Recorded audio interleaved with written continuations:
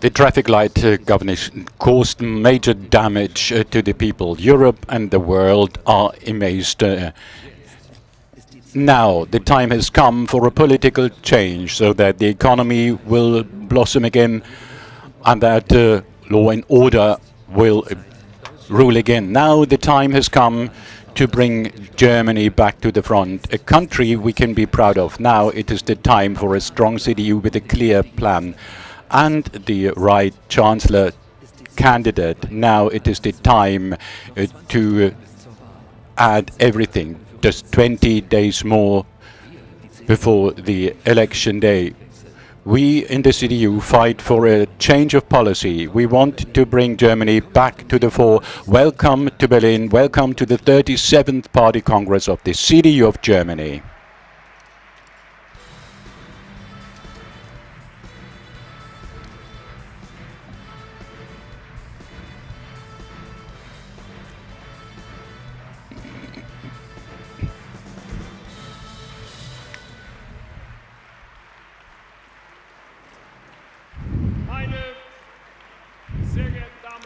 Ladies and gentlemen,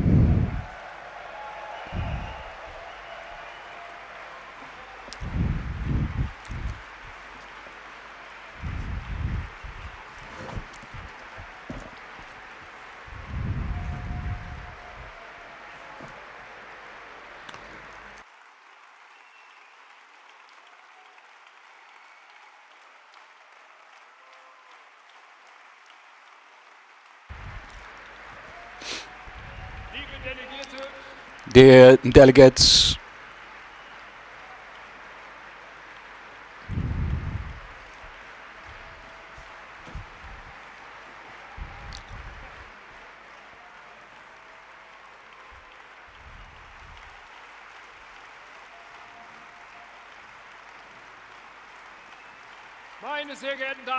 ladies and gentlemen, dear delegates,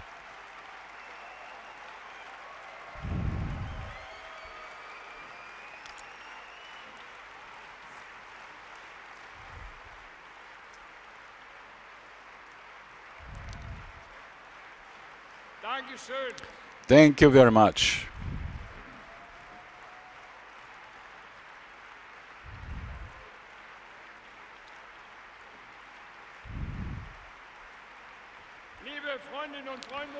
Dear friends,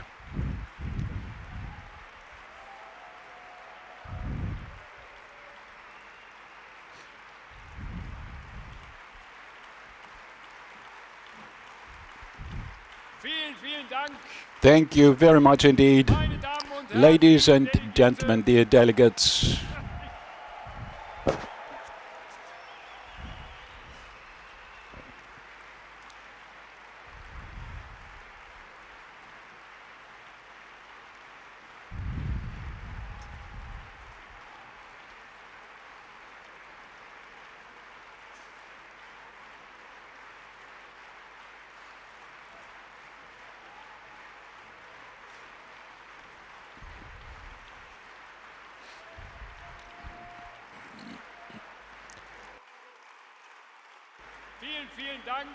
thanks a lot, dear friends. Thank you very much. Thank you for this great welcome. But let me now open the 37th Party Congress of the CDU of Germany. I welcome you all to the City Cube of Berlin. A warm welcome to all of you. My first welcome goes to the delegates from the state associations of our party. I'd like to welcome the governing mayor of Berlin, Kai Wegner.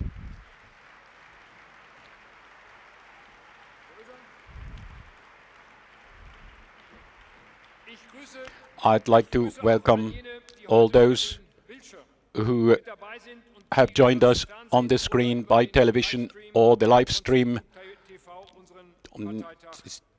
to follow our CDU Party Congress. Dear friends, as we see in the hall.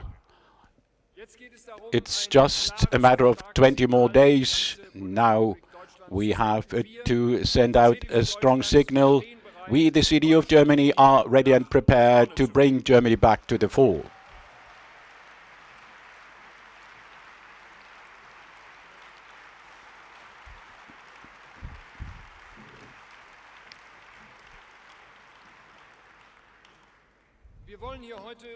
Today, we want to adopt our immediate action program, which leaves no doubt that a government under the leadership of the CDU that will immediately start working to tackle the problems at its roots that paralyze our country. We will make sure that the people and the companies in this strong, wonderful country will start the summer break of 2025 with more confidence. This is what the CDU and CSU union stand for.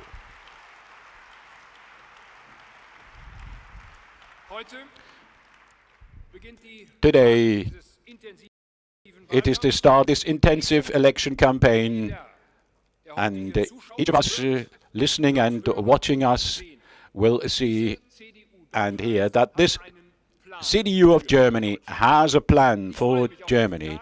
I'm looking forward to spend this day together with you. And let me tell you once again, a warm welcome at the 37th Party Congress. Ladies and gentlemen and friends, we have an impressive group of guests. Before I welcome them, I'd like to thank the two churches that have accompanied us today in the Church of Berlin-Grunewald. I'd like to thank the representative of the Protestant Church of the Federal Republic of Germany and the European Union, Dr. Anne Guignon, and the head of the Committee of the German Bishopric, Cardinal Distant, for the ceremony this morning. This marked a good beginning of this day. My thanks goes to the Fair of Berlin for the excellent working conditions we find here. It is nice to be your guest today.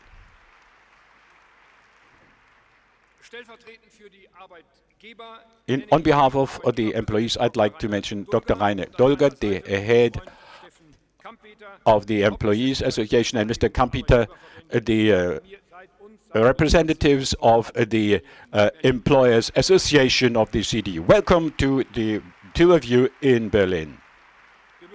We'd like to welcome our friend Hildegard Müller in her capacity of a delegate, but also as the president of the Association of the German Automobile Industry.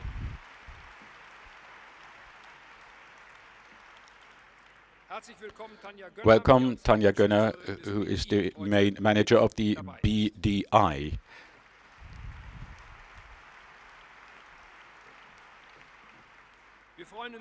We are happy about the participation of Oliver Tanter, the manager of the Association of Employers of the Metal Workers, and Mrs. Melnikov, together with the representative Arim Telka.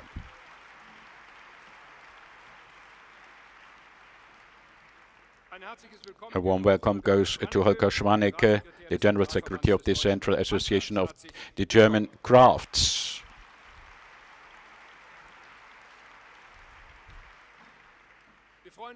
We are happy about the participation of the representatives of the German trade unions, the chairman of the German Association of Trade Unions, Mrs. Bahimi, and the chairman of the Miners and Energy Workers, Michael Kramedian.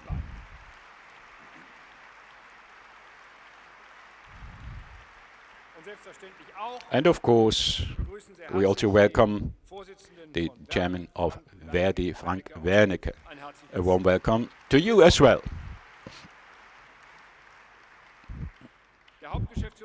The manager of the Association of Communities, Housekeeping, is also present.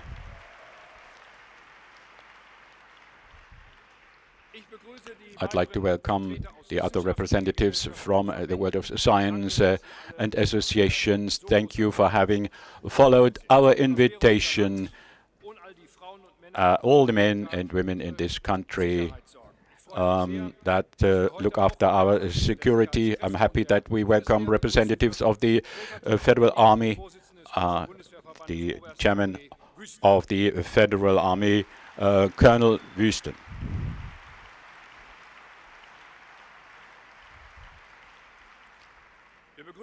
We welcome the Deputy Federal Chairman of the Police Union, Heike Wiggertz, and the Deputy Chairman of the Federal Police, Meine Ostermann, and the Federal Chairman of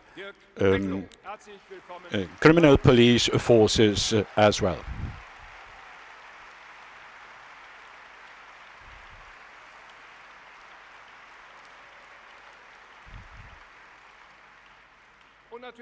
And of course, we are happy about the many companions of our family of the Union, like Peter Altmaier, the former Minister of Thomas de Maizière. Welcome to you.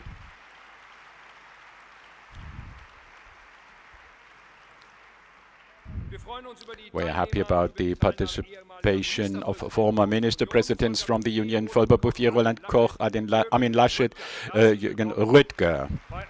Welcome to your CDU.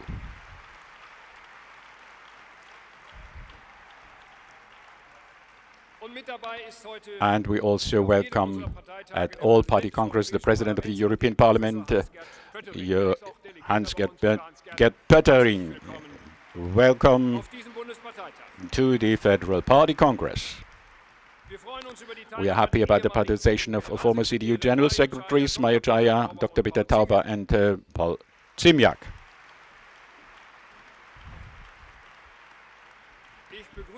I welcome the former federal managers Helmut Dolle, Christoph Hoppe, Klaus Schüler, and Stefan Henrich.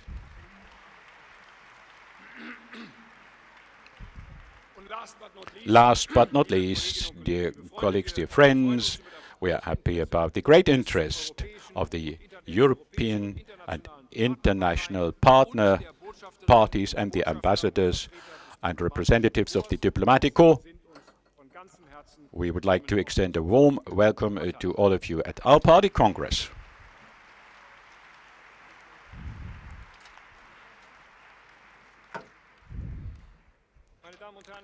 Well, ladies and gentlemen, dear friends, at the beginning of each party congress, we would like to stop for a moment and remember all those who have passed away since the last party congress.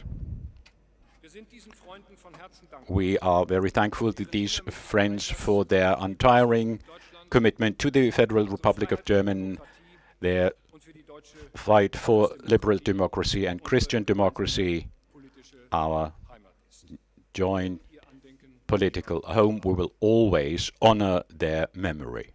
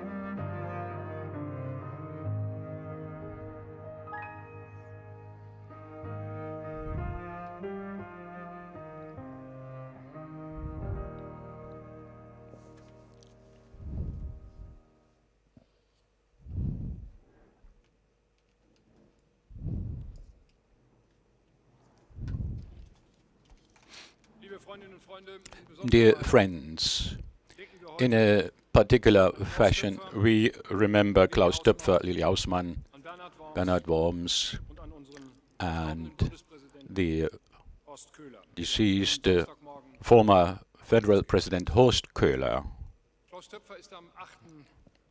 Horst Töpfer died on the 20th of July last year. He was a pioneer of the human mission of sustainable development, a tireless fighter for the future, a voice that had weight all over the world with the acute understanding and a sense of vision. He embodied Christian democracy in a forward-looking manner. The word recycling economy will always be associated with his name. He fought for the preservation of creation as part of his political work as a Minister of Environment under Helmut Kohl and in his capacity of the Executive Secretary in the United Nations. He left great marks beyond his time, and he will always keep him in our memory. And at the age of 82 years, Leonhard Hausmann passed away. The CDU of Germany has lost a committed Christian Democrat and an architect of the unification contract. Everywhere he added his special knowledge, and in 1990 as the coordinator of the German inter-German negotiations. In 1991 he became the State Secretary of the Ministry for Youth and Women, and in 1999 to 2003 Lieber Hausmann acted as the federal manager of our party. He was the strategic heart and mind of the CDU of Germany. We thank him for his tireless commitment for our country and the CDU. On the 21st of December, at the age of 94, Bernhard Worms passed away. His commitment for over 70 years accompanied the party at all levels, at the local level and the state and federal level, be it in the state parliament of North Rhine-Westphalia, or as the chairman of the parliamentary group, or the state minister for labor and employment, or as the president of the European Senior Citizens Union. He always fought for the cause of our party as a passionate Christian Democrat, and he fought for the inclusion of young journalists in his city of Pulheim, and for the first football club of Cologne, Bernhard Worms, who knew him, his human character and his wisdom was always appreciated, and we will always remember him. And early on Saturday morning, on February the 1st, we reached the news that the former president, Horst Köhler, died at the age of 81 after a short period of illness. We mourned together with his family. Horst Köhler coined the face of the Federal Republic of Germany in the world. He was a talented economist. The Maastricht Agreement about the currency union bears his signature, and in Washington he earned great merits for his work. The office of the federal president he filled with his passion, his energy, and his confidence, and he expected of himself and of others to fight for a better and a more just world. He stepped ahead with great optimism and warmth and won the hearts and minds of our citizens. His fight for the dialogue with Africa especially must be a role model for us. He redefined the responsibility of Germany in the world. Federal President Steinmeier called Horst Köhler a matter of luck in the history of our country, which is perfectly true. We lose a staunch Democrat and a statesman. His vision and his commitment will be missed by us. We will continue his work. Dear friends, we have stood up to honor those who have deceased.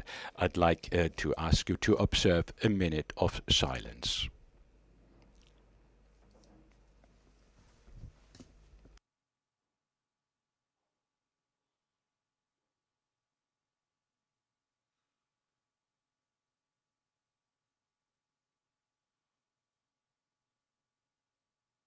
Ich danke Ihnen sehr herzlich.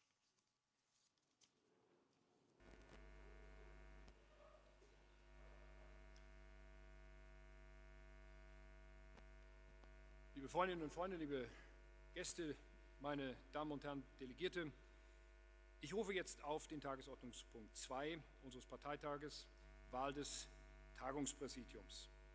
Der Vorschlag zur Wahl des Tagungspräsidiums liegt Ihnen digital auf Ihren iPads vor.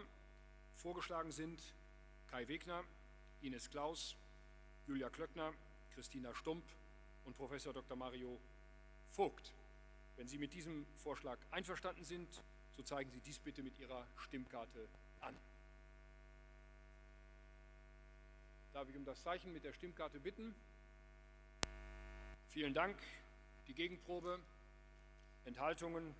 Damit ist das Tagungspräsidium gewählt und ich bitte nun Julia Klöckner, Christina Stump und Kai Wegner, ihre Plätze im Präsidium auf der Bühne einzunehmen. Herzlichen Dank.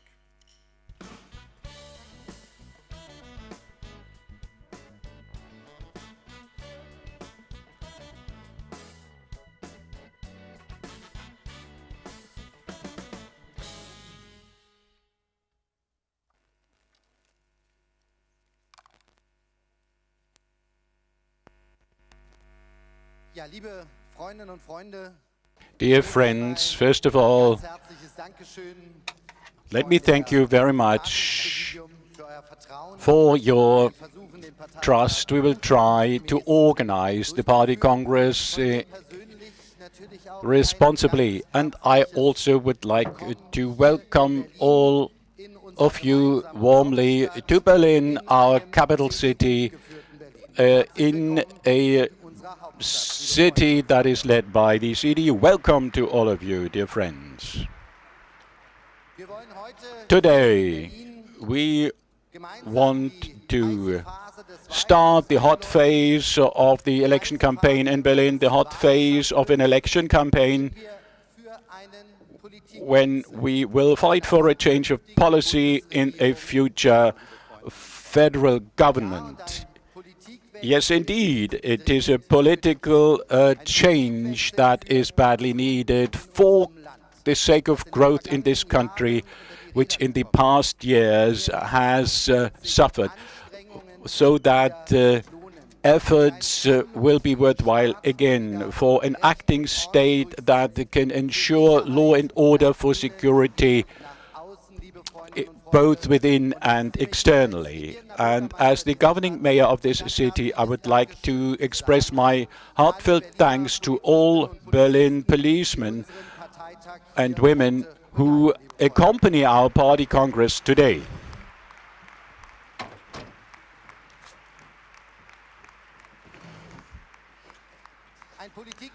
A change of policy is necessary, as I said, and what is better, a change of policy is possible. And dear Friedrich Merz, the office of a chancellor is not far away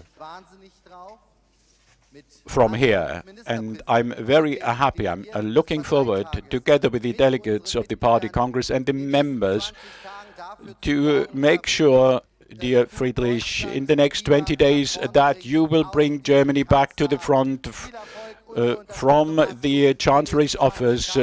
All the best of luck for the next 20 days, next 4 years as the Federal Chancellor of the Federal Republic of Germany.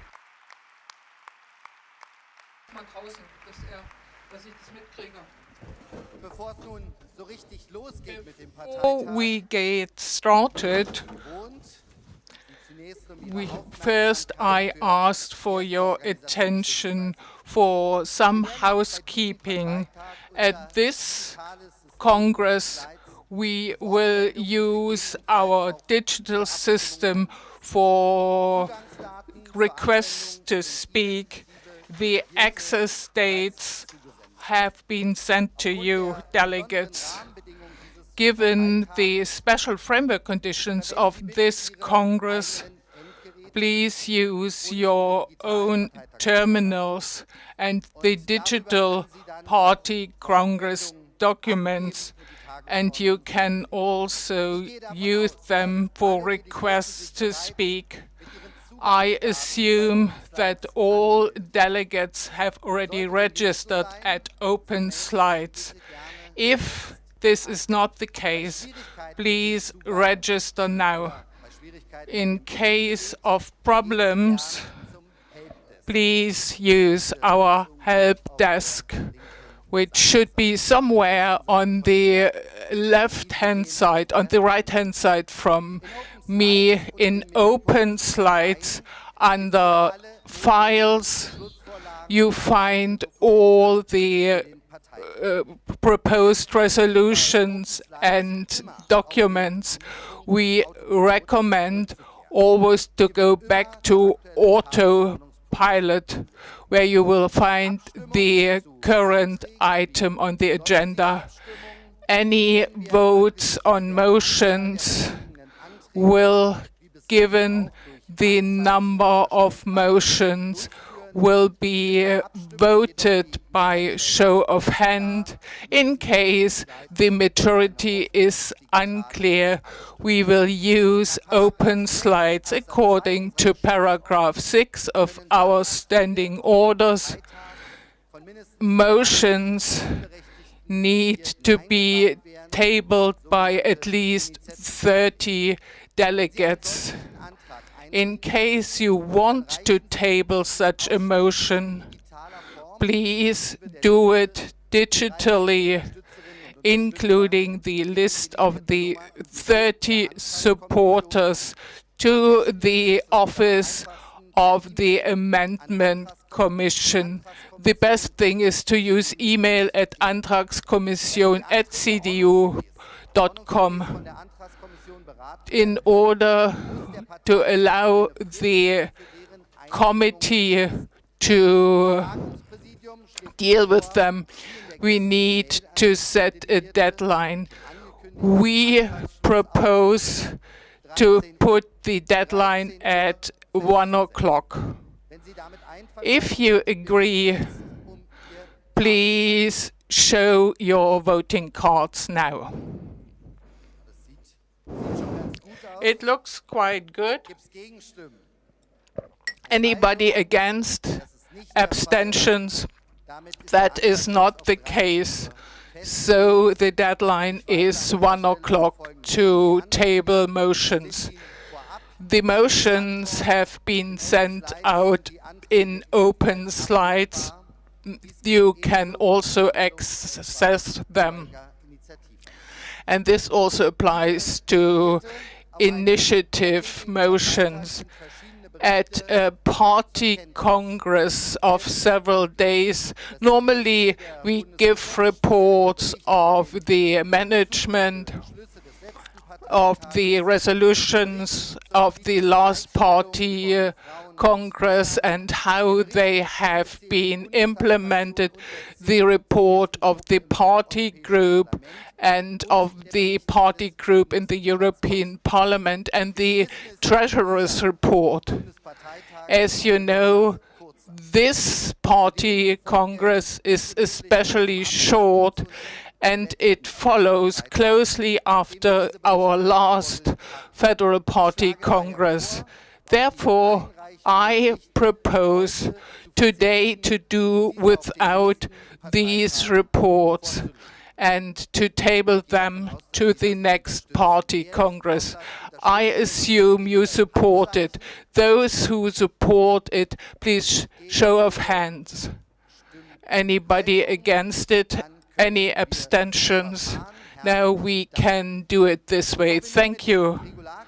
Before we start with the regulations, one request.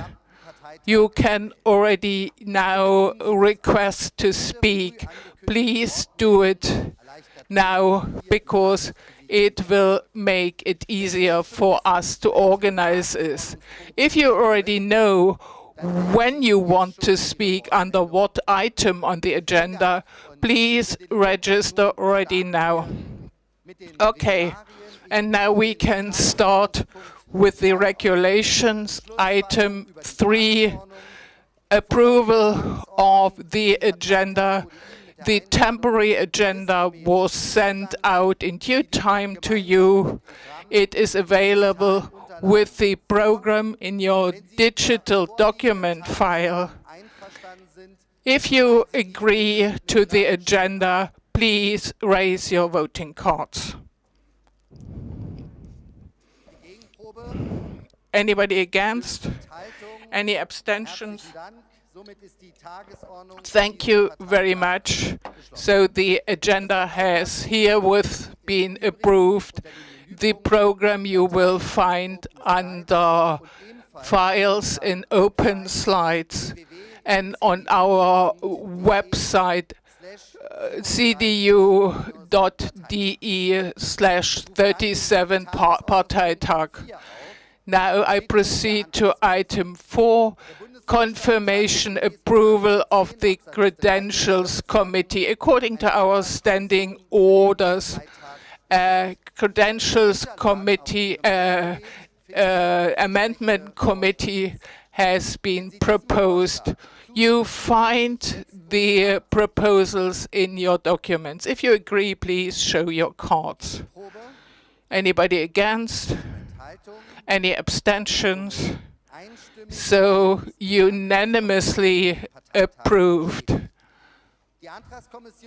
The Amendment Commission will meet at 1:15 at level 3, and it is signed how you get there. If so-called initiative motions are tabled, then the Commission will also make a vote. Item 5, vote on the Credentials Committee. So a proposal was approved. You find the list of the names in your digital documents. Please, if you agree, show your voting cards. Anybody against? Abstentions? So again, unanimously elected.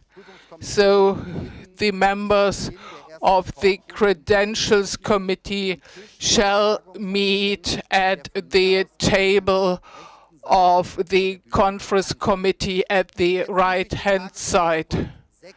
Now item 6, election of the voting counting commission. Many members were prepared to work in this committee. Thank you. You find a list of the names in your documents. Please show your voting cards if you agree. Anybody against? Any abstentions? So thank you for this unanimous approval. Delegates, we are now looking forward to the first talking round. In the next minutes, we will show you how you can make a digital difference and how you can bring Germany to the fore again. Please welcome the social media manager, Laila, and our membership officer, Philipp Antor.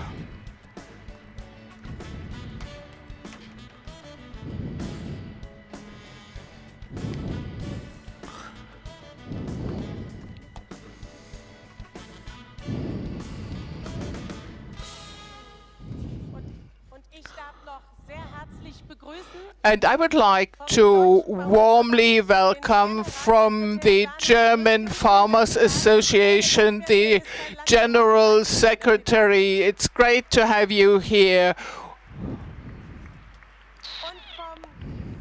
And a warm welcome to the German Forestry Council, Gerhard Schimberg. It's very nice to have you here.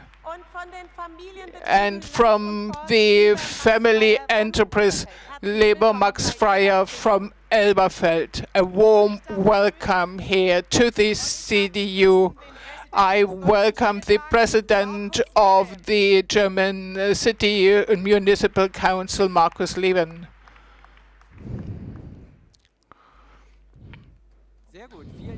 Thank you very much. And now we try even to raise the mood, if possible, because between us and the substantial content of the progress, I would like to appeal to you to participate in this important media campaign, because we can use it to reach hundreds of thousands in these social networks. Friends, the CDU is no virgin grounds for the CDU. We know how to handle it.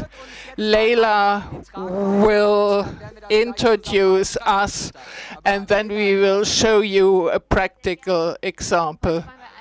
Today we want to talk about social media. Social media is much more than just likes and fun and jokes, but for us it's a direct connection to our voters and to show our message. So it's very important that we are present there, because it gets more and more important, especially in our younger target group. 63% learn about political issues, and the Konrad Adenauer House makes daily postings, and we have generated many postings during the last year and month, and we are very proud to have achieved this. But we also know social media is teamwork. It only works if you all join us. We need every local and district association to make their postings for the election campaign. And to make this possible, we invented our CDU Social Hub. There you find wordings, videos you can use. There is the QR code. Just use it. Put your mobile there, so you will find all the content to spread our messages. Many postings are necessary. What could we do without our politicians who make daily videos? So for this Congress, we thought of a new initiative. This party Congress is put on screen but we asked the more than 100,000 followers of the CDU what are important questions, and we will answer these questions, and you should also join in. There are 3 questions which we will pick. Let's start with the easy ones. The question is, why CDU? I just selected here, and you will be live in the social networks. Dear community, you asked why CDU. The answer is clear. We have a successful tradition. We brought Germany forward, and we will do it again. And we have the best mood of all party congresses in Germany.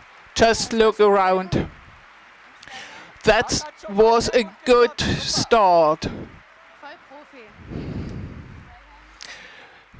Very pro. And you can also like it and share it. There are 2 more questions. There was one question here. That's quite good. It's a question to me. The question is, who is your favorite colleague? Well, who wants to apply? Who is my favorite colleague? I have a female favorite colleague, and I pick Julia Klöckner. Social networks. It is important that the membership officer and the treasurer stick together. Julia is responsible for our funds and finances. Each vote counts, and also each euro, and those who donate to the CDU support the democracy. This is why Julia is my favorite colleague.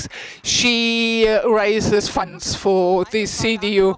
One more question. If you also enjoyed what Julia has said,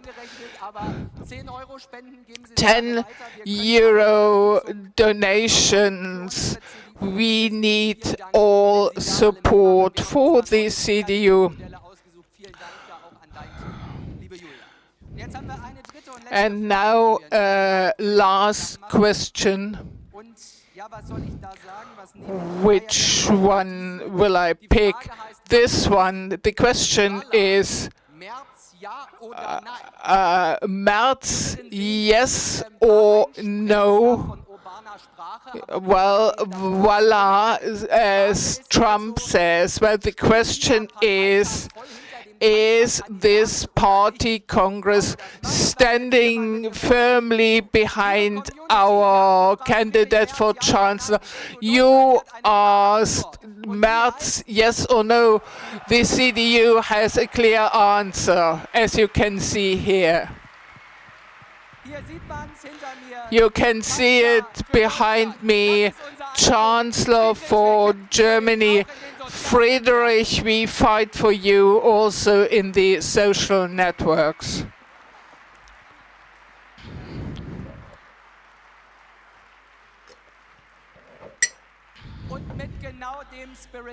And in this spirit, we will win this election. We can also show to the outside world that we are in a positive mood. And in concluding, we want to award a prize for innovative party work. And now we have a special edition for social media work. We award it to the district association that used our hashtag Wieder, nach vorne most. This time the winner is my own district association, would also have deserved it, but this time it was the CDU Dresden that gets the prize. And I asked Dr. Markus Reichelt and Dagmar Oetkers to come to the fore. You were especially diligent. Barbara, congratulations. Markus, congratulations. And now for the photo of the winner, but actually just follow the CDU Dresden. I award you the prize, and a big hand for the CDU Dresden and for the State Association. And now our appeal. Follow the CDU channels, share them. We are only good if we are together, and it is in this sense that I wish us a successful party congress full of passion.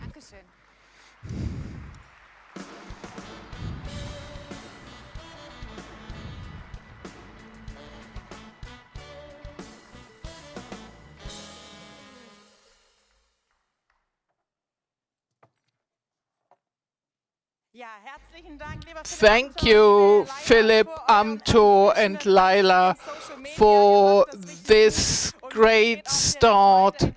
And we go on with the item 10, report of the Amendment Committee. And I give the floor to Dirk Reichelt.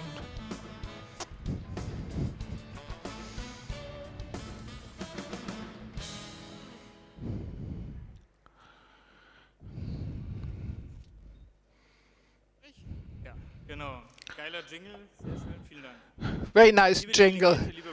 Delegates, friends, chairman, the Amendment Committee has reviewed the documents, and all delegates were elected according to our statutes.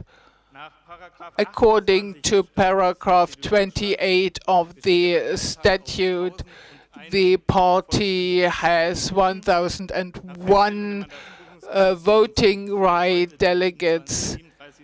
As of today, out of this membership, 956 were here. So the 37th Party Congress has a quorum. Thank you, and thank you to the members of the Amendment Committee. Delegates, guests, another highlight of this Party Congress is the report of Carsten Linnemann and the introduction as to the immediate action program. But before, we want to show you a video, but first give our Secretary General a big hand. Well, actually, it's very easy. You elect the parliament every 4 years, then you get the government and a chancellor. And now it's important for the union, the CDU and the CSU, more than ever before. What the CDU has achieved, we can be proud of it. We always were confident. We are a great country. We are convinced of us, and we are again a country full of confidence. We want a country that is free and safe, a society that sticks together, a society that creates wealth, and a state that functions and take the lead. Let's just do it. When we are in government, we need to start immediately to build trust again in our democracy, and we will be able to do it. We will bring Germany forward again. And now please welcome the manager of the election campaign, Carsten Linnemann, our Secretary General.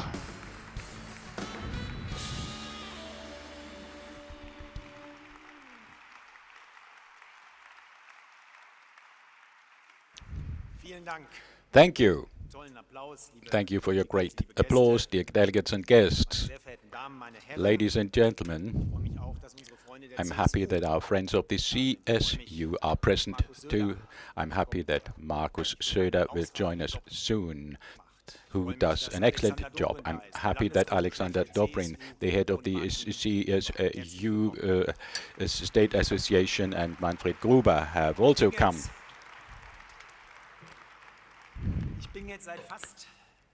Now, for about 28 months now, I am the General Secretary, which is an honor. This is great fun to do this job. What is it that is most delightful? I really like to go to work in the morning. We have a great team. They are really doing an excellent job, especially presently. Secondly, I love to travel to the district associations. That is where you get honest opinions.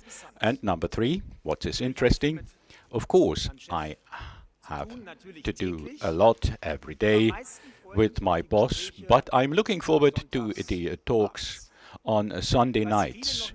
What many do not know is that Friedrich Merz has a great passion for football. He knows the results of the second and the first league by heart on Sunday nights. And then we start talking. My passion is also football, and if I'm honest, I am always happy to listen to the interviews after the matches. It is always interesting to hear what is expressed. Perhaps you will remember Uli Hoeneß was a legendary football champ. He said, I think we wouldn't have lost the match if it had ended. And sometimes we win, sometimes the other. But Horst Ruprecht said, I quote, I just say one word, thank you. Well, what is most interesting are the interviews after major matches, after a great final, because this gives you an idea about the characters of the players. And there are two possibilities. Some say it was because of the pitch why we lost, or the referee, that is always a favorite excuse, and the others say we weren't good enough. We have to improve. We have to become as strong or stronger than before. We opted for the second choice. In 2021, it was a big. We lost a big final match. We were honest enough to ourselves. We said we were not good enough. We fell, but we stood up again. We improved things with our basic program and did a great job. Let me put it this way. All of us have worked hard in the past 3 years to improve day after day, even all the other many Christian Democrats outside. And there's one person who I'd like to mention on behalf of all the others that our party is united again and is determined to win the future. That is our candidate, Chancellor Friedrich Merz. Thank you for having accepted this responsibility.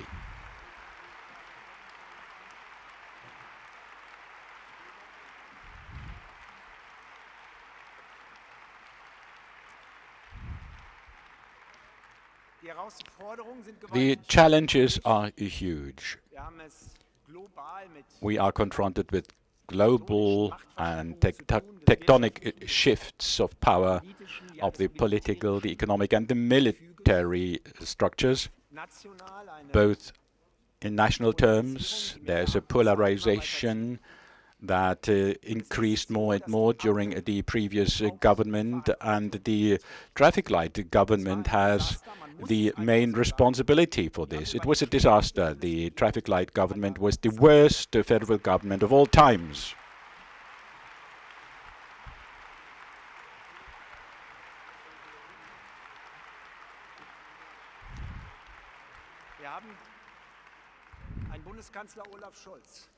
Well, the Chancellor, Olaf Scholz, did not lead. The Minister of Economics, Robert Habeck, had no plan. This government was quarreling with no end. The result was the AfD party, compared to the last election, has increased the number of votes. And no one wishes another traffic light coalition again. We are left with 20 days, and it will be central so that we use the remaining time. In a marathon race, it does not depend on the first 10 meters, but after the 35 meters, we have to reach the goal. And then, of course, we do not have to say what others do not good enough, but we have to say what we want to do better, in a better way than the others, how to build the future.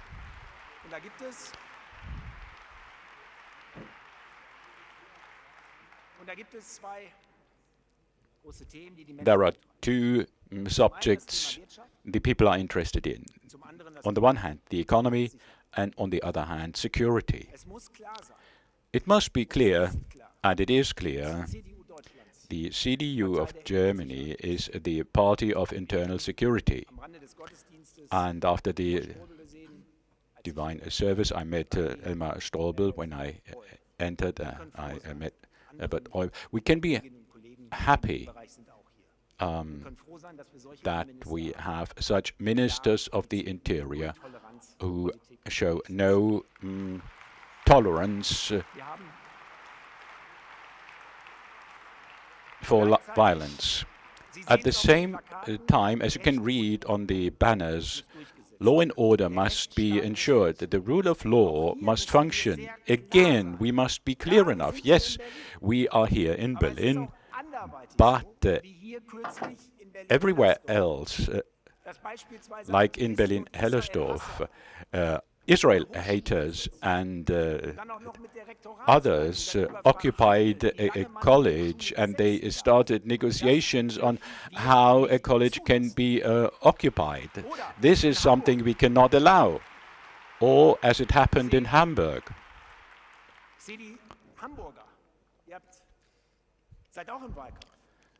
In times of election campaigns, it cannot be permitted that in St. Georg, Protestants take to the streets and fight for a caliphate.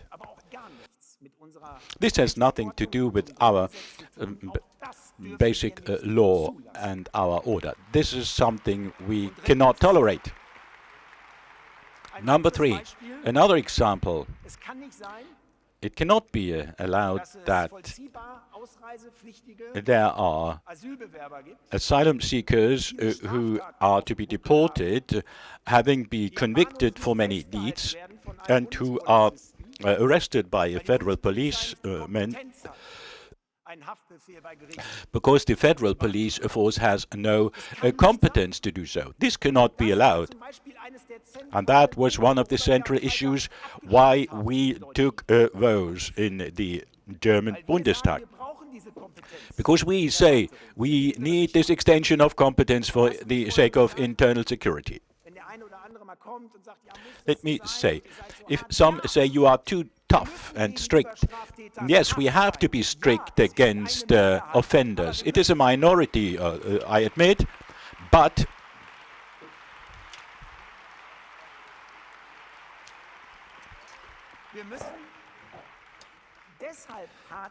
we have to be strict so that the majority, that is millions of people who have built up this country with foreign gurus. Henry Wüste is present. I come from North Rhine-Westphalia myself. The Ruhr area would not have been possible without all the foreigners.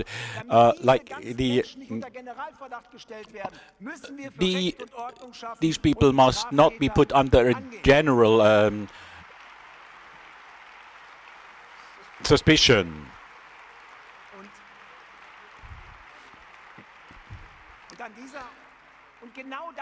This was precisely the point in the debate on Friday about this bill. Again, I'd like to express my thanks, dear Friedrich, that you did not fall in this storm, because we had a chance, like in the 1990s, to find a compromise in the parliament across the party lines to come to grips with this problem. But the debate on Friday, however, showed that the SPD was never interested in the cause, but more in a tactical calculation. All the 3 points we discussed are not written in the election program. It is not a matter of decisions of the minister presidents, or at that time it was a decision of both the SPD and the CDU. It was not about the matter. We cannot join this. We must always be focused on the cause, and that's why there was, I found a comment in the FAZ correct. If the SPD does not follow in the vote, why the SPD does not follow in the vote is not understandable. The mere argument the union joins hands with the AfD would have been lost. But this is why, I quote, to open the gate to the hell, as Rolf Mützenich said, this was the SPD's aim from the very outset. This is not done.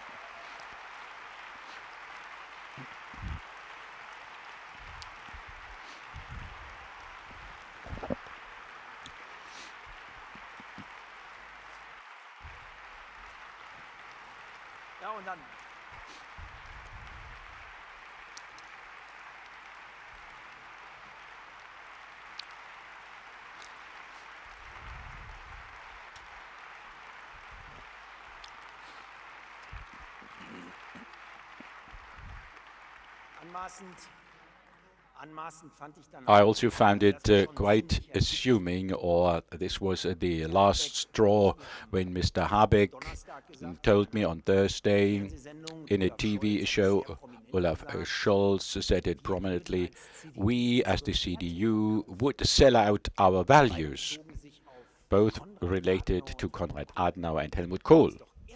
That's crazy. Who was fighting against the integration in the West? Who said when we rearmed the country, we won't join you? It was the SPD. Konrad Adenauer was responsible enough. Who acted at the reunification? They wanted not to join, or the double-track decision of NATO. It was us who were responsible under Helmut Kohl. A certain Olaf Scholz at that time in the Hofgarten of Bonn organized a demonstration against that double-track NATO decision. Ladies and gentlemen, if you refer to history, should know the details of history. We are not allowing to be told who was on the right side of history. It was us, the CDU of Germany.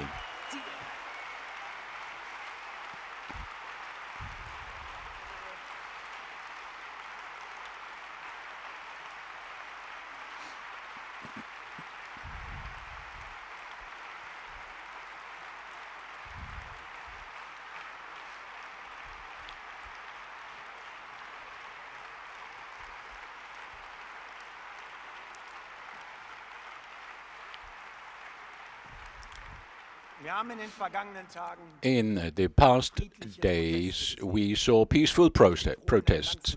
I'm happy to live in a country where this is possible, where we as the CDU can decidedly say this is correct. The right to demonstrate is a precious asset. On the other hand, Antifa and other activists attacked and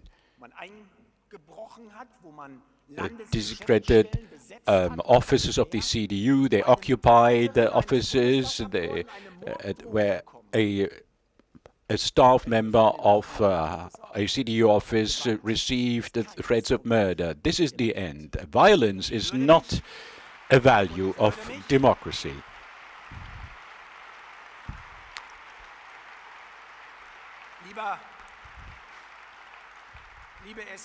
Well, the SPD, I did not see the head of the SPD then, neither Olaf Scholz. I would like to welcome a statement to distance oneself from such actions.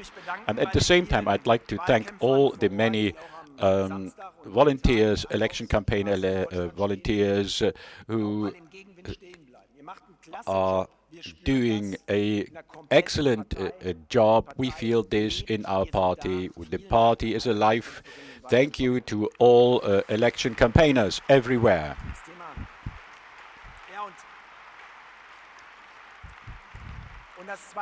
And the second subject is the economy. Friedrich Merz will come back to this issue in detail, but let me pick out one point that appears to be most important. We, as the CDU of Germany, must take up the responsibility and to be honest that we stand up for a clear election campaign, and that the state pretended in the past years as if all problems and challenges can be solved with the help of money. This will not work out anymore in the future, and that's what we have to say openly. And therefore, we need a joint effort. The Agenda 2030 presented a program, a plan for Germany. Have a look at the past days and weeks. There was a tough competition between the United States and China about the lead in the field of artificial intelligence. Germany and others are out. We have to come back to be in the lead. We have to be innovative again. We have to be the ones who roll up their sleeves and who make sure that efforts and merits are worthwhile again. Therefore, it is important to come up with a reform of taxation. Therefore, it is correct that the pensionists who want to work longer are paid without taxation. Let us just act.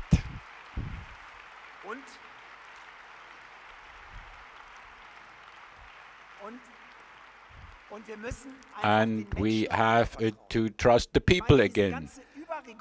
The issue of over-regulation or red tape, the regulations, excessive regulations in the companies are a sign that the state has no trust in the individual. Let us strengthen people's individual strength again. Let us trust the individual. When we talk about the economy, That's my favorite topic because it makes me nervous again and again that we do not make progress here.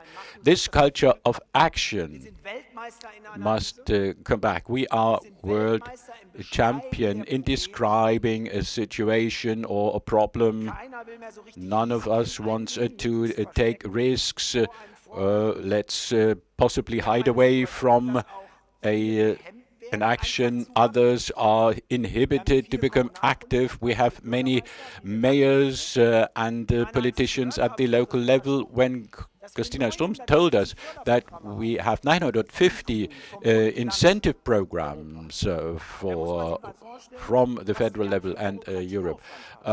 Just imagine what kind of bureaucracy associated with that. Give them some sum of money for a task and then let them do what they want instead of expecting them to suffocate in the host of bureaucracy. This is why we are here today, and we must deliver. This is why we are here. Many people say, well, there is a lot of fine words, but we need to deliver. And this is why we meet for the immediate action program today, because we want to increase credibility. If we are in government, we need to offer these things. So I didn't develop anything new, but I picked out points of our election program, things that can be started until next summer. So to give people confidence again. This is why we have this immediate action program. And I would be very pleased if everybody supported it. In concluding, we still have 20 days. I would be pleased if the 21st of February enters into history so that we say this was the turning point. But we need to fight for it. We must be in front of the election campaign, and we have to convince with our subject. We were 3 times in opposition, once for 13 years, once for 7 years, and this time it will be less than 4. And I'm sure then the new Chancellor of Germany will be called Friedrich Merz.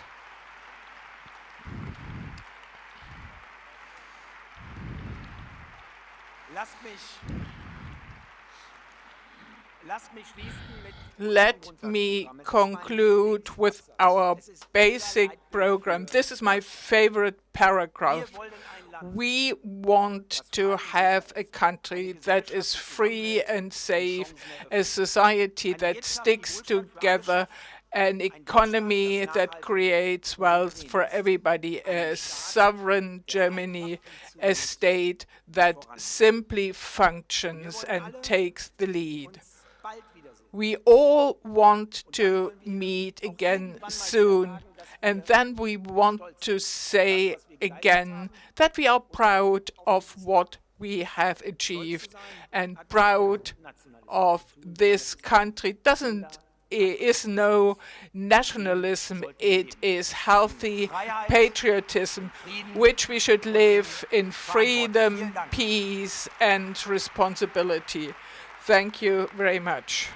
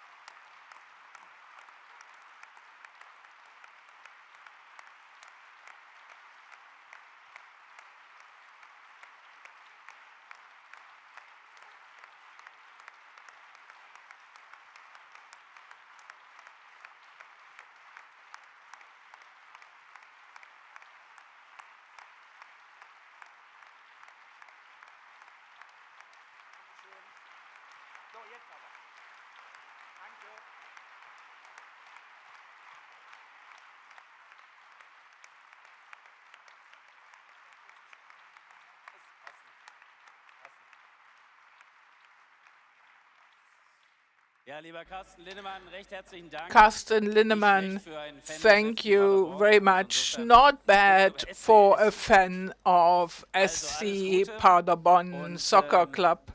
So all the best. I think it became clear that we need a clear focus also with the immediate action program, that it is an offer to the center of the society. And now we will discuss what Carsten has said and also the program. And we start with Boris Rhein, followed by Heinrich Wüst, who they will work with friendly reminders. You have about 3 minutes. Boris, you've got the floor. It's good to have you here.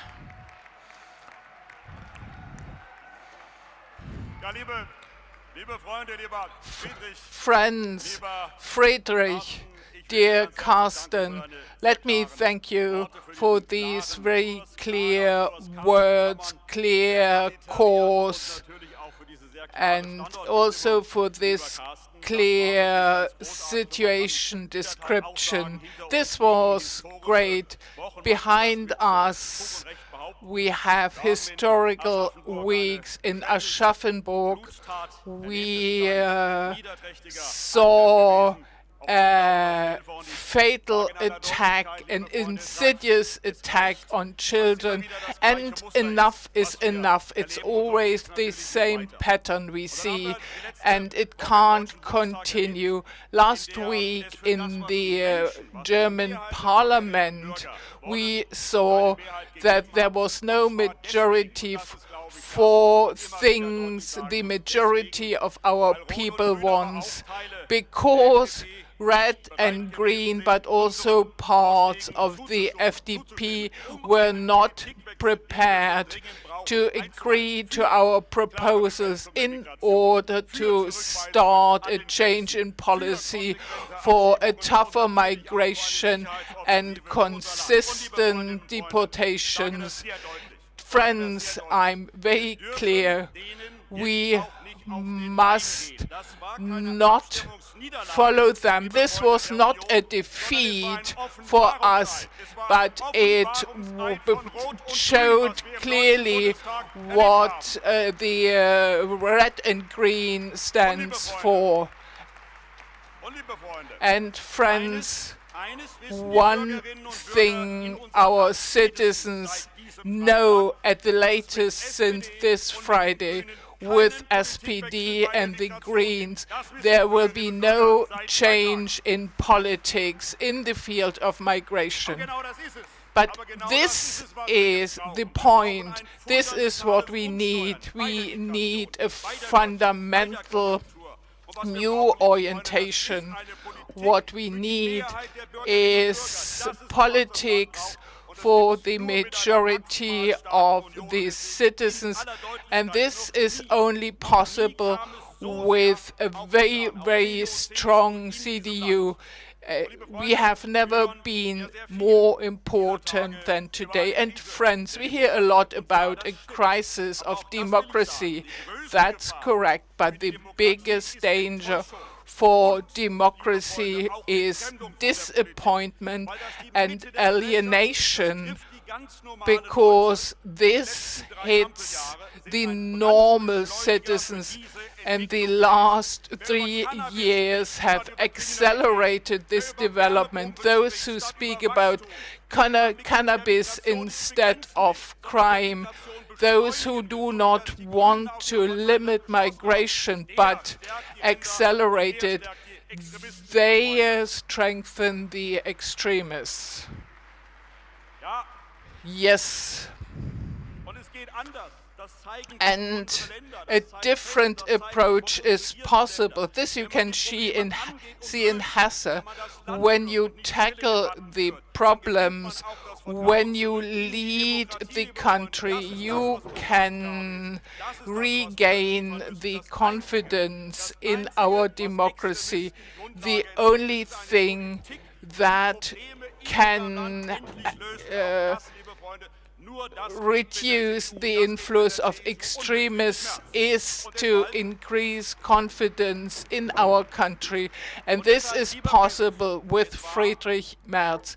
So, dear Friedrich, after Aschaffenburg, it was exactly the right decision to table 5 clear points and show clearly we are able to deal with the problems of this country involving the center of the society. And opinion polls show it. More than 2/3 of our citizens support us, support our cause. So we will not be diverted neither by the right nor by the left. What kind of understanding of democracy is this if a government wants to prescribe to the opposition what they discuss in parliament? Dear Friedrich, I would like to thank you personally because you stood up, you fought, and you showed we in the Union, we stand behind our convictions, also in stormy times. This is how a chancellor should behave. And this is the attitude Germany also needs in the economy. When things started, when the bills were hung up, you saw the faces of all those responsible for the conundrum this country is in. And they write about confidence, but you can not only speak about it, you need to set the right framework conditions. And Robert Habeck also promised a green economic miracle, and unfortunately he delivered, but it's not a green economic miracle, but the contrary. People, enterprises leave us. Every 3 minutes an enterprise goes bankrupt. Dear Robert Habeck, these enterprises do not just stop producing, they stop creating jobs, paying taxes, passing orders, and they stop trusting policies. And this is the result of the policy of the last 3 years. And this is the reason why we now need the comeback plan tabled by Friedrich Merz to lower taxes. We see to it that Made in Germany stands again for premium.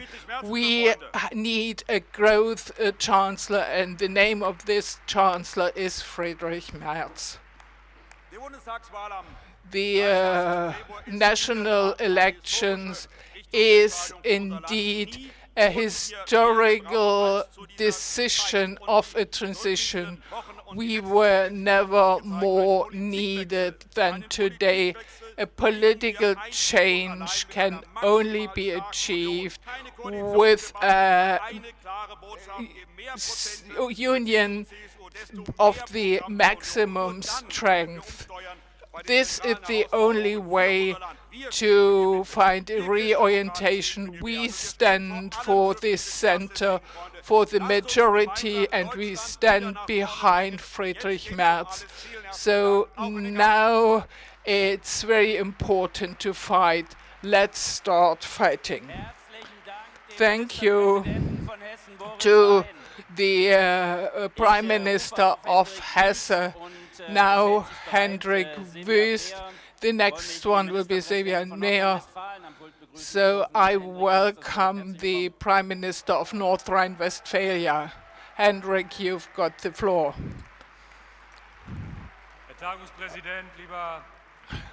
Presidents of the conference, dear Mario Friedrich, friends, today we answer one central question. What should our country look like in 5 to 10 years? 4 points. People must rely that the state functions better again. This requires the force to make basic decisions. What is important? What is not important? Defense, domestic security are important. Education, infrastructure. People need to be able to rely on this. People need to rely to live in a safe country. Police forces, institutions need to protect law and freedom, and they need to have the necessary tool. They also need to be able to fight crime in the digital space. This is only possible with us, with German Christian democracy. They can rely on it. People must be able to rely that we will stop irregular migration, that we see to it that also in future people that flee war can find a safe haven here. We have put our proposals on the table, and we will do this together with the center. People need to rely again that economy works and that everybody who works diligently can achieve something in life. This requires more confidence in the state, in the people, and not more rules. We need more reliability in energy policy, in tax policy. We need openness to innovation, to turn know-how into wealth. And we need an open mind. Only a cosmopolitan Germany can be economically strong. Friends, at this national election, the course needs to be set. People need to be able to rely again on a functioning state, on a safe country, on a stop to irregular migration, and a functioning economy. The CDU under Friedrich Merz has tabled concrete proposals. This is how we bring Germany back to the fourth. This is what people can rely on in Germany. Thank you. The Minister President of North Rhine-Westphalia, Hendrik Wüst Silverbreer, will be the next, and then Michael Kretschmer will speak. We close the list of speakers and are left with 12 requests to speak. Let me remind you again, the 3 minutes should be the limit. Silverbreer has the floor now. Thank you, President of the Congress, dear Friedrich, dear Carsten and friends. Carsten said, we have to tackle these issues, and that's what we will do with our immediate action program. Let me outline 2 points. There must be an end that a federal government hides away when it comes to the protection of the children against sexual abuse. I am tired to hear the reasons why it is not possible. We do need effective means in the fight against sexual abuse among children, and therefore we need the storage of IP addresses. It is possible, and we have to make it possible now. The people expect us to tackle these issues.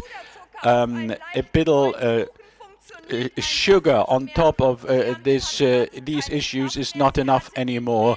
The government did not have the will to become active in the past months and weeks after the end of the government. We presented our bill on the protection of mothers after a miscarriage, and we initiated the aid bill together with the minister presidents, and this was so important from our opinion. The protection of mothers and the children needs to be brought forward. This was a minimum.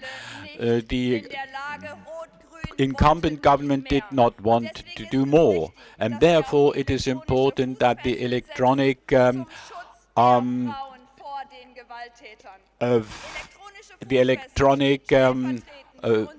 food single is part of the program, a comprehensive program to protect women and their children against violence, and this must be possible with a Chancellor Friedrich Merz. And let me put it right, dear Friedrich. Out of your own conviction and from the bottom of your heart, you supported the family working group, and I know what it means as the deputy chairperson of the parliamentary group whenever it came to women's policy. Thank you very much for your support. Sylvia Breyer, thank you very much for your strong words for the children in this country, and we will continue on the list. Now the next speaker will be the Minister President, Michael Kretschmer, followed by Karin Priemer. Michael, the floor is yours. Thank you, ladies and gentlemen. How little was necessary in order to ruin this strong, wonderful country. It just took 3 days when Germany, which had a growth rate and was export-minded, to become the sick man of Europe again. Carsten is absolutely right when he said 3 years ago we were correcting ourselves. The big achievement of Friedrich Merz and Carsten Linnemann was not to criticize a painful way with our program and our basic party program in order to reshape our party. Therefore, we have got effective answers to these difficult questions, which are badly needed. In 1 year's time, it is no longer the unemployed persons or Olaf Scholz or Robert Habeck. We are responsible for these people. Therefore, it is of central importance that starting from February the 24th to know what we are doing. The first thing is to start out with a science-based energy policy, out of the ideology on to a pragmatic energy policy. Energy must not be a scarce, expensive product, but it is an important means of production. And when we see that the 1 kilowatt hour costs 10 cents, and we are heading for 10 or 16 cents, we realize if we continue this way, if we do not stop this, it will get very serious. As many companies leave this country, many firms are going abroad.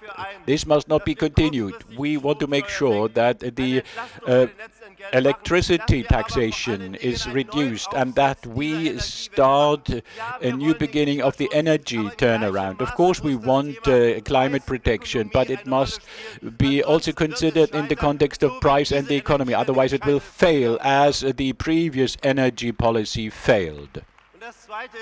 And the second point is that this labor market must be deregulated. Germany, this powerful country, is hamstrung with so many hurdles, and we all know that the old federal republic and we in the new federal states cannot work with a state planning commission, but on the basis of freedom and a social market economy policy. Let us unleash these forces again. Let's put an end to a policy of Günther Mittag where everything is becoming more experienced and everything is subsidized to cover up one's own problems. This failed one time in the east of Germany and must not be repeated again. To make this happen, to make sure that we can say these years are not lost in the interest of our children, we have to work hard, we have to do our best. This party congress is a great event, as we realized when entering this hall, that we are greatly supported. This must be used again and again in the next 20 days for a real change of policy with regard to the migration policy and in the field of economic policies, and an attempt that does not disunite the society. If you remember what happened 1 year ago when the farmers protested and went to Berlin, who wanted to talk to the government representatives. You cannot talk to people like that. We are a catch-all party. We want to include everyone with a smile on the face to bring Germany ahead. Please join us all. Thank you, Michael Kretschmer. And this speech shows again it makes a difference. We continue with the country to be followed by Julia Glöckner.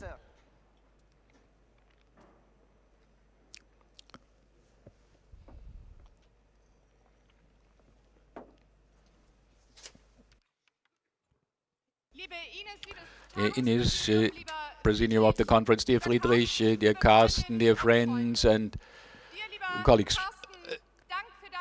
Carsten, thank you for your speech and your clear statement and your tireless efforts in this campaign. And I say this on behalf of our great team in the Konrad Adenauer House. There's one thing, dear friends, that appears to be very important. Not only Friedrich Merz, not only Carsten and our candidates are doing an excellent job these days. Everywhere in Germany, citizens are doing their best. Our Christian Democrats are working hard as volunteers every day at stands in the streets or in actions from door to door, in the churches, in the trade unions, art schools, in the associations. There, everywhere, we find our members of the party supporting the candidates, thousands upon thousands of Christian Democrats who are working as volunteers in our country. The same happened in the past difficult week when they sacrificed their time. And these are the ones who are subject to the shameless reaction of the SPD these days. Their commitment, their objective attitude is attacked. In the communities everywhere in Germany, we see that Christian Democrats explain how we understand and live democracy with majorities in the center-right spectrum. Together with them, with each and every one, you and all of us know what these volunteers are doing these days. They want that problems are solved together with people, that our economy is booming again, and that the challenges are overcome. They know that democracy must be strengthened. They know that security must be strengthened, and that entrepreneurship must be brought to the fore again, that improvement with the help of education must come first again. Well, ladies and gentlemen, I am also very much concerned and alarmed about the strengthening of populists and anti-Semites as well. Let me put this right. But there must be one thing that must be clear. When the democratic parties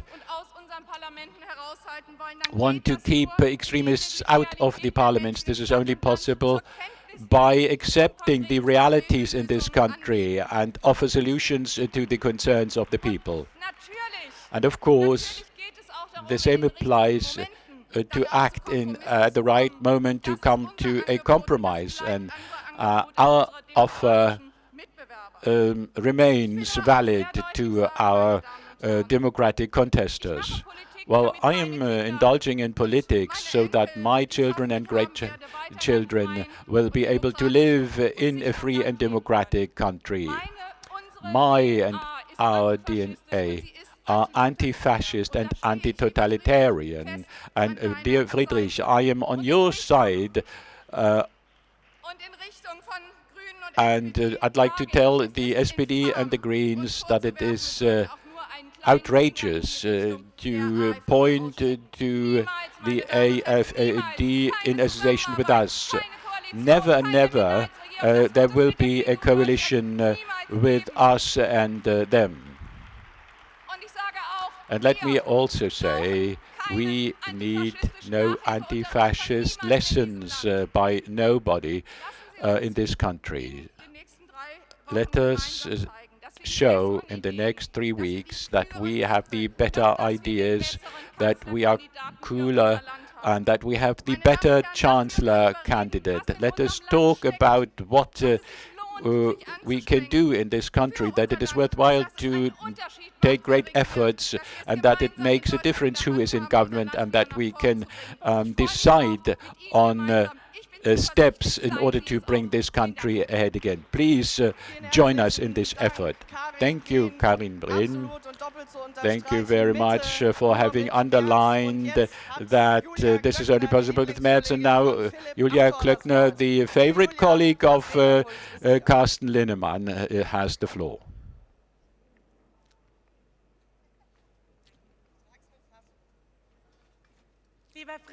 Dear Friedrich, dear colleagues, dear party friends,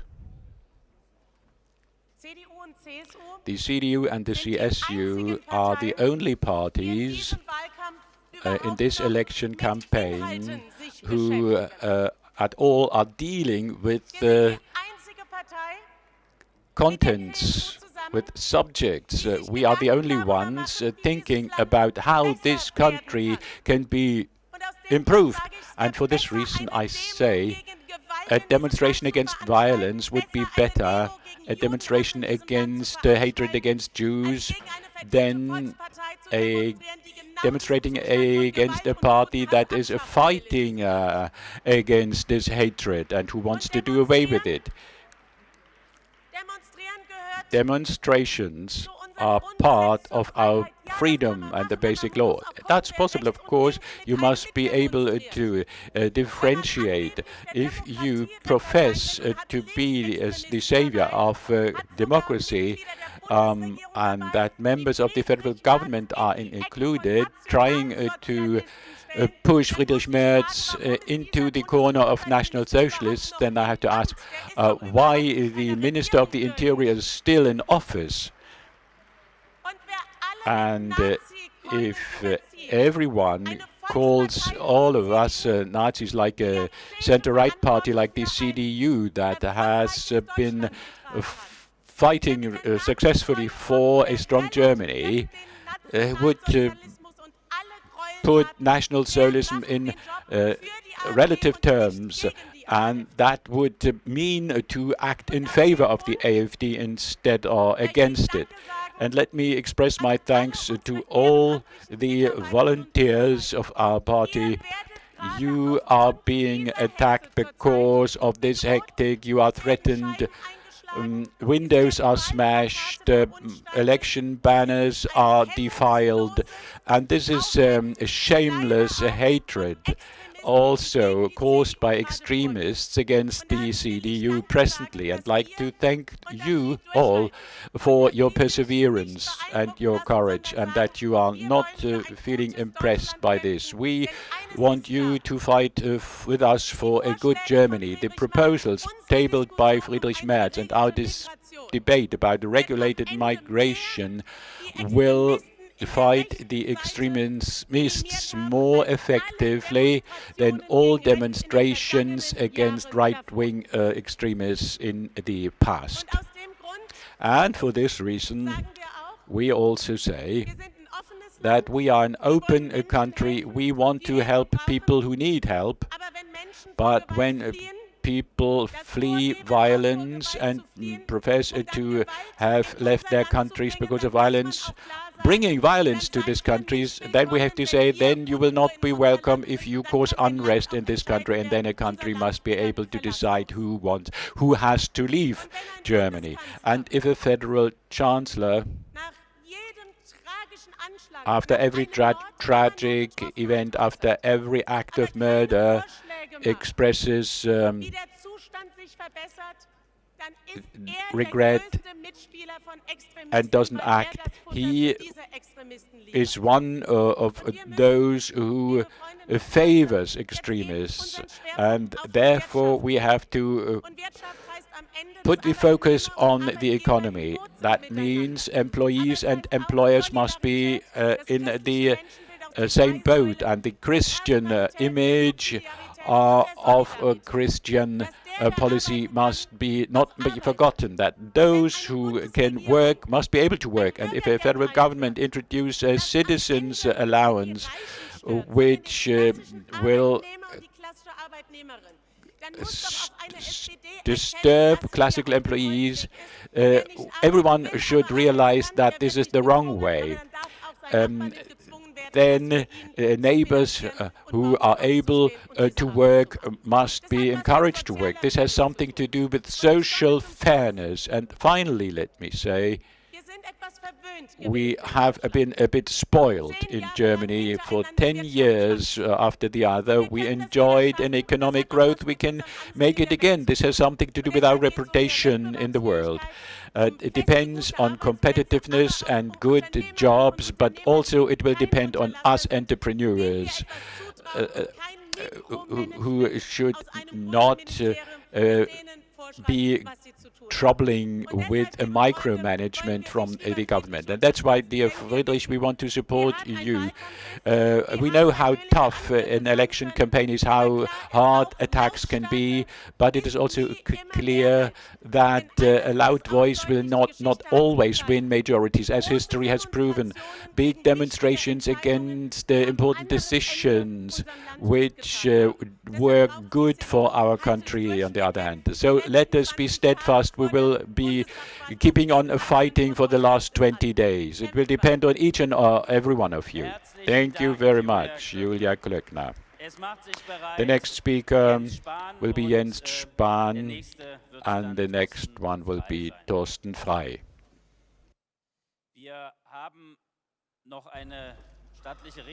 We still have a long list, so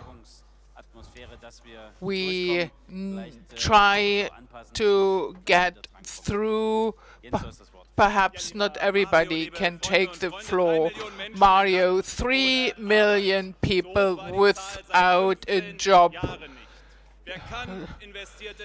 Those who can invest abroad, never there was less confidence in Germany as a business location.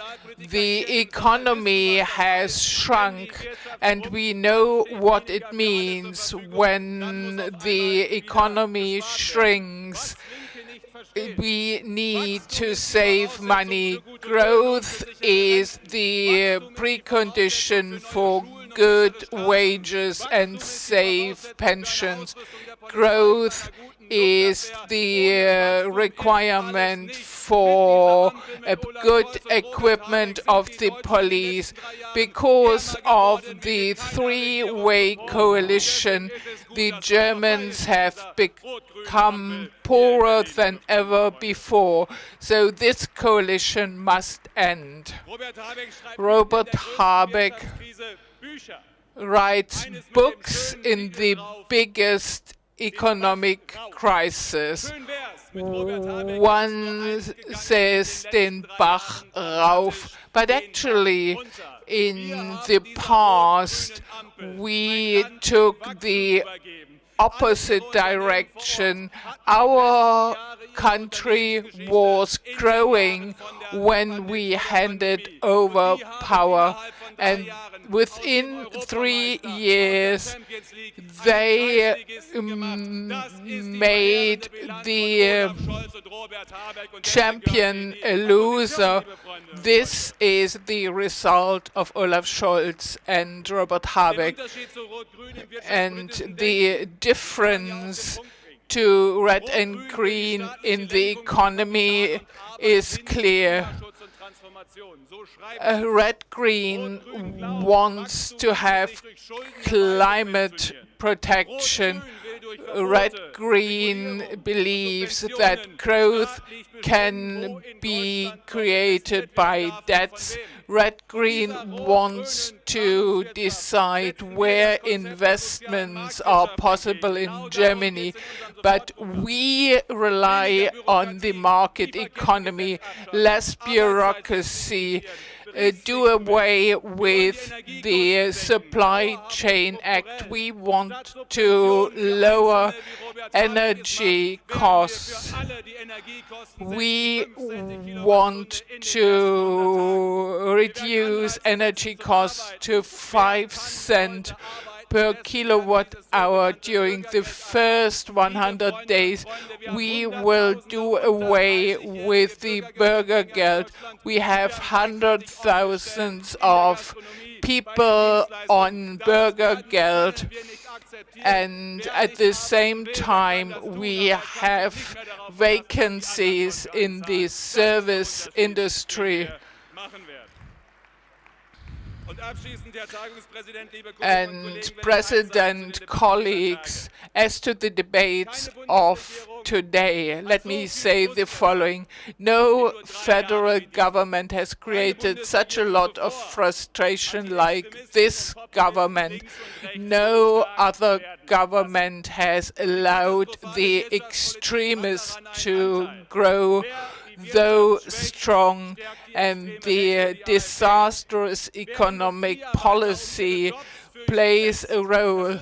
If industrial workers are afraid for their jobs, strengthened the right extremists. And this is the reason, friends, that I see cynicism.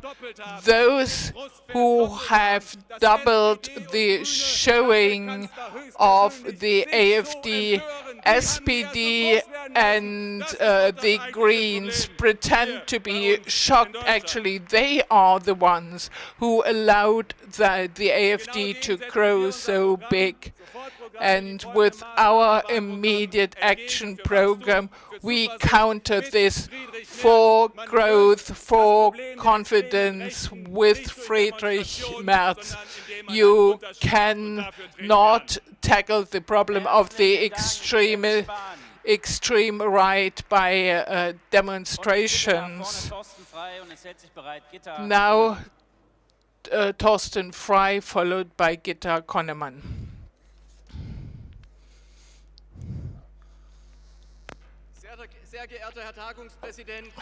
President of the conference party friends.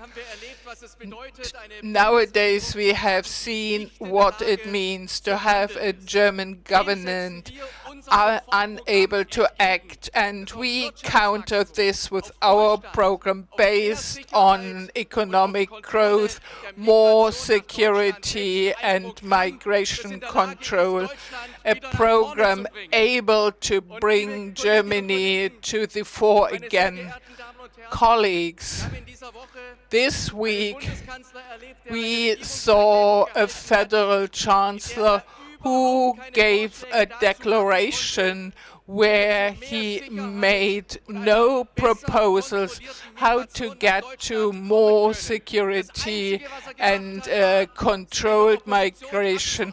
The only thing he did was to criticize the opposition and to blame the states and municipalities. Policies that say what is not possible will not be able to solve the German problems and to develop our country again in a positive direction. The government declares us what is legally impossible. This government is responsible that on the 5th of June 2023 a law was stopped, the building energy law, because he tried to push the law through parliament. The government is responsible that a federal budget was declared null and void for the first time. And this government wants to explain to us what is legally possible and what is not. As to the ongoing debates and what happened in the parliament, let me say just one thing. I regretted it that the debates we had and the declarations we heard from the government only dealt with the challenges. A lot was said about the AfD, but not much about the challenges we have to tackle. Hardly the death of people, of children, the fatal attacks of Aschaffenburg and Mannheim and Magdeburg were hardly mentioned. When we discuss the situation, I wonder whether the government thinks, how could it happen that 1 in 5 people in the election want to vote for an extremist party? Perhaps the reason is that unemployment increased by 20%. Perhaps the biggest economic crisis is the reason. We want to change this by fighting the problems. This country needs a CDU-led government under the leadership of Friedrich Merz. Thank you, Thorsten Frey, for your strong words and for your work. You do a great job.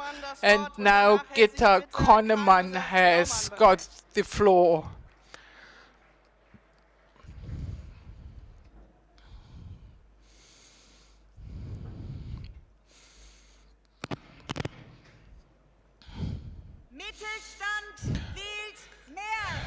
Middle class vote for Merz. I make this promise today, not only about the middle class and our association.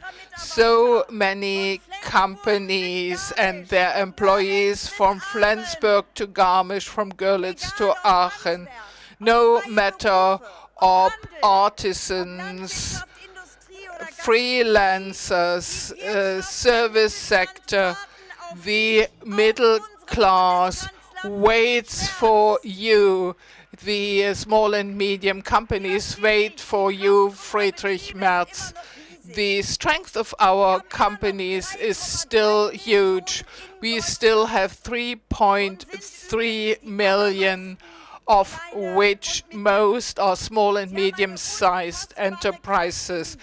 They have a huge force, and we show them in competition, but many of them are faced with big problems, and this is bitter reality in Germany in 2025. Each our 3 companies file for insolvency, and every day even more companies face the decision, can I continue, do I have to leave, or do I give up? This after 3 years of the three-way coalition, 3 years lost for the SME sector. The taxes have reached a record level. Energy prices too. When it comes to bureaucracy, Germany is a world champion. And the annual economic report of the economic minister is a declaration of bankruptcy. Be ashamed, Robert Habeck. Be ashamed, Olaf Scholz. But our SME sector is too strong to be belittled by these laymen. They have a lot of force, they have ideas, but they need freedom. They need what Carsten Linnemann says, well, let's just do things. And how this will be possible shows our election program. Let me tell you, Friedrich, the MIT and myself, we support your plan for Germany 100%. Dear Friedrich, you know relief for everybody is better than subsidy checks for a few and bureaucratic monsters like the Supply Chain Act cost a lot of money, and diligence must be rewarded. And you know that energy needs to become affordable again. All this is possible. You find the recipes in our election program. But at the end of the day, it's not about individual measures, but it is about the whole. It is about whether the SME gets again the confidence it deserves, the freedom it deserves, the opportunities it deserves. We know the plan. We need to enable, to encourage again, then everything will be possible again. And this is why the SME sector will vote for Friedrich Merz. Thank you, Gitta Konnemann. The next speaker will be Karl-Josef Laumann, followed by Christina Stumpf, and 2 more, but then the list of speakers will be closed. You've got now the floor, Karl-Josef Laumann.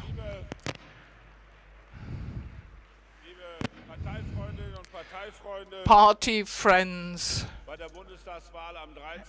at the national election on the 23rd of February, and I'm convinced of this, we will also vote whether our country remains strong in the manufacturing sector, in producing the goods we need in this country. Looking at the development in industry and in the SME sector, then I'm really very much concerned. In North Rhine-Westphalia, during the last few weeks alone, unemployment increased by 35,000 people. In Germany, we are reaching 3 million. But when you look at the manufacturing sector, and we need to discuss this here today too, we are faced with a desperate situation, not only among those responsible for the business, but also among the employees. And the situation is worse where a lot of energy is consumed in production. In chemical industry, we hardly have a chemical park that is utilized in an acceptable way. If in the metal industry, it's very difficult, where we produce stones, ceramics, tiles.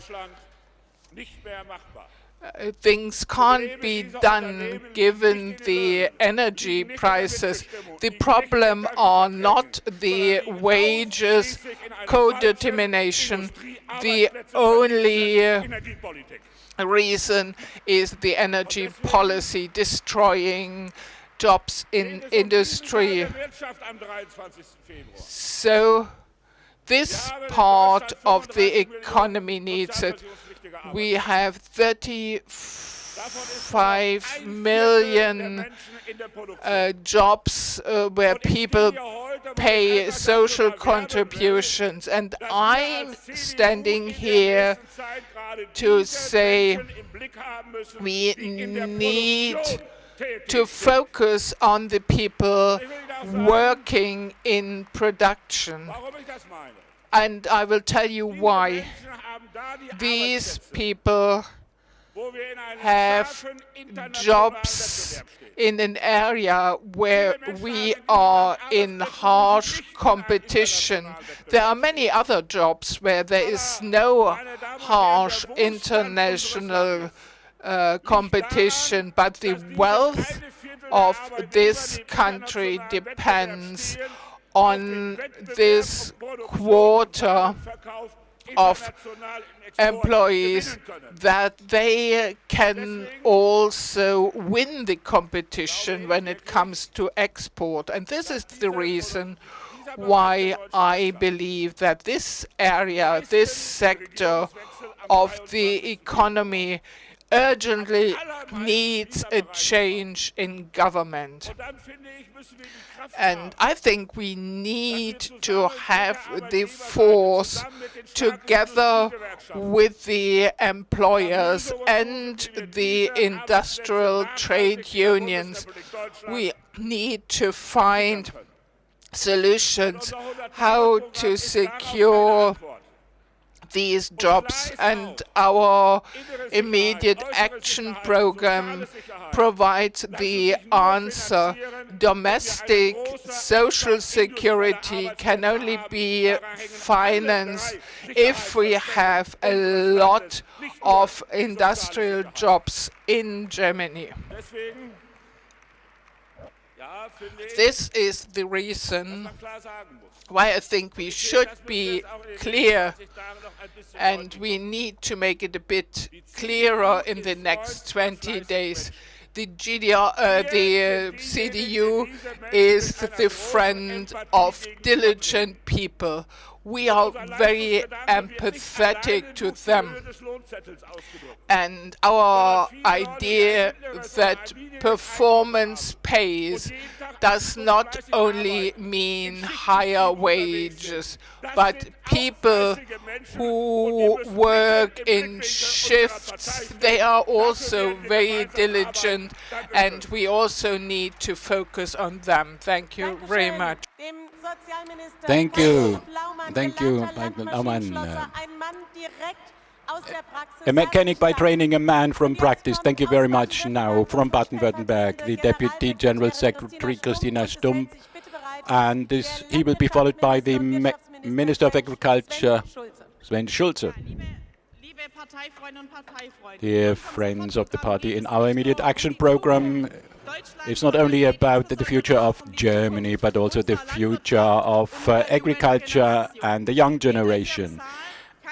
Each of us in the hall will remember the farmers' protests 1 year ago.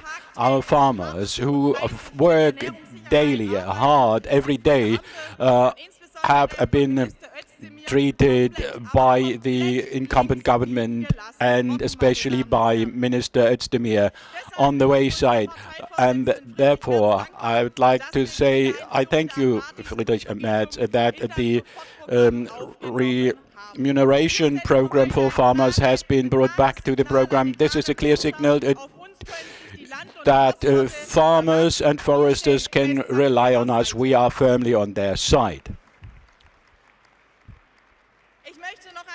Let me add a second topic, because me, as a mother of the 2 kids and a wife, want to say that in my constituency I met a young woman who, after the knife attack in Aschaffenburg and the attacks of recent months, was so much concerned about the security of her family that she wrote down this in a letter of 4 pages she gave me.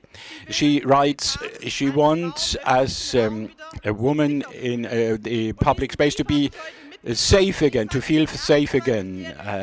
This woman of 20 years, like other women, expressly asked us to put into practice the 4 topic plan so that women can move freely again and that our children can grow up in a free and secure country again. And all this is only possible with a strong union. On the 23rd of February, we need a real change of policy. Dear friends, now we have to roll up our sleeves and fight for 20 years until a change of policy will become possible.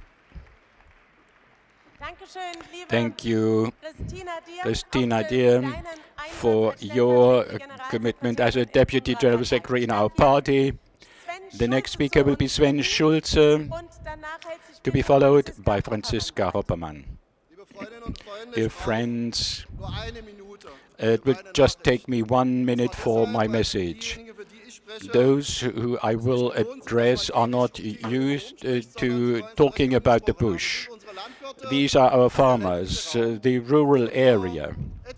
Some year ago or so, tens of thousands of farmers demonstrated here in Berlin.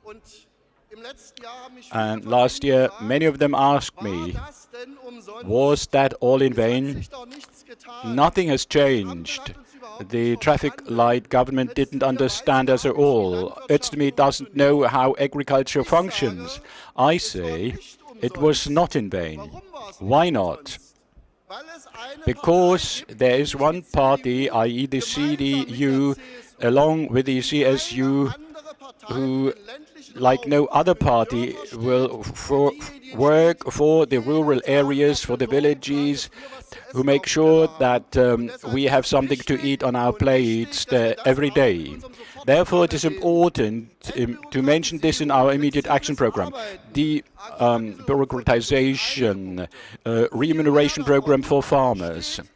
All this and more is written in our election program.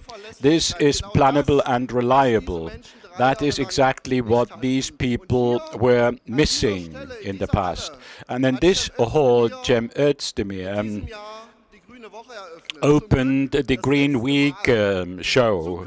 Fortunately, for the last time. In the future, somebody from our ranks will fill this position again. And I was traveling to this affair with Friedrich Merz and received a lot of support. The farmers rely on us, and they all know farmers stick to their rules. There is a new rule every day.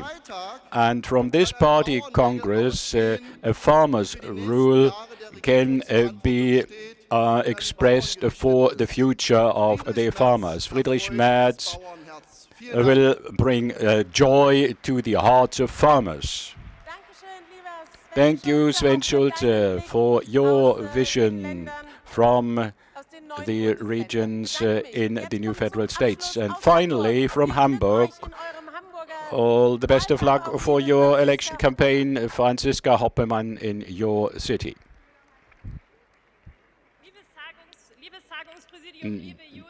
Dear Presidium, dear Julia, dear Friedrich, dear Carsten, it's high time for a change. The challenges are huge.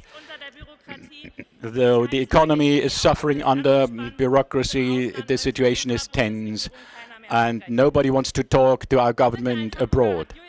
As Julia just said, we have been in the election campaign for some time, because we also have elections in Hamburg.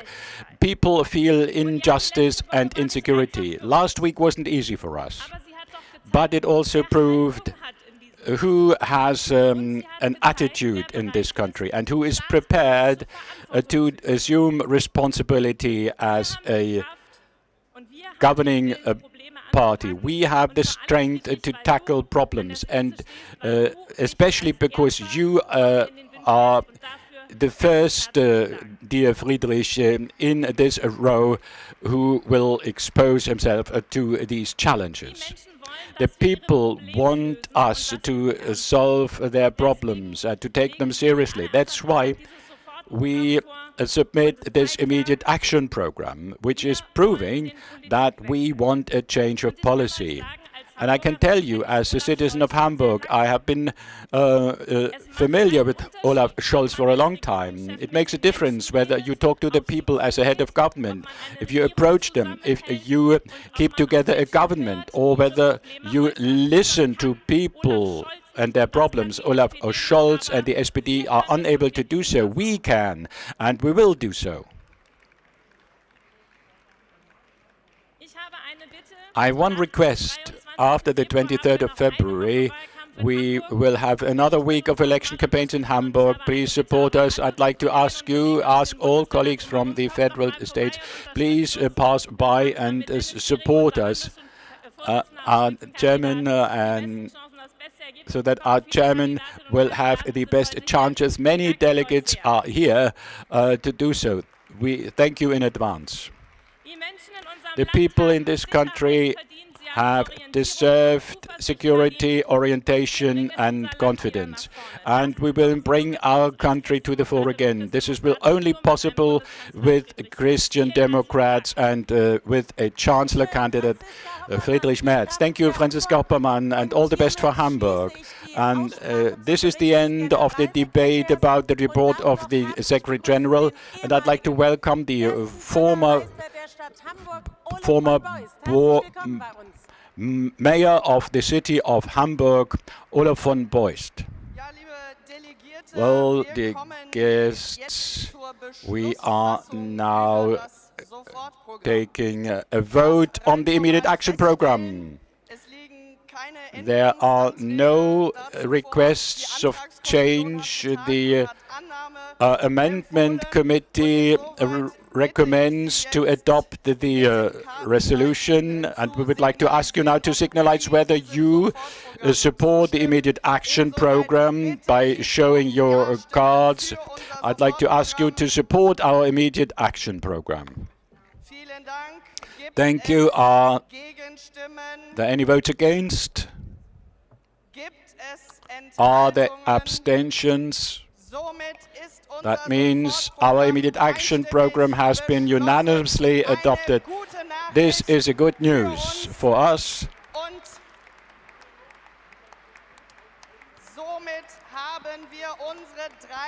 So our three priorities have been decided, our program, our agenda, and an immediate action program for the people in Germany. That was important. Thank you very much for your support and your votes. And now the final spurt must follow. I would like to inform you that for all election campaign stands, a leaflet will be made available on cdu.de. All cards, information cards will be sent out to you. So this is a good news we can put across. And to close this point of the agenda, I would like to ask our Secretary General again to take the floor. Dear Carsten Linnemann. Thank you, Klaus, Julia, and Christina Stump.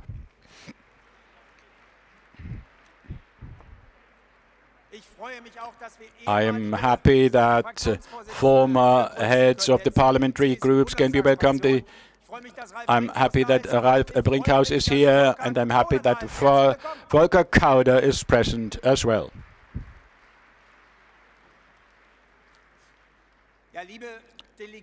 The delegates, now I'd like to ask you for your special attention. This morning, unfortunately, we received a sad news, and therefore I'd like to listen to Friedrich Merz.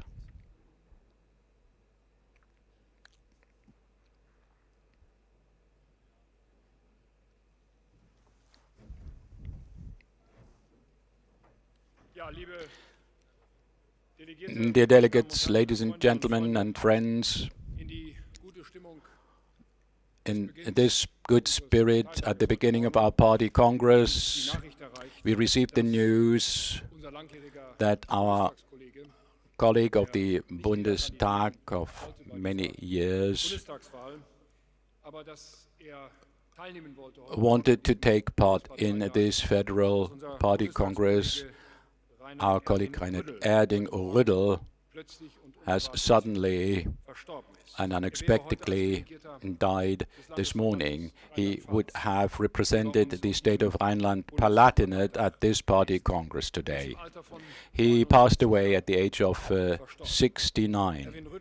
Erwin Rüddel spent his life in the interest of the policy of our party. He has been a member of our party since 1972. After a first short term in the Landtag of Rhineland-Palatinate, he returned to the state parliament, and in 2009 he changed over to the Deutsche Bundestag, where he represented his constituency Neuwied-Altenkirchen. Until the end, he was a committed health politician in our parliamentary group. Health policy and nursing policy were his special field. He dedicated himself to over many years, also as a volunteer. He leaves a wife and 2 children. He will be remembered always as a very good colleague who had many friends in our parliamentary group. We will always honor his memory. We are really moved by this news that he has passed away on this day of our party congress. I would like to ask you again to stand up and to observe a minute of silence to honor Erwin Rüddel.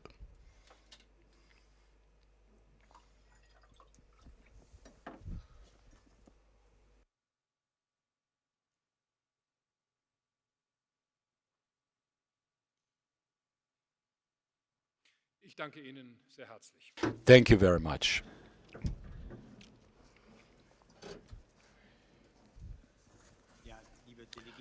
Well, dear delegates, we will now have 90, we need now 90 seconds for changing the stage, and we'll continue with a talk. We'll have prominent persons as our guests, so I'd like you to be patient for 90 seconds.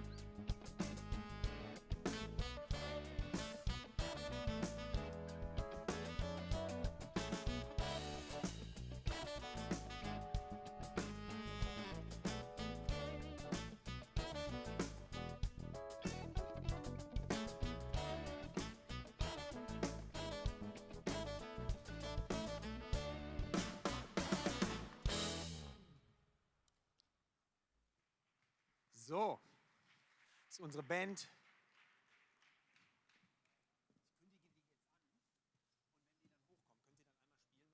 Ja, ich kündige die an, jetzt mit ein bisschen Schmackes und dann spielt ihr nur. So, wir kommen zu einem weiteren. Now we move on to another highlight of the day. We will invite 4 personalities regulating this country, which you're all familiar with. This is going to be a support talk about the future of Germany. Please welcome to the manager of Borussia Dortmund, Aki Watzke, Christina Vogel, Olympic champion, and Oliver Berben, film director, and Maria Hoffmann, one of the most successful influencers. Welcome to all of you.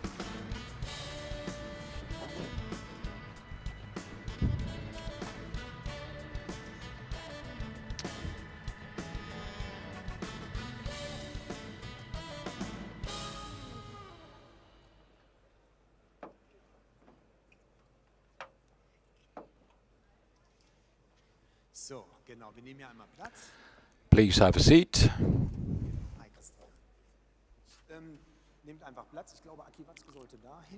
This is Aki Watzke's seat, Oliver Berben over there. Dear delegates, I'm looking forward to our 4 guests. Aki Watzke, in 1959, he was born in Maasberg in Paderborn. He studied and then he became an entrepreneur. And in 2005, he took over the BFG as its manager. You are very committed. Maybe not many know this.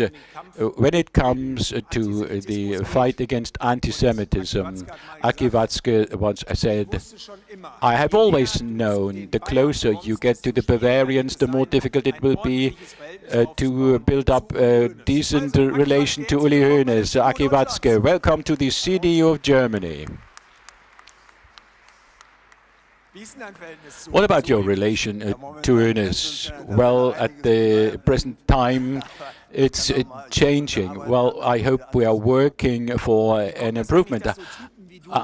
How come that you, as somebody who has difficulties as Uli Hoeneß has, it is known that those guys are disappearing more and more, guys like you who are free of shitstorms, who can resist any attacks? Why do you think they have become rare? I think, as we currently see after the discussions of the past days, when you call a spade, you have to be strong enough to receive a counterattack. Instead of saying, well, let's be smoother and less aggressive. Well, this generation, like Rudolf Assauer or Hoeneß or like me, were the ones who, well, are a bit more bolding. I think things have become a bit more rough. Thank you. I think this deserves an applause. Christina Vogel, born in 1990. Now, this shows me how old I am. Meanwhile, grew up in Titelberg in Thuringia. You were born in Kyrgyzstan. Former cycle Olympic winner, gold and bronze winner. And you also were working in the field of politics. Let me talk with you about performance in Germany and in sports. This reminds me of the youth games. We were very poor. What is going wrong? Well, how much time do we have? I think the basic problem is that performance must pay. We must do something for being performant. And what will we do with those 10%? And currently, performance by some people is not desirable. Whether we have the necessary know-how, and that is sometimes the problem. Well, that's right. And what about sports in general? Is this due to this society, or how do you see sports in general? It's difficult, really. Indeed, I think you cannot expect the maximum if you do not do the best for the maximum. If you look at some institutes who receive money or not, it's difficult. I have the feeling that we in the final analysis, those who win gold medals at Olympics are millionaires anyways, some people say. On the other hand, well, competitive sports it brings along so many good values, be it health or solidarity, or to become active, or to cope with a defeat. And on the backstage, we talked about the corona pandemic. That was a difficult time. That was the time when people wanted to build up relations. Sports can do more than winning gold medals alone. That's right. We have Oliver Berben as one of our guests. Oliver Berben is one of the big film producers in Germany, born in '71 in Munich, member of Konstantin Film Board. You are nominated for the Oscar again this year for the best script for the film September 5, about '72 and the Olympic Games, that the disastrous attack against the Israeli team with many victims. You just have come from LA. We had a phone call yesterday. You travel around the world a lot. How do you think the world thinks about Germany, and how do you see Germany as somebody who travels a lot? Oh, that's a big question. What you can say is that the area where we work, filmmaking, it's a kind of business card for the country. The Americans understood it early on. Films talk about the country, the people, what they want to achieve. So the option we have when we make films is to speak about our culture and what is important to us, and to show it to the world. So it's a great award that we have been nominated again. the two things, sports and anti-Semitism, and in addition also the situation of media is shown, the importance of media in a society, what they can manipulate in a positive or a negative sense.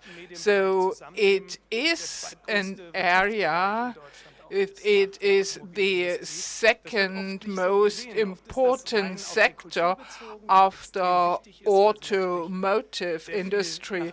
Often this is not seen. Often it's just the culture, but the economic aspect is as important. Absolutely. Giorgiano, the Senator of Culture, always makes this clear. And Germany as a whole, you as somebody who talks to world stars, who knows how America develops, how do you see Germany? I think it's enough to look around in Europe. It's very important that we become competitive again at a European stage. To be clear, we are not. We are far away from competitiveness in the area of film, but also in other areas, just to keep up, not to lead, just to be able to keep up. A lot needs to be done. During the last 3 years, there were many negotiations about incentive models. How can we equip productions in Germany that they compete? The solutions are available, but the government didn't manage to bring it to an end. Well, we need just to do it. Next to me, Marie Hoffmann. Marie, you are writing your doctoral thesis in the field of agricultural policy. You've got a master, and you work as a farmer at the farm of one of your school friends. At the same time, you are one of the most important agricultural influencers with more than 1 million followers. Well, actually, my main income comes from this area, but in future I want to make money with our farm. We are restructuring our farm, and we also want to take over another farm. We are very passionate about it, but as a young farmer, things are not so easy, because what is lacking is planning security, especially when it comes to animal stables are depreciated over 20 years. But you know, the demands, they change the requirements. And often this investment volume needed is not in our plan. And this is a major problem I see. You told me before that the government in Berlin makes policies for the towns and cities. Yes, I can only speak for the agriculture and the forestry. We feel neglected. We do not want to be a testing ground for people who have no idea about agriculture.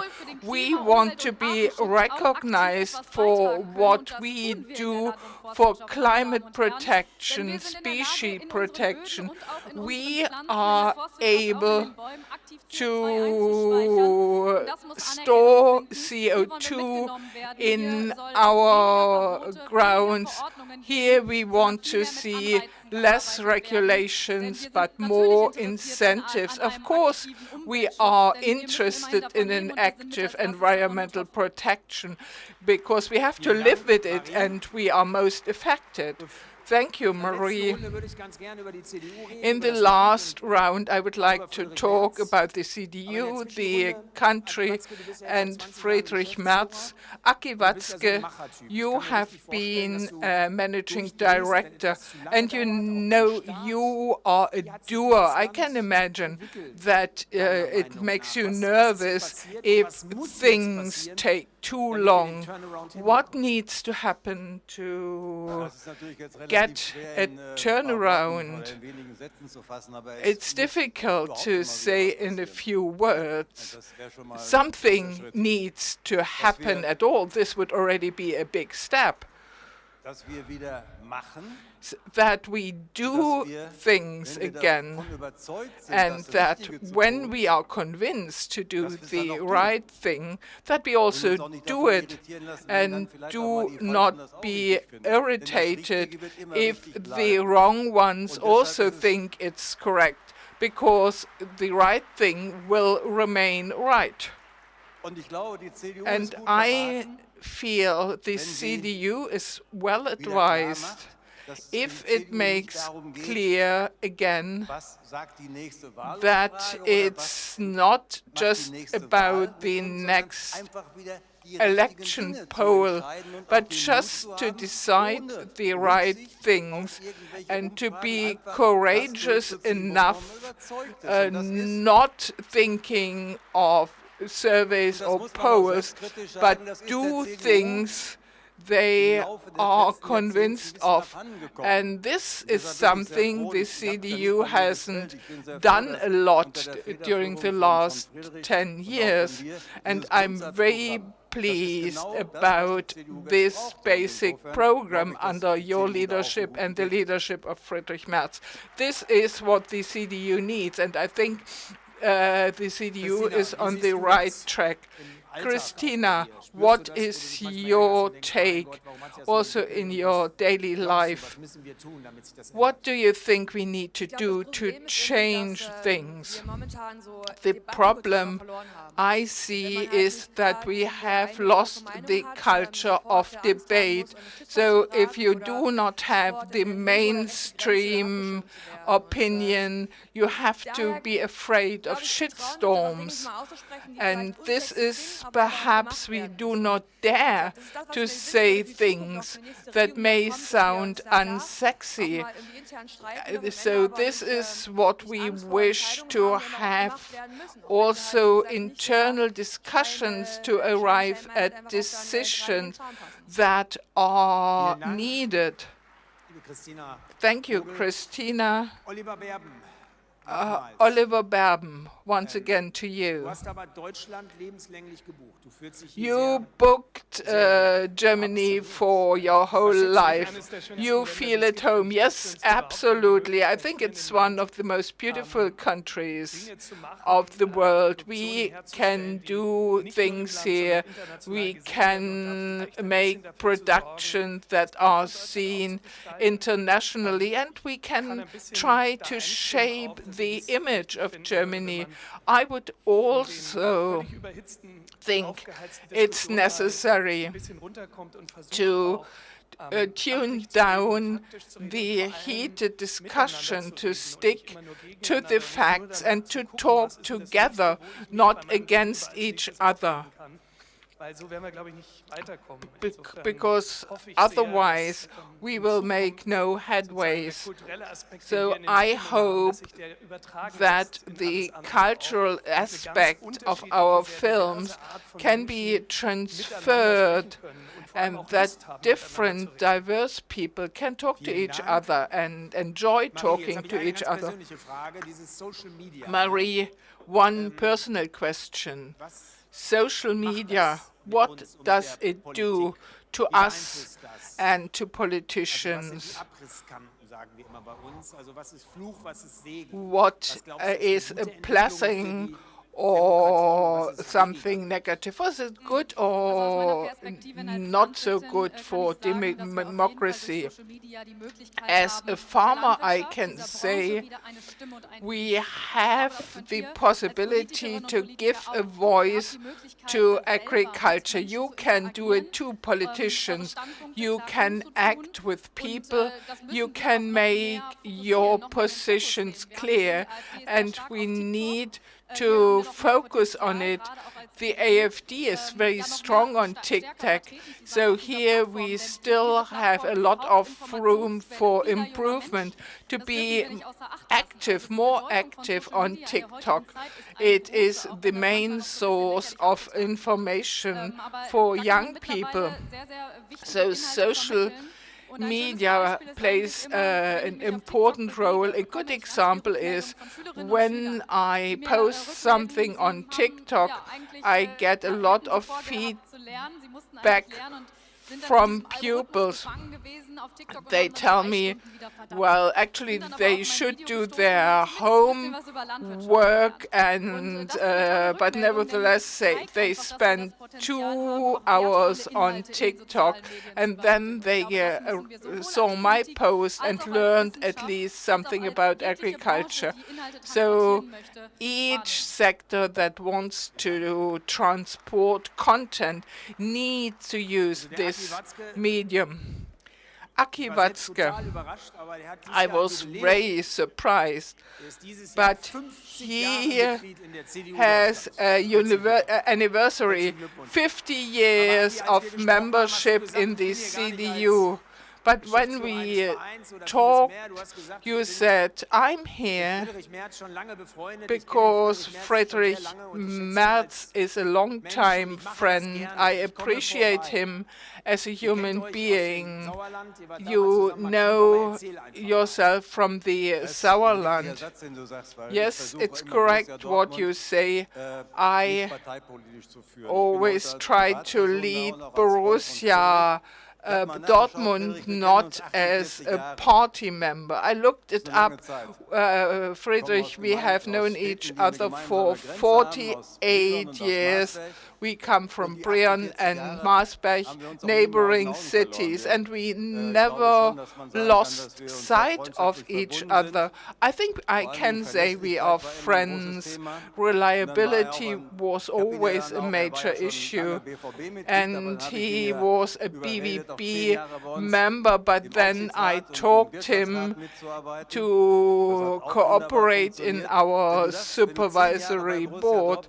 When you have worked 10 years with Borussia Dortmund, you can do everything. You can be federal chancellor. This is what I appreciate about him. We both come from Sauerland, from Westphalia. We say what we mean, and what we mean, this is what we say. And I think this is very important today. Thank you. Christina Vogel, what is your relation to the CDU? You know, I was once a city councillor for the CDU. It was not so long ago. This is the reason, and I have always voted for the CDU. There are several points which I like. Well, perhaps things can be improved, but we are working at it. But you know, I have always felt as a woman, and I always wanted to take a clear stance, and I think it's very important to show a clear stance. And when I was asked, then I decided to come here. You know, a filmmaker like you, is it the first time that you are at a federal party congress? The very first time, and will you come again? I do not know whether you will accept me again. Yes. But what is your relation to the CDU? You know, I live in Bavaria. There is another party. Well, the Bavarian will show up soon. The most important point for us was in the film sector that the biggest changes to increase incentives to strengthen our sector were made with the CDU-CSU. I think they have the understanding how important it is. They also understand the economic aspect, and I hope for support. We always got. Now there was a pause of 3 years, but I hope it will come again so that we are internationally competitive. Marie, I had a great grandfather who was active in the CDU.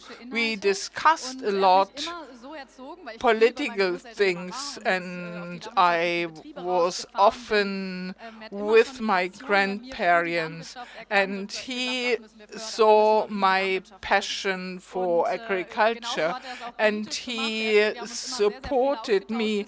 And also politically, we always discussed until he died at the age of 95. I see this as very important. No matter whether you are male or female, you can become what you want to. You can shape a country. I'm very much interested in political things at the level of the CDU. So I think it's very valuable to get more people into politics, into leadership positions, into agriculture. It's great to have you here. Stay with us. We will hear Markus Söder and then the speech of Friedrich Merz. Thank you very much to the 4 of you.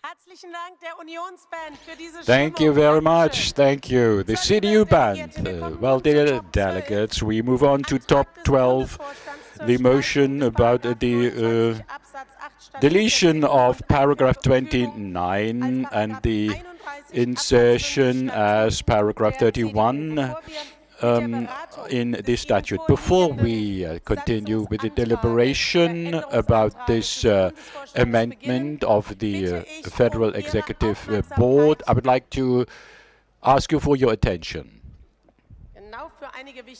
for some important announcement.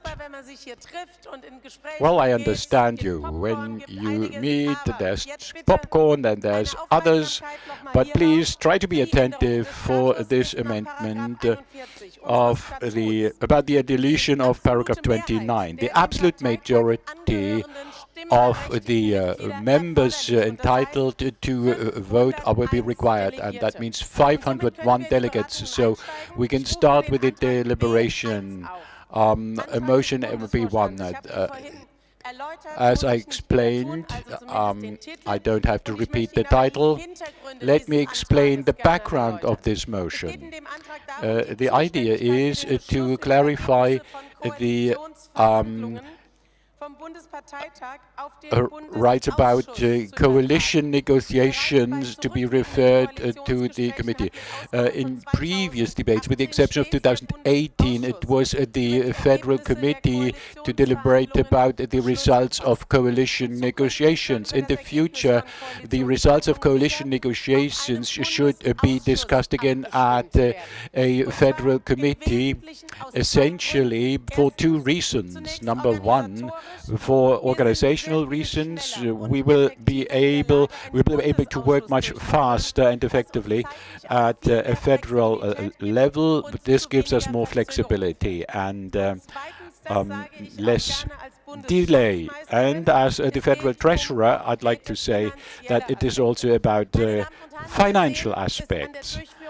The Party Congress today shows that a Party Congress, even if it is a Congress of one day only, costs a lot of money. We are very economical as a party, but we should economize wherever it makes sense and whether it is plausible. And we would therefore suggest we would be able to save 1 million euros if you can support this motion. 1 million euro, which we need on the last track of the election campaign. I'd like to thank all who support the CDU and give us donations. Donations are something very important in a democracy. This is a clear sign of support for democracy. Thank you very much. That much about the background of this motion. Now, is there anybody who wishes to take the floor about this constitution?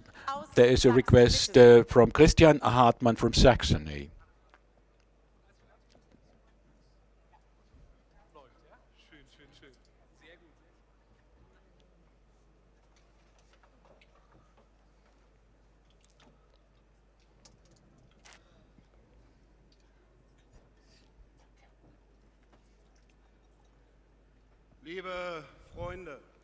Dear friends, the CDU of Germany is based on the principles of federalism, of the Federal Republic of Germany, as this country consists of 16 states. I think this federal fundamental idea should also be reflected when it comes to the question how a political federal government should look like. There should be a right of the state associations by means of a key of the Federal Party Congress. When you have a federal committee, the district associations will not be included. The diversity of this party is not made up of its wings, but also the different views of party members. I do understand the financial aspect as well, but I believe that a political decision about the question with whom to form a coalition government in the future, despite all my understanding, in Saxony, we also support Friedrich Merz, and we are proud of the past weeks and our position we have formulated. Nevertheless, the question about a future coalition at the federal level should not be decided by some 200 members of this party in a committee, but by the wide range of 15 state associations, where the state associations with their grassroots members and other associations should be present. We are all aware the higher the body is, the more functionaries and professional politicians can be found. That's what I say myself as a chairman of a state association. I consider it important at times when politics must be transparent, when we talk about major decisions. The supreme body should include the state associations. Therefore, I would like to ask you that this change in the constitution is not done, and that decisions about coalitions should be left to those in the supreme body, that is the Federal Party Congress.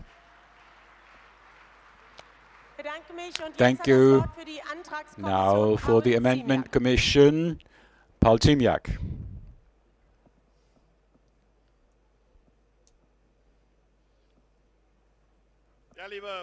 Dear friends,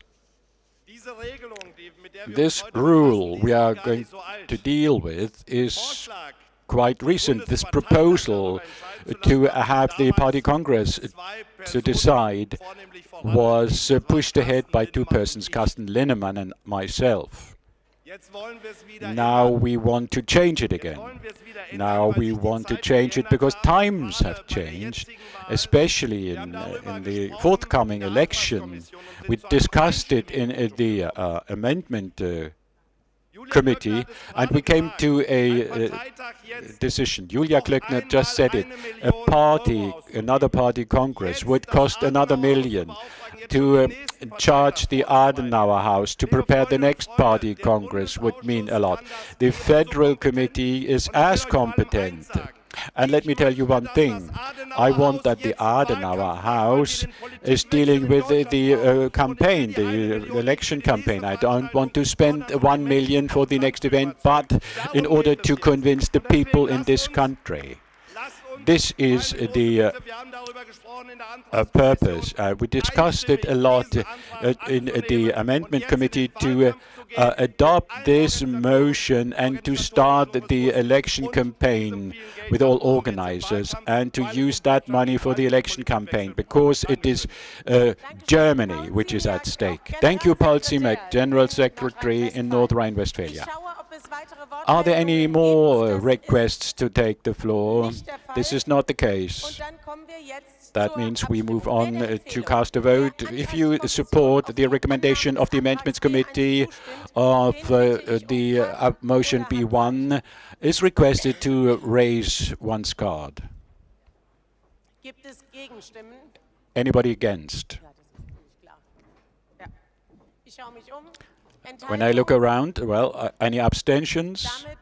That means, if I look to the left and the right, well, the majority has approved this motion and the amendment of the Constitution has been approved. Further motions are not on our table at the moment. Let me look to our staff. Thank you very much. You're doing an excellent job in the back. I think they have deserved an applause. That's thank you very much for your support. Well, now, dear delegates, I'd say we have another highlight of this party congress. Many federal states say thank you to the financial equalization scheme. Before we welcome the chairman of the CSU and the minister president of the state of Bavaria, Dr. Markus Söder, I would like to ask you for your attention for the official campaign spot. Germany, what's wrong with you? Haven't you been an export champion and a technology leader? A country that was respected and admired? A country of ideas with many wise minds, thinkers and philosophers, people of action, doers and makers and shakers. You have deserved much more.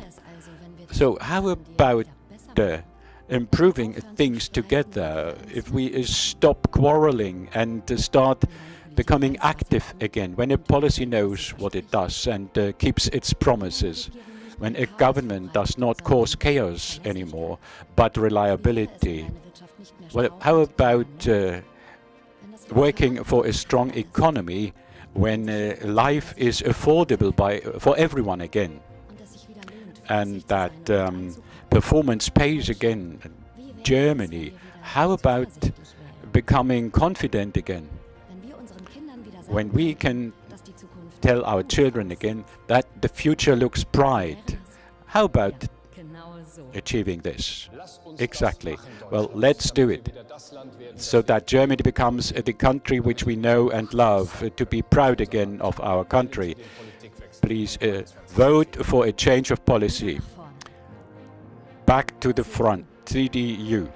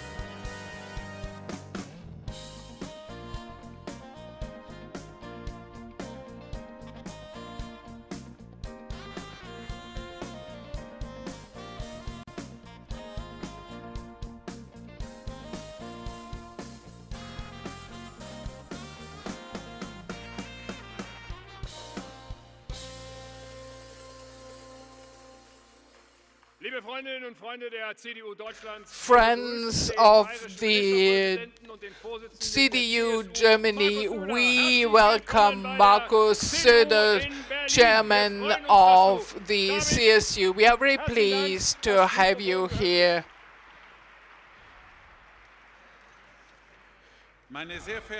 Ladies and gentlemen, friends, in 3 weeks' time, everything will be over, and myself and we all share one goal.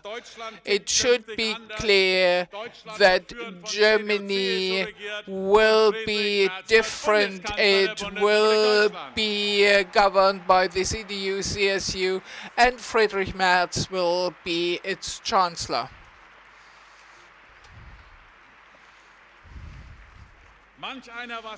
Some people were skeptical, others hoped for it. Many were concerned. Will CDU and CSU quarrel, or will they agree? But I promised at the last party congress, I even went to the Sauerland the first time in my whole life. I was there. With all the votes at the German parliament, we agreed 100%, and we have one common goal. Our country needs a change of direction, and this can only be achieved together. You can rely on this.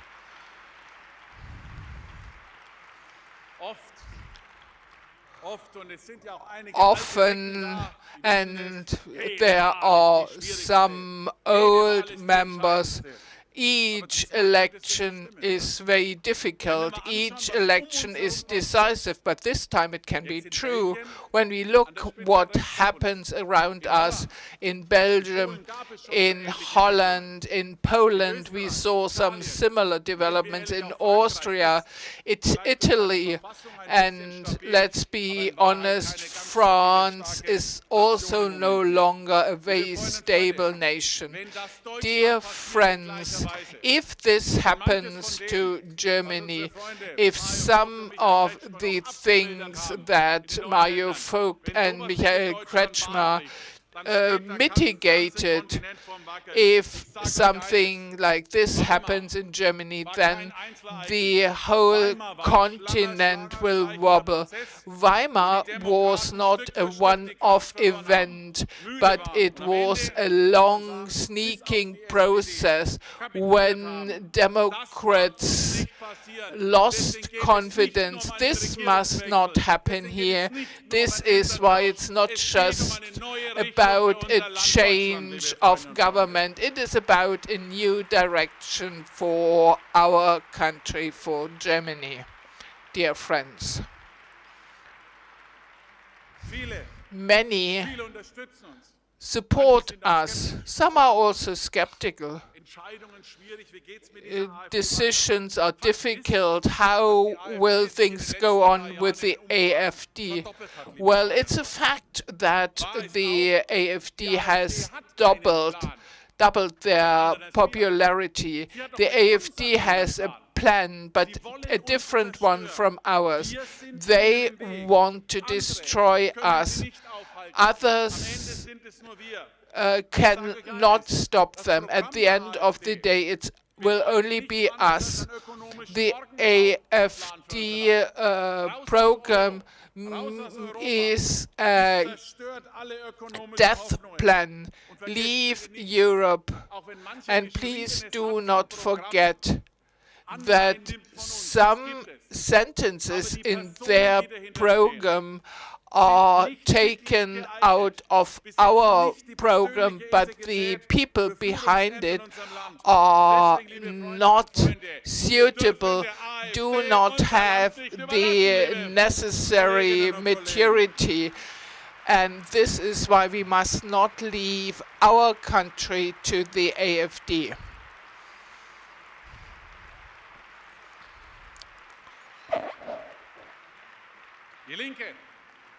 the left is no protective wall, and we say, both of us, the chairman of the two parties, we make it very clear, not only today, no, no, no to any form of cooperation with the AfD. We do not help the AfD, but we will fight it in a very decisive way.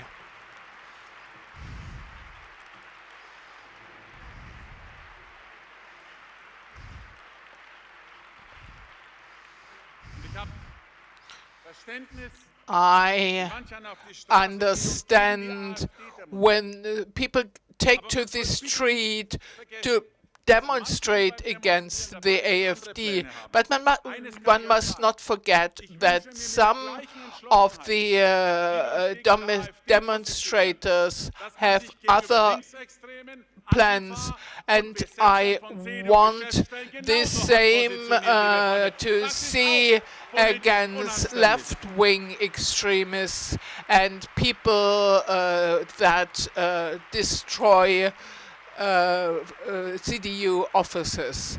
This is also undecent.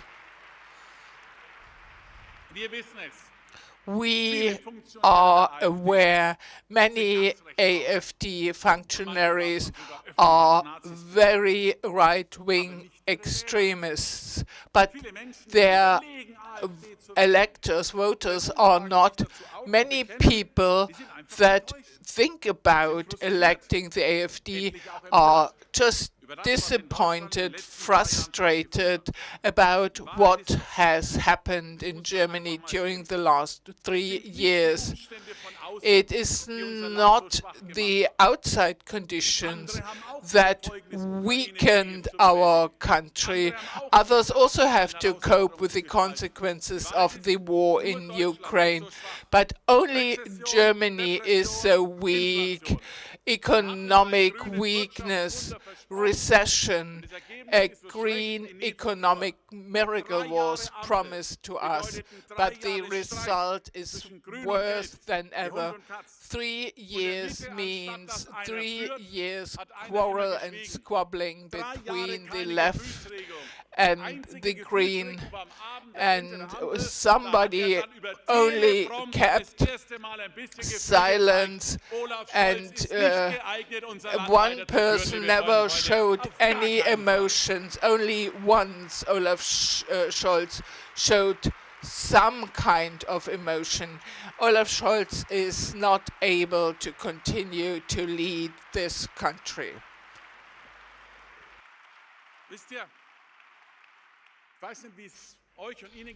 I do not know how you felt, but many people told me when the coalition failed,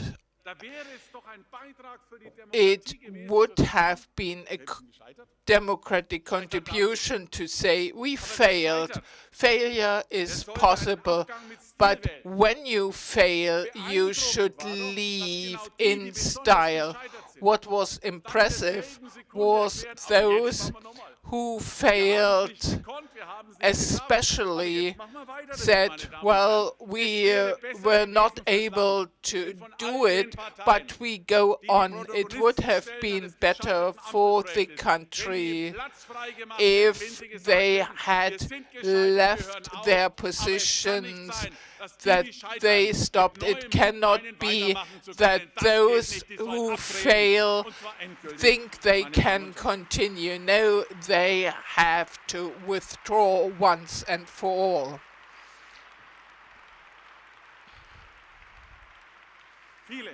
Many good speakers raised this point.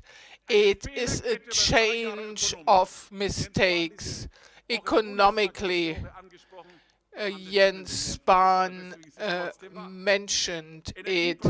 Energy prices exploded because we phased out energies at the wrong point in time. But, well, Germany phases out nuclear energy, but at the same time, they buy nuclear electricity to an amount that our European friends are concerned. Many people, especially in the East, did not understand when Habeck said, I want to experiment with the population with this new heating act, and once the premium for e-mobility was cancelled, Habeck said, now we need long-term plans for mobility. Gutenberger, who is an expert who hardly laughs, he said, how absurd is it somebody who destroys the market then refers to the market? Dear friends, we need to be clear that the Greens hate the cars, but Germany has to stand behind its automotive industry because our country will need it also in future. But the perhaps most consequential error is the basic thinking, well, or the mindset. Robert Habeck believes that only billions of subsidies to foreign companies can help the economy. Well, I'm really concerned what will happen with the Tesla project.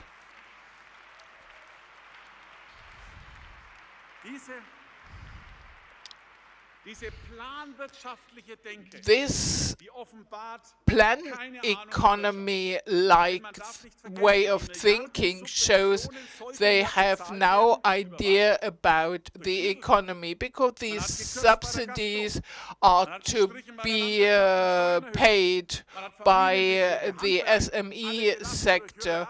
There the funds were reduced.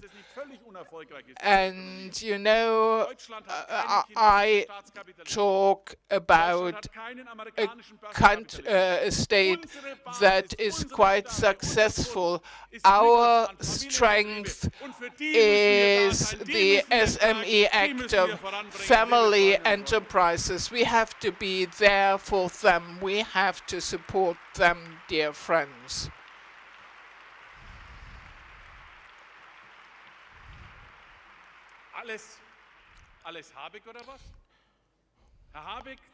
Mr. Habeck, does he show an insight? No, he shows hybris. He even called himself a chancellor candidate, and he shows his image at the Victory Gate in Munich. Just imagine I would have done this. Just imagine. In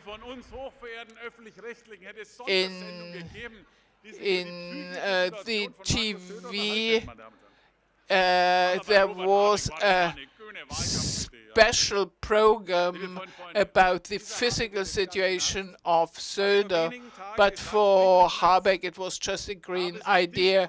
And actually he said that Friedrich Merz is disqualified as a chancellor by what happened last week, but you know, you will hardly feel an entrepreneur who qualifies Robert Habeck as a chancellor candidate or a minister of the economy. He was not worth his money. This is why I want to see him at the opposition bench.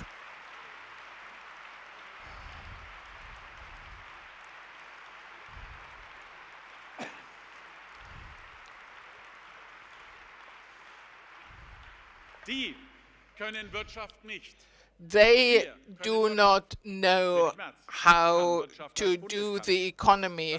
We can do it. Friedrich Merz can do the economy.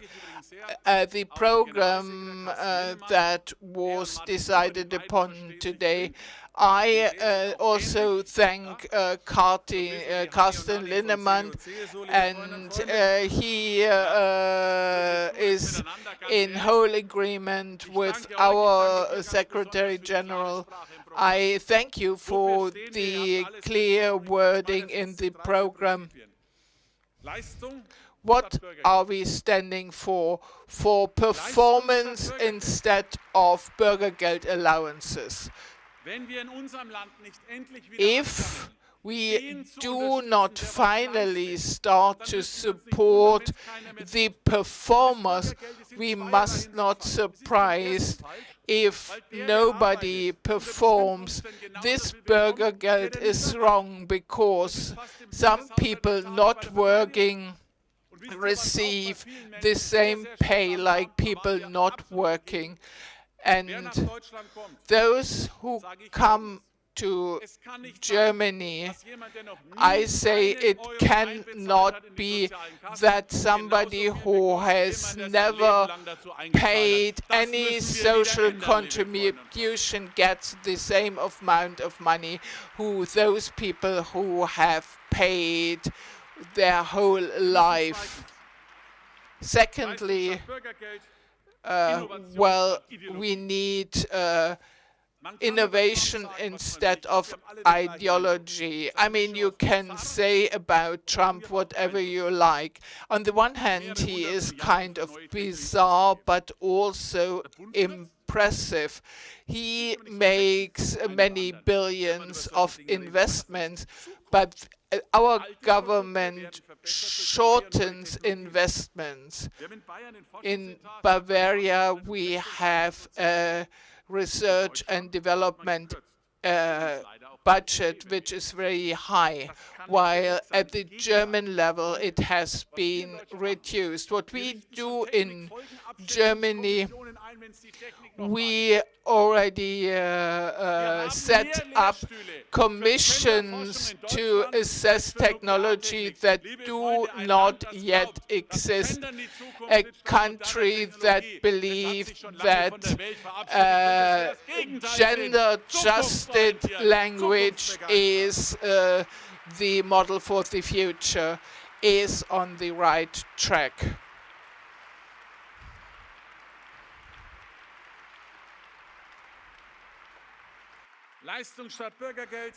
Performance instead of Bürgergeld, innovation instead of ideology, freedom instead of bureaucracy. Well, we had a good administration, but you know, there are many laws. There are still 1,300 Green Deal laws coming up, supply chain acts. It is much easier to build tunnels for toads than 1 meter of road in Germany.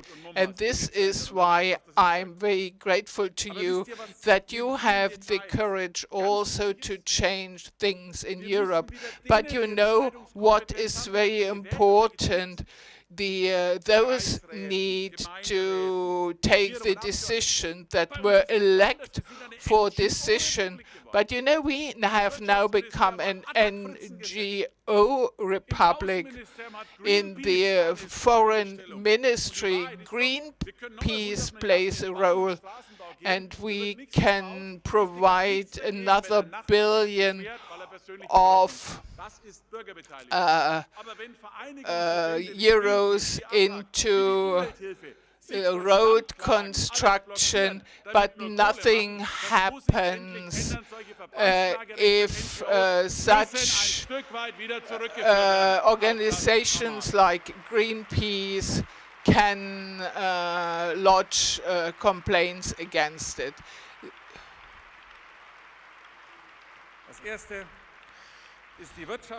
First, we need an economic transition, and then second, of course, a transition in migration.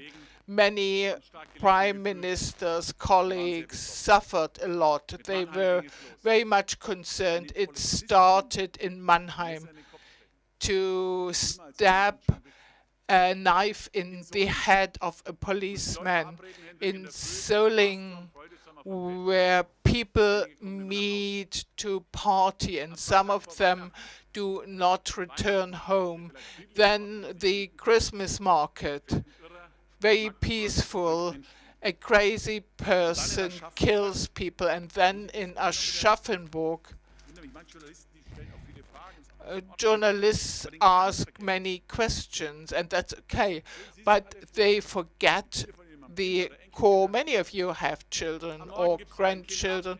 Just imagine you bring your child to the kindergarten and hope that when you get them back, they have had a nice day. And at 11:45, a crazy person commits the worst crime, stabbing a toddler, and a person, passerby who wants to help, is also killed. And if this leads to consternation instead of old debates, as Strauss put it, well, something happens. First act, terrible deed. Second act, consternation. Fourth act, postpone it. Fourth act, nothing happens. Alone in Bavaria, 11 initiatives were tabled in the Federal Council. We took many decisions, especially together with the Saxons. Nothing happened. Things get worse and worse. Dear friends, those who want to do something against the AfD need to show to our population that we share their concern and that we are able to act. We have the power to act.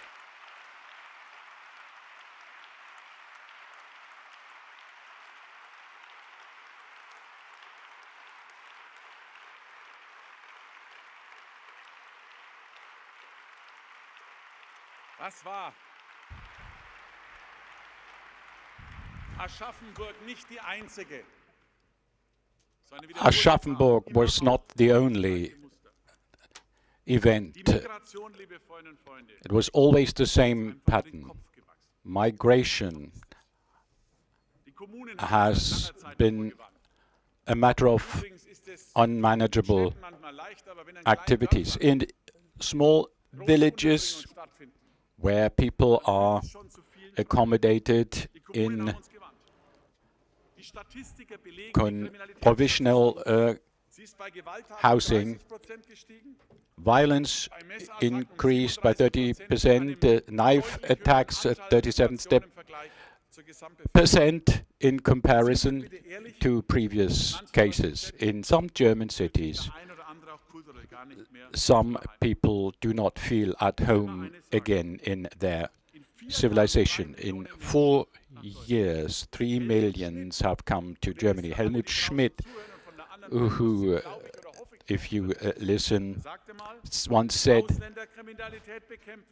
to fight against crime committed by foreigners is one thing, but 1 million people who come year after year to Germany will be something that goes beyond our strength, especially when they are not employed. We have nothing against influx with employment, but when it comes to the social security systems, it cannot be the right path into the future.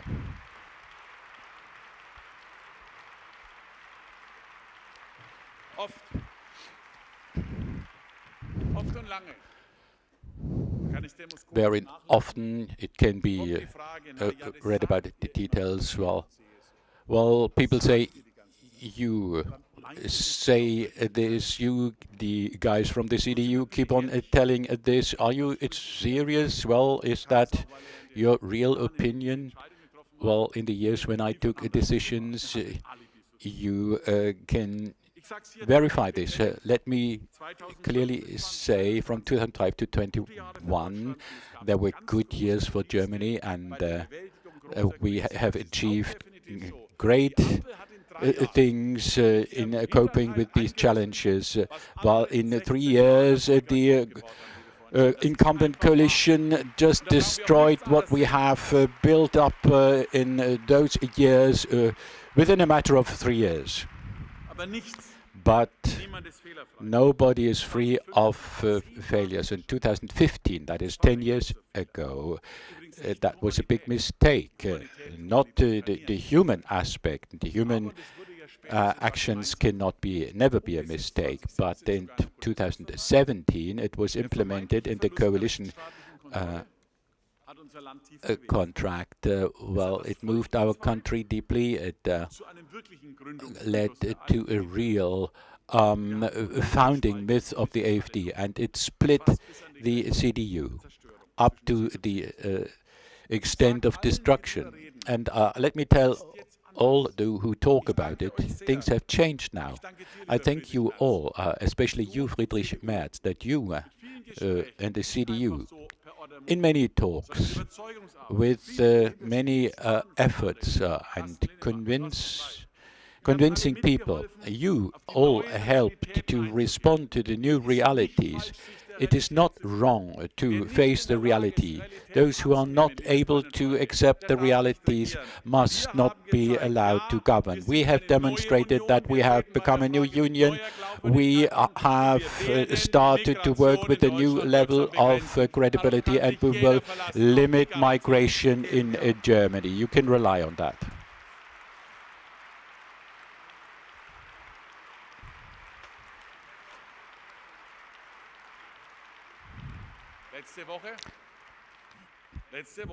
Last week was really tough, we have to admit. Well, some wouldn't have expected this of us, the CDU. Friedrich Merz took a key decision, as it befits a chancellor. He has deserved our support from all. The truth is, this excitement in the German Bundestag, as I watched it on Friday, this shrieking statements, especially by the SPD and the Greens, somehow horrified me. Well, to excite about the fact that the AfD supporters could have been averted to do something in joint action. The SPD should have a guilty conscience all the time. There are many SPD voters running away who do not feel at home in their party anymore. Not only employees, by the way, but also many migrants. The child that was killed in Aschaffenburg was a Moroccan child. This shows that the evil does not depend on nationalities or the faith, but it is our mission to fight the evil things, and that's what we have to stand up for.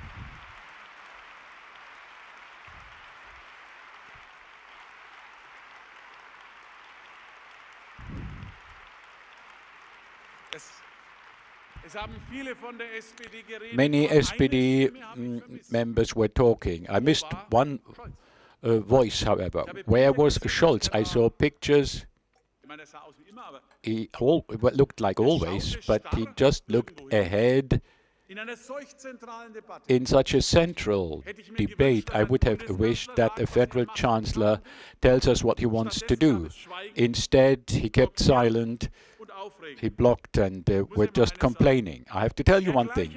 The same man who does not have the guts in the German Bundestag, Oliver Kahn, would use a different expression. If you don't have the guts to say something in the evening at the election campaign, if he says he does not trust Friedrich Merz. Well, Olaf Scholz cannot be trusted for a long time. He must go away.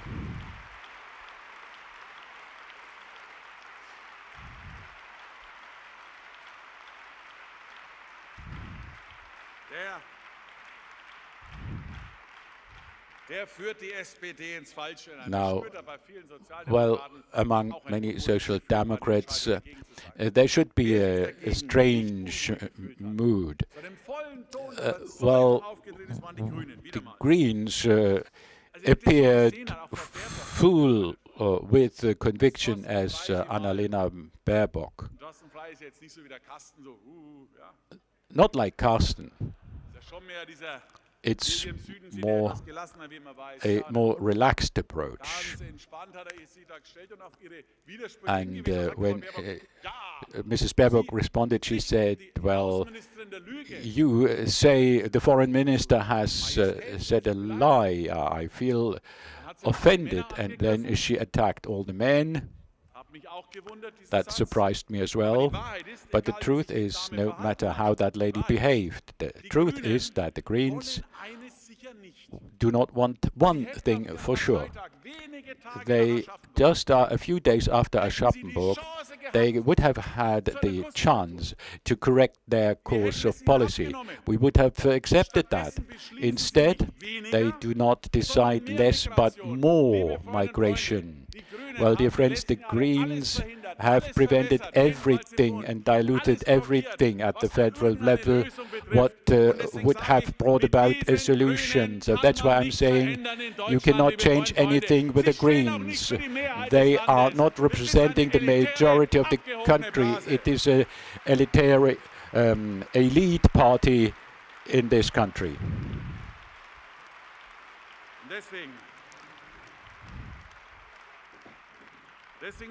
That's why I and we support the course of Friedrich Merz. Less migration, more deportation at the border, which does not need even a law. Or what a fuss was made about it during the European Championship. It was realized what it means. Let me tell you what we in Bavaria, under the protest of many, introduced a border police. Other states consider it the same in order to control the frontier areas. In a matter of 5-6 years, not only man traffickers or drug traffickers or the terrorists were detained, but especially countless offences could have been prevented. Let me tell you what makes me nervous when attacks like that happen. A lot is said about the psyche of the victims or of the offenders. It must be the other way around. We should talk about the psyche of the victims and not allow the culprits to enter the country at all.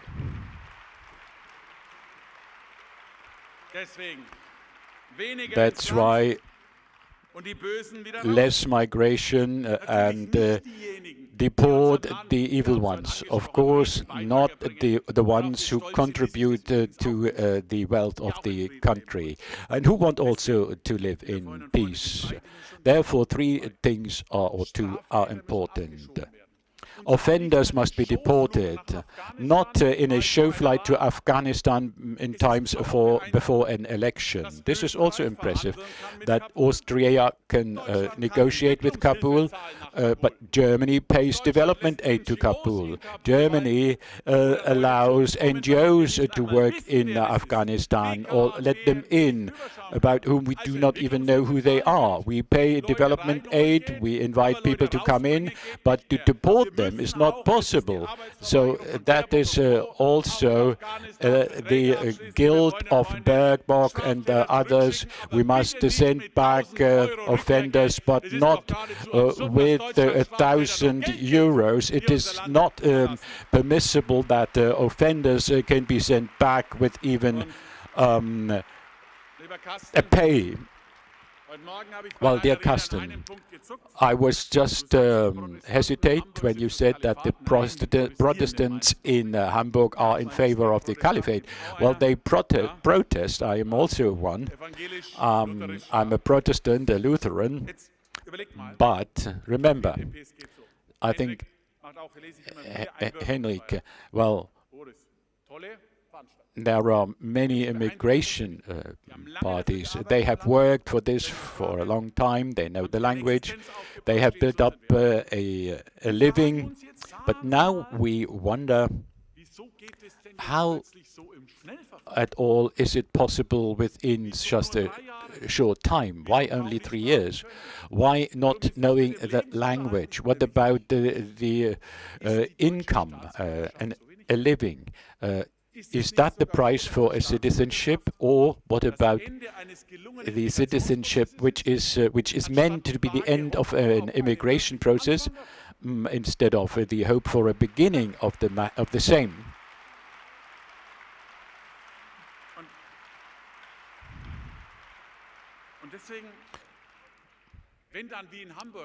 If people demonstrate for a caliphate in Hamburg, it is not a demonstration for the freedom of religion. It is the expression for another country.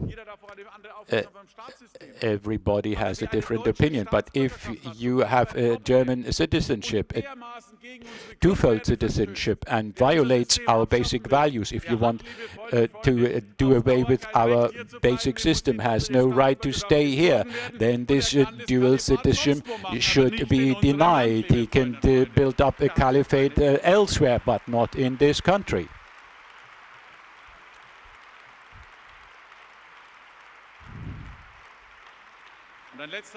My last point is, apart from these issues, economy, migration, foreign policy, and Bully Herbig said, well, he's not happy with the general situation. It's about identity. This over-education fantasy, this over-lecturing fantasy, instructions, or demanding certain behaviors is something going on people's nerves. When it comes to food, well, it is everybody's own business. Well, I received 6 Sauerland goodies in the Sauerland. Well, that's okay. It's up to you to decide. Well, somebody called it meat Nazi. Just imagine if no meat would be offered. As somebody who comes from Nuremberg, I say, of course, life without a fried sausage is possible, but it doesn't make sense, does it?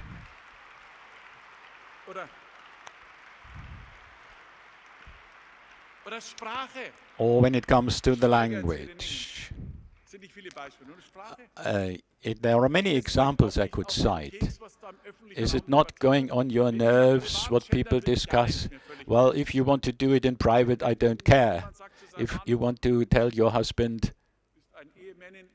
well, whatever.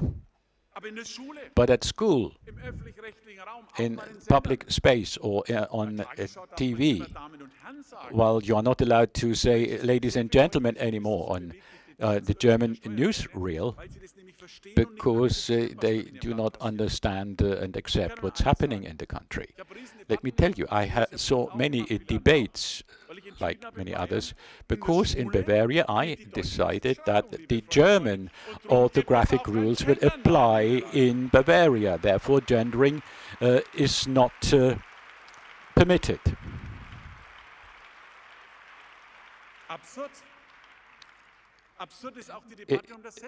The debate about the right of self-determination is also absurd, because if you want to help a person who is in a dire situation, well, now I read that there are up to 100 sexes. At schools in Bavaria, that has not been understood, and I have no problem to provide help. Our parliamentary group voted against why it is really necessary that children starting with the age of 14 are expected to decide upon their gender year after year. And the idea of the minister, you don't have to remember her name, her public servants came up with the idea that hormone blockers should be administered so that the children can decide themselves. Let me ask you, do we not have any other more serious problems instead of spreading such a nonsense? We will change that. And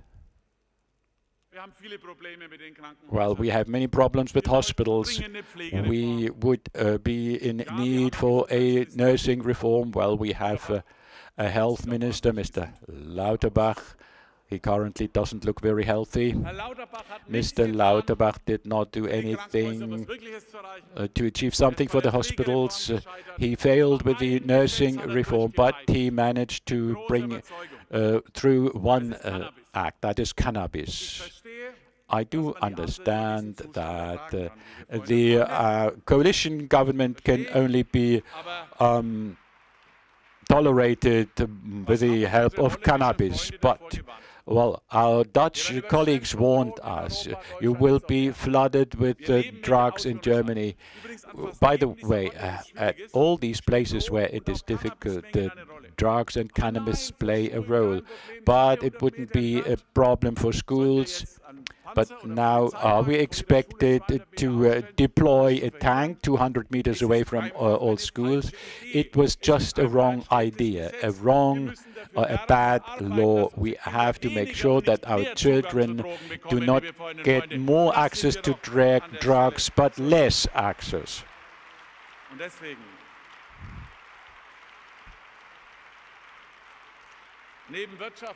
Apart from an economic transformation and migration policies, we should move over to a policy of common sense. In order to do so, we will have to cope with a lot of strength.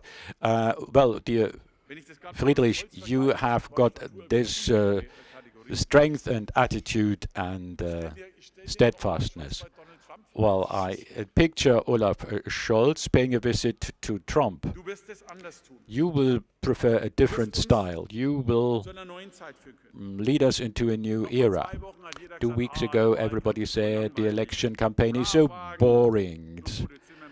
Well, the sleeping car is the best wagon in a fast train. But people know what it means. There are differences.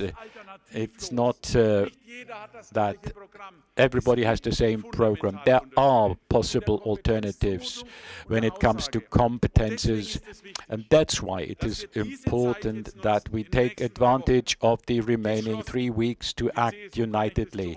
I can assure this will be done by the CSU and that we do our best for our common goal, Friedrich Merz. Perhaps this is one of our last chances. If we miss it, if Germany misses this chance, historians might say one day, perhaps we should have supported the Union more effectively.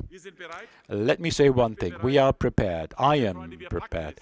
Ladies and gentlemen, we'll manage. I'm not afraid of the future.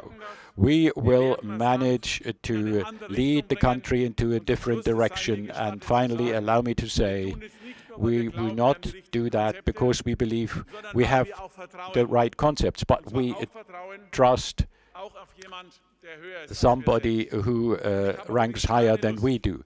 I do not like being told what we have to do by others. We are the Christian Democratic and the Christian Social Unit. We are in favor of crucifixes and religious classes at schools, and we are in favor of churches, and sometimes I wish that this is something respected, that we are some of the last who are in favor of these values.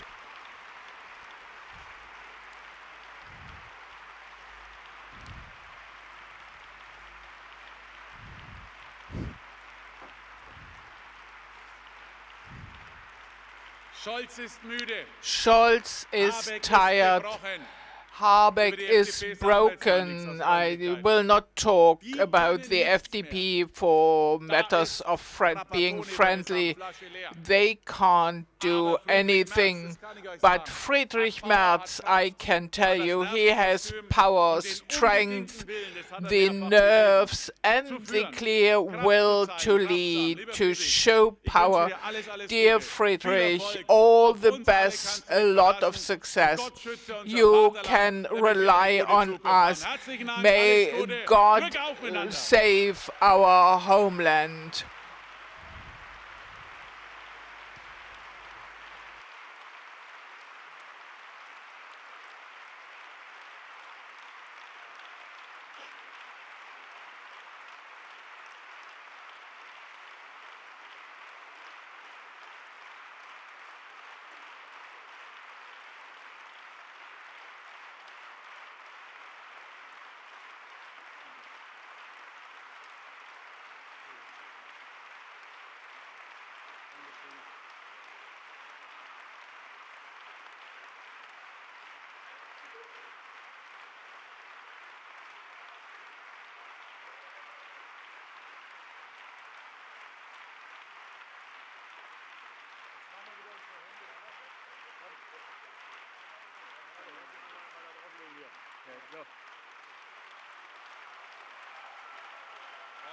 Danke, sehr gut.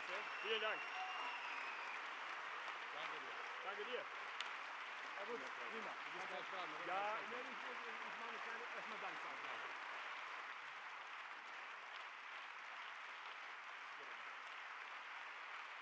Dankeschön.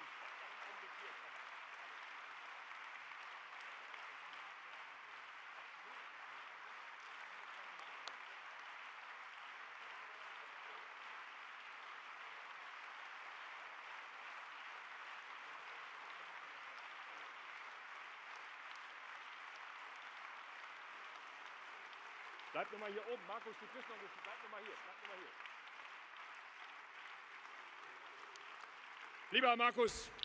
Dear Markus, thank you for this great speech to our party congress. We will rock it together. This is what you said when we announced our candidate for chancellor.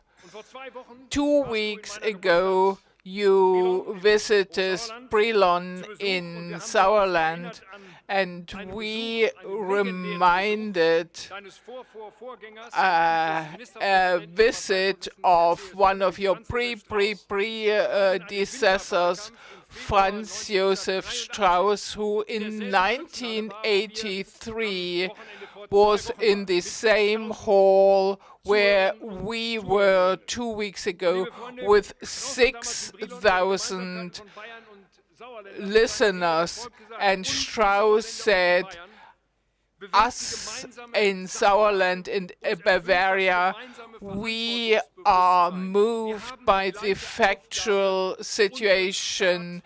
We have the same task to bring our state to put our state in order again.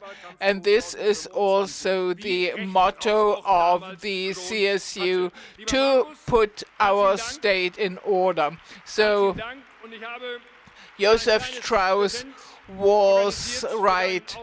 Thank you very much, and I have a small present for you, a picture that shows both events, the one in 1983 and the one in 2025.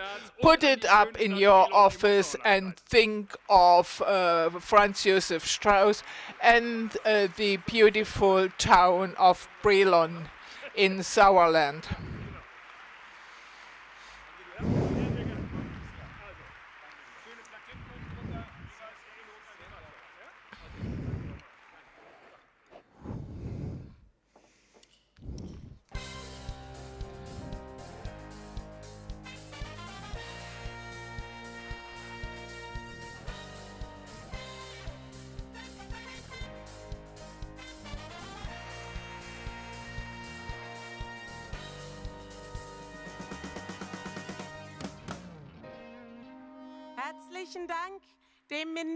Thank you to the Prime Minister and CSU Chairman Markus Söder. Delegates now stay on for another 5 minutes and we will experience the highlight, Friedrich Merz, but he is only as strong as his team is. So we will have the next talking round with the Merz team, Wiebke Winter and the boss Fabian Beiner will come. But first, a brief video.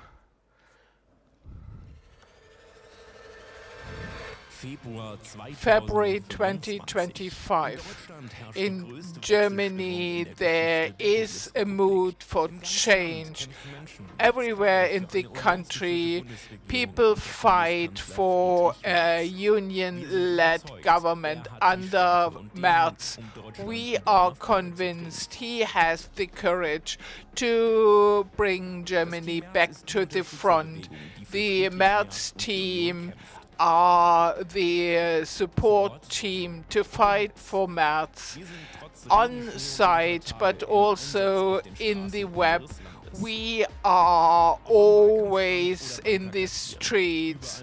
We put up bills and we feel our supporters are more motivated than ever. We support you. We do not leave TikTok and Co. to the right wingers. With our supporters, we reach out to hundreds of thousands of voters. We make clear only the union has a clear concept for a change in politics.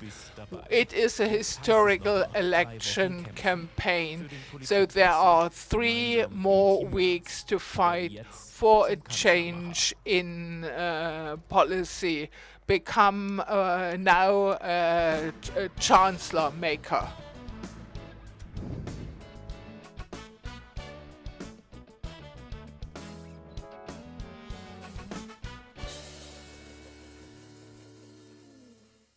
Moin, Fabian. You had the team Merz 2025. we have already seen a lot, but tell me, what is your task? We just heard it, Wiebke. We are the support movement. We always had such teams.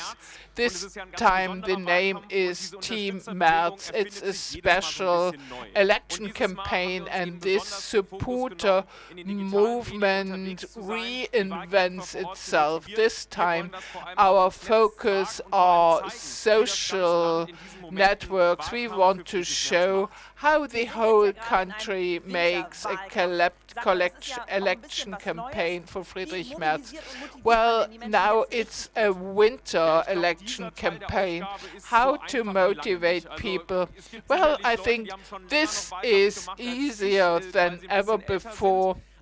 Some people have been doing election campaigning longer than I do, but now we have the clearest manifesto, and rarely the bills were put up so quickly, and we also feel this. We do not have to make efforts to mobilize people. Also, last week helped us to stand together shoulder to shoulder.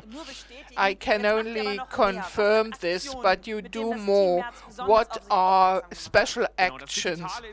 Digital is what is most visible, but we also do a lot in the background. We support candidates.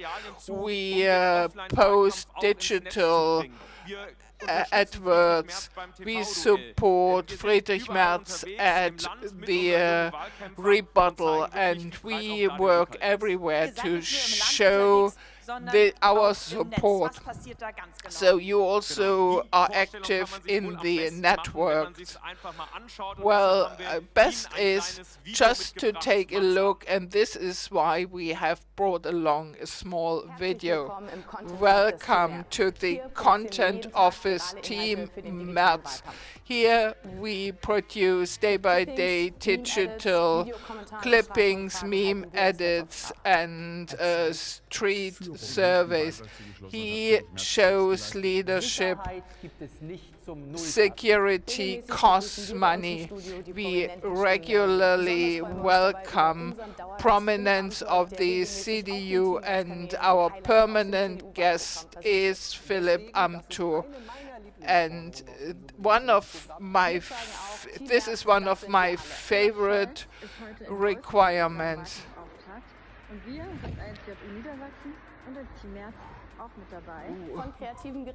Well, there are creative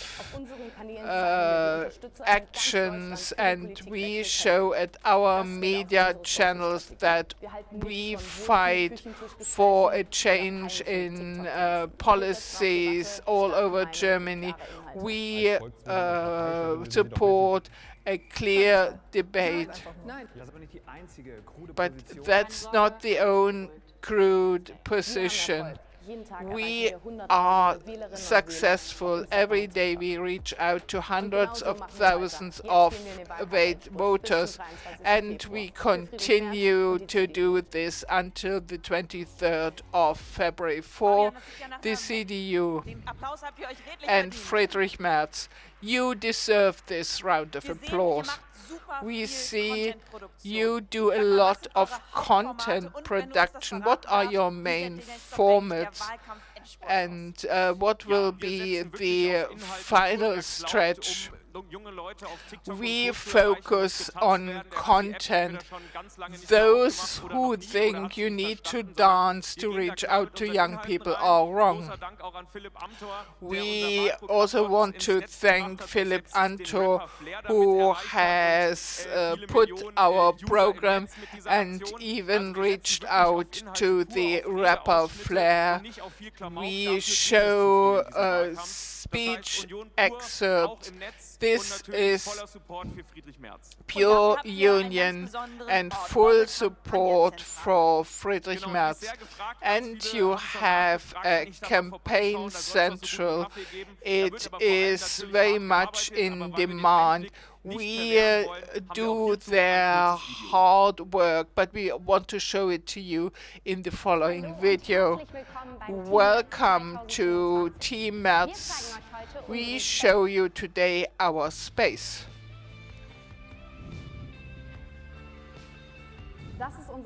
This is our working place. Here we cut our videos and produce our content.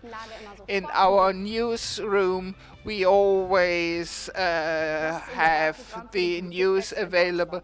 This is our election program. Bring Germany back to the front. Of course, we also have an election campaign merch. This is our shop. Here you have some sweets, but also Carsten's coffee, the perfect drink to listen to a podcast. We already had the leaders as guests, but we also have a watch party.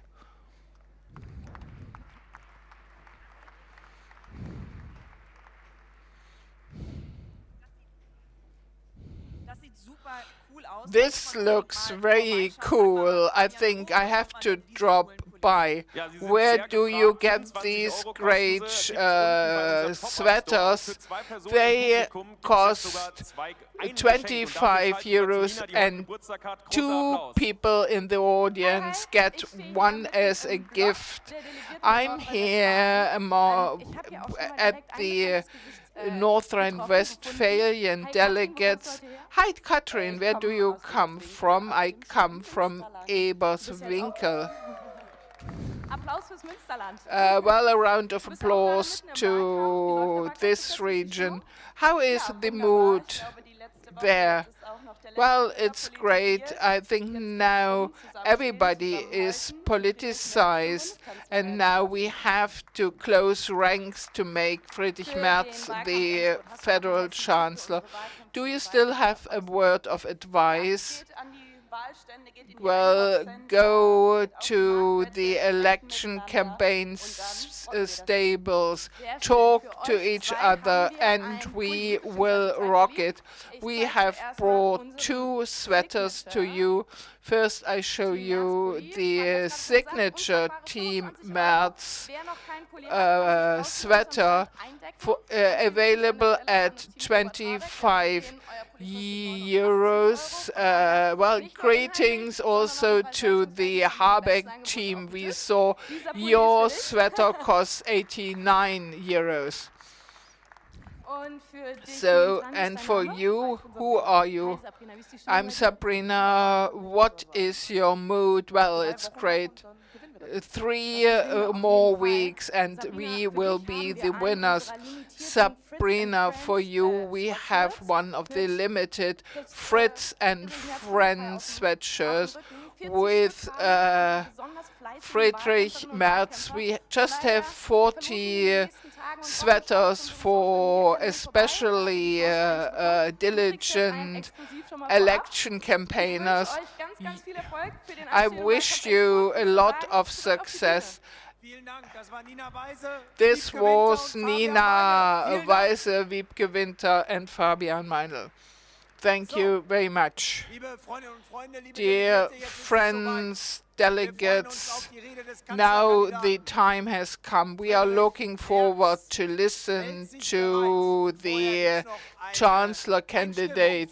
But before one introduction, in this country there are so many opportunities. Let's seize them to get Germany out of the crisis. We need a new government in Germany. We need a different chancellor that handles the country and the people in a different way. The economic substance of this country is in danger. We need a political change. We will give incentives. We will encourage people to take a grip on their own fate. We will reward diligence. We want to be a country where people have confidence in the future, to become a country on which we can be proud again. This is our goal, and this is also what moves me. I have children and grandchildren. I want to be able to tell them we made efforts to do the right thing for Germany. When, if not now? And who, if not us?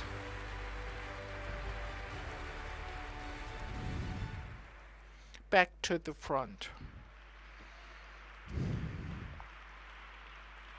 Liebe Freundinnen und Freunde, Dear CDU Deutschlands friends, vorangebracht. he has brought and advanced the CDU Germany. Welcome the chairman of the CDU, the chancellor candidate and the future chancellor of Germany, Friedrich Merz.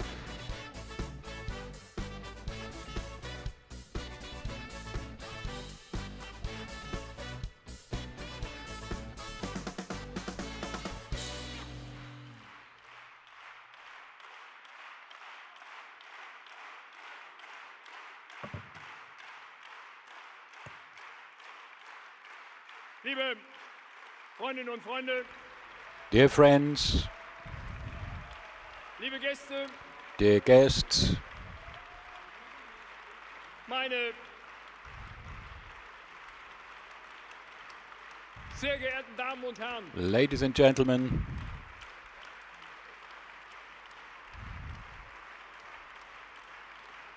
danke sehr. thank you very much. Dankeschön.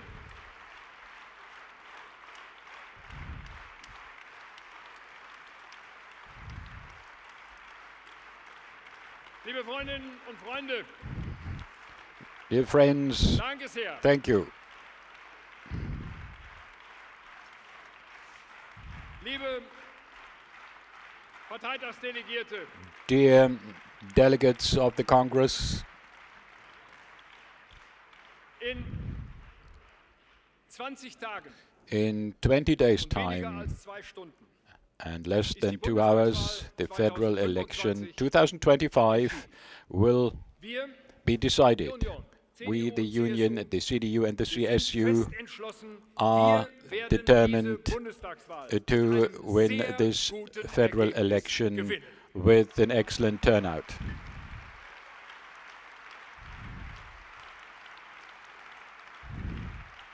Wir, liebe Freundinnen und Freunde, wir, das ist die We, Gemeinschaft that der is beiden the Parteien von CDU und union CSU of und the unsere two gemeinsame parties, CDU and CSU, and our joint federal letzten parliamentary Jahr group.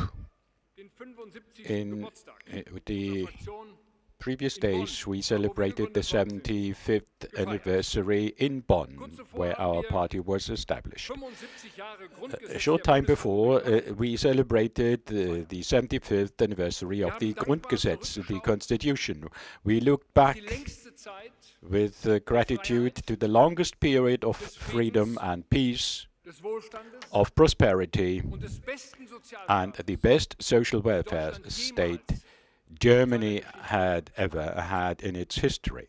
diese Freiheit, This diesen freedom, Frieden, this peace, diesen Wohlstand and this prosperity unseren Sozialstaat and our social wollen welfare wir state auch is in den nächsten what we Jahren und want to Jahrzehnten erhalten. keep in the Dafür next stehen years CDU and decades. und That's what the CSU, CDU and the liebe CSU Freundinnen will und stand for, dear friends.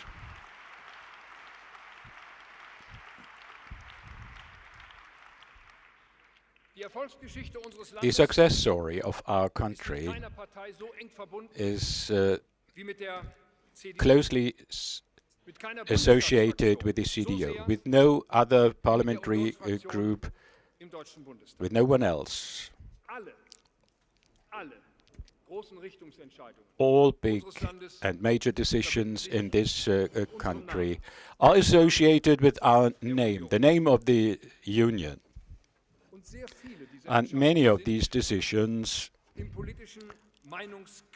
have been made possible in the struggle of political opinions and many times in tough conflicts with our political contestants.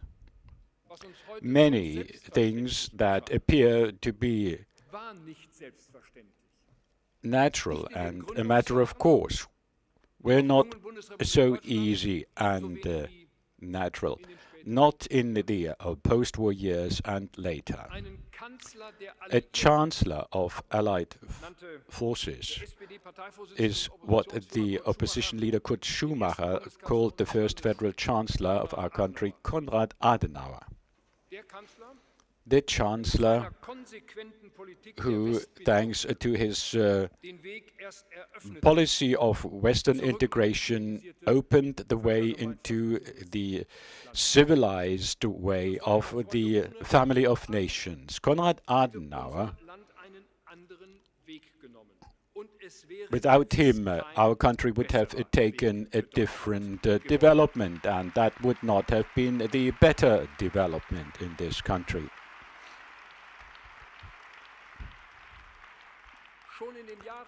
As early as in the years before our state was established, there was a fierce struggle of opinions about the economic system. Ulrich Erhard virtually in the Economic Council initiated the currency reform and the disarmament reform and the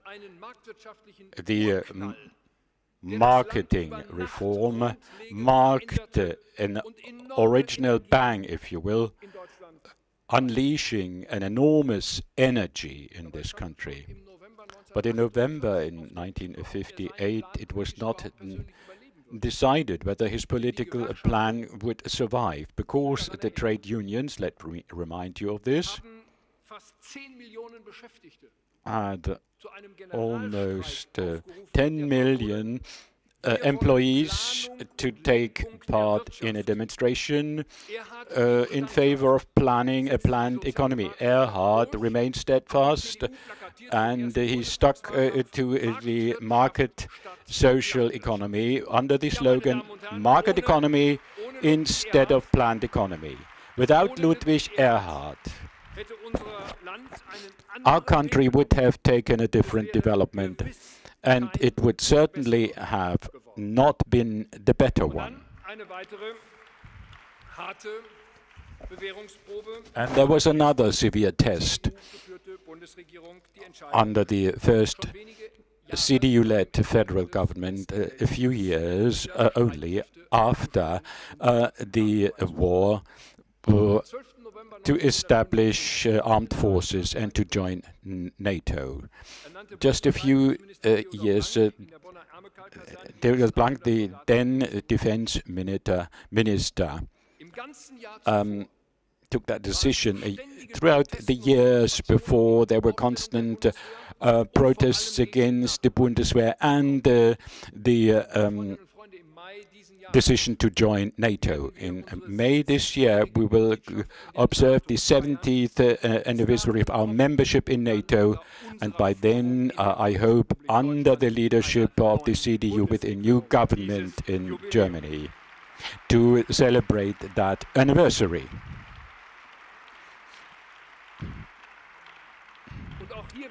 Again, let me say, without the decision of the second German government after the end of the last World War to establish the Bundeswehr and to join NATO, without the decision, our country would have opted for a different road, and it would not have been the better one. Finally, without the courageous step of Kohl in 1998, the unity of Germany would not have become possible. The Social Democrats did abandon that aim from the very outset. We always believed in it. Without Helmut Kohl's policy,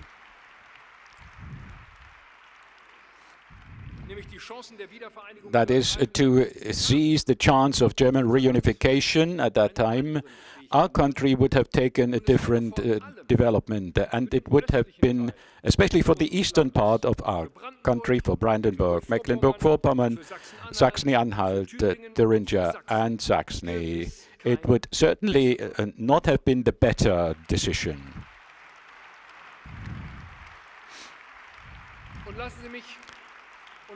And let me also say, in this context, at this Federal Party Congress, our friend Mario Vogt takes part in the conference as the first elected Minister-President of the Free State of Thuringia. Congratulations, Mario Vogt, and I hope we will cooperate very successfully. All the best to you and for your government under your leadership. Thank you for your work. Friends, why do I remind you today in 2025 of these historic events? Well, this has two reasons. Number one, history does not simply happen. History is being written. It is politically decided. In most cases, at least, it is made by people. And secondly, today, again, we are confronted with far-reaching political decisions. Decisions we have to conceive politically and we have to implement.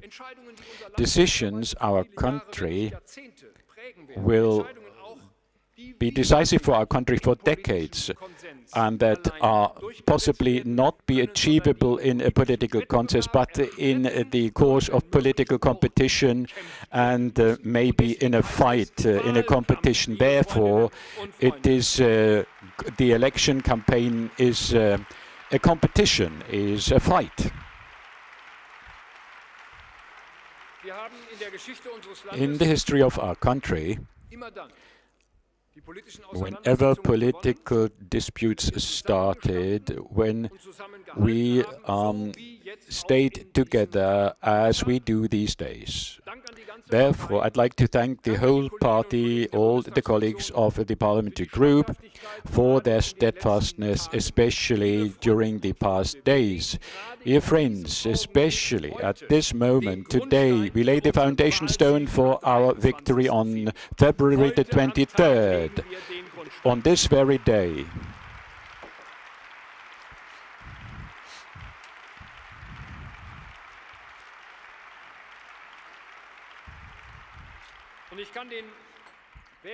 I can assure the voters in Germany of one thing clearly.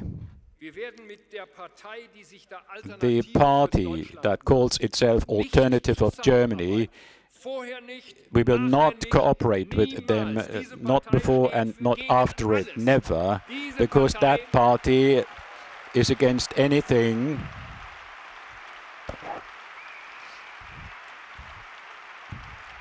that party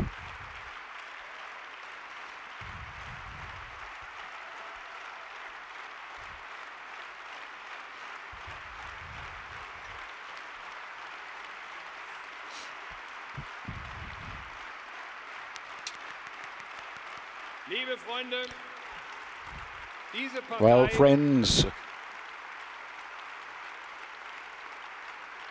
that party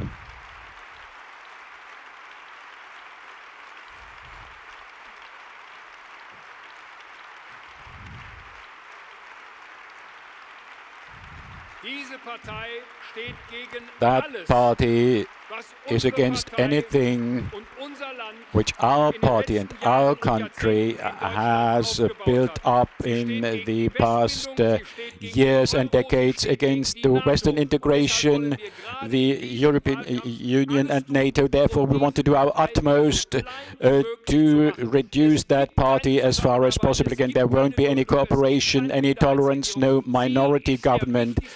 They are the most important opponents in this election campaign. We want to reduce them to a marginal phenomenon where they belong to.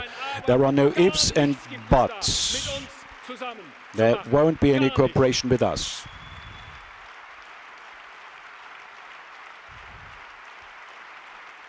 Diese Partei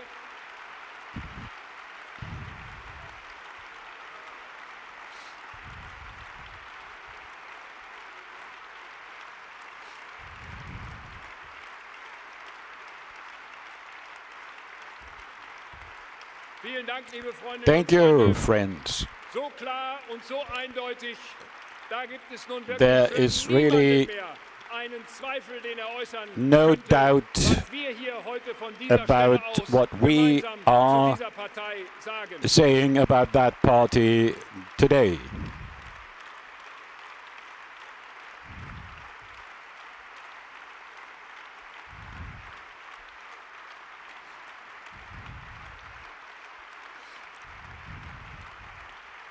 Vielen, vielen Dank. Thank you very much.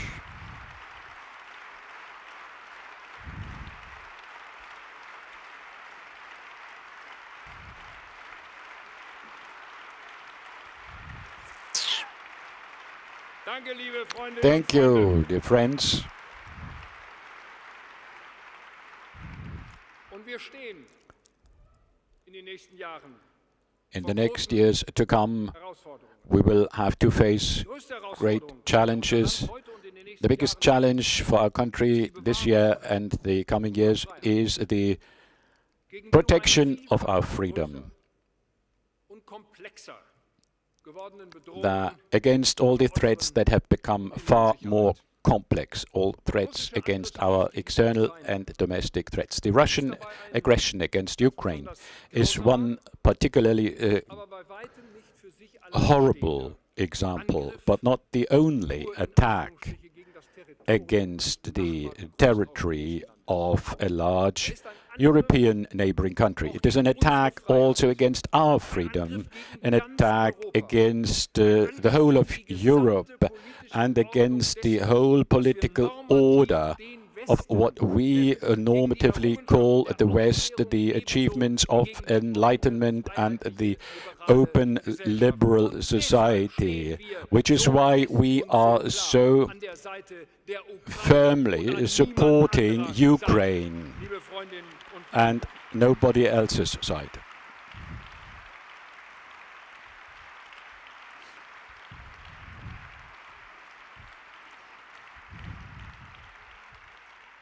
auch wir in Europa We in Europe der Autokratie see ourselves confronted with an axis of autocracy which is well networked with one another. Sie wollen die They are united by one goal. They want to fight the world wieder in Einfluss by means of military force into political spheres of influence. They wanted to undo the post-war order since the European division has been overcome.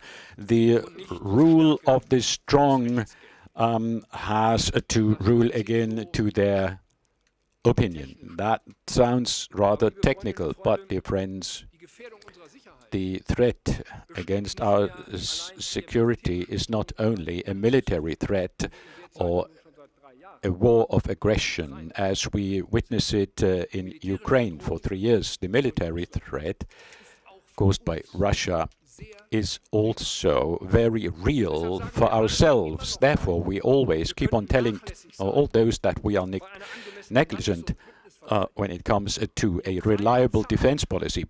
Ukraine currently pays the most bitter price for their one-sided disarmament after 1994. That's why Und vermutlich noch für our sehr lange statement Zeit. will remain valid for many more years. We want to be able to defend ourselves, though, so that we do not have to defend ourselves. This statement is chiseled in stone, our defense policy and security policy.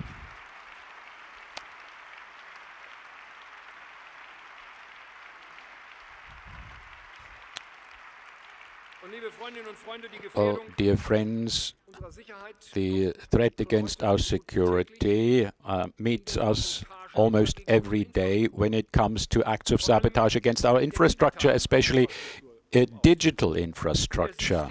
The systematic uncertainty among our people by spreading news, causing damage to democracy, and also in our parliaments for some time, which is accompanied since the massacre of Hamas against Israel of October the 7th, 2023 in Germany as well, an unprecedented hatred against Israel and Jewish life in this country, and kind of anti-Semitism which should shame us and against which we have acted against far too sluggishly.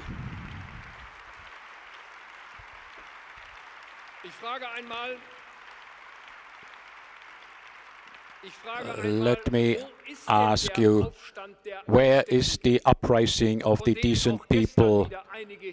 Some people mentioned yesterday here and in other cities of this country. Where is this uprising when Palestinian flags are waved and Israeli flags are burned? Where is this uprising from the sector of culture and media and other spheres? Where do we see this uprising?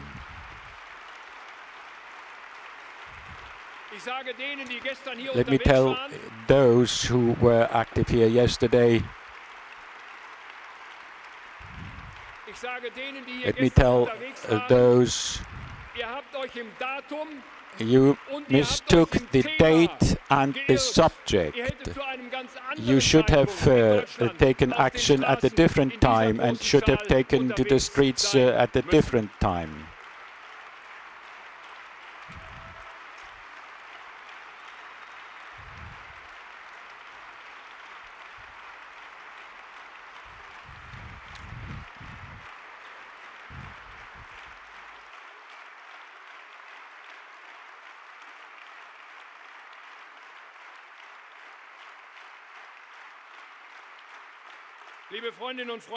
Friends,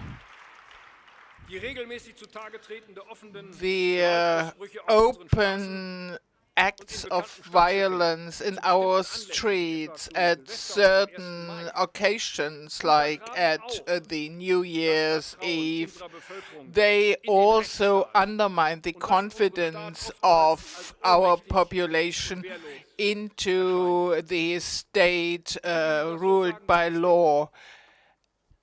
Let me show you my thoughts. This threat of our freedom and of peaceful coexistence in this country requires a very clear answer, not just by the institution of the state, but our whole society needs to give an answer to the fact that conflicts are increasingly also implemented by violence. Over many years, we will have to spend a lot of money into our armed forces and our police, and as well as in civil protection and disaster protection. But we need to think security in a new way, not losing sight of one fact: the citizens will only regain trust in our state if this state really keeps its promise of protection. This is the only way to preserve the confidence in security and to restore it where we lost it to populists during the last few years.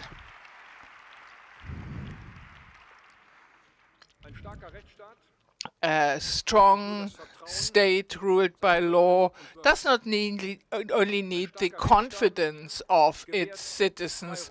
Such a state also opens up free rooms for personal development. It secures property but the state does not act like an entrepreneur. After 3 years of mainly green economic policy, we face the need today to restore the market economy. The economic policy of the three-way coalition was marked by distrust against the market and a missionary zeal of micro leadership of businesses. Expert advice was only wanted when it was in line with the green transformation, and in the Ministry of the Economy we do not find the best economists, but the lobbyists of NGOs, and we need to get rid of them as quickly as possible.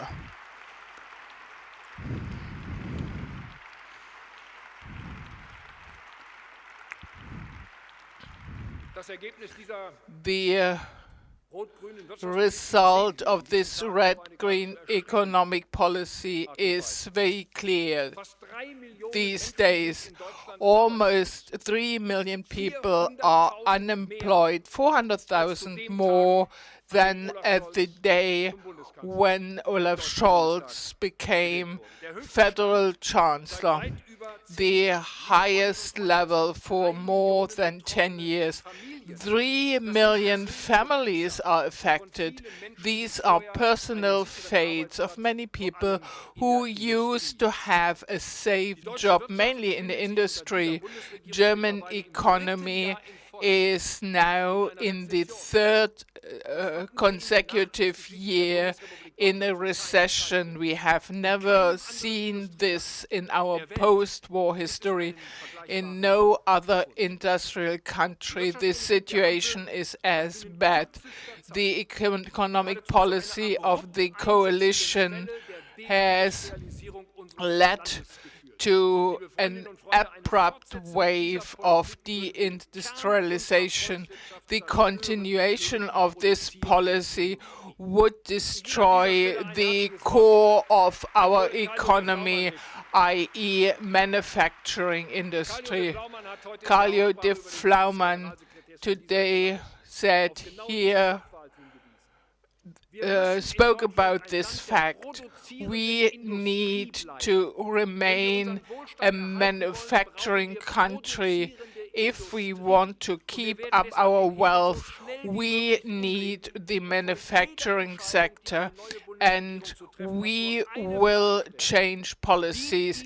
Each decision we will ask the question, will this decision strengthen our competitiveness? And if this is the case, we will go for such a decision. Otherwise, we won't.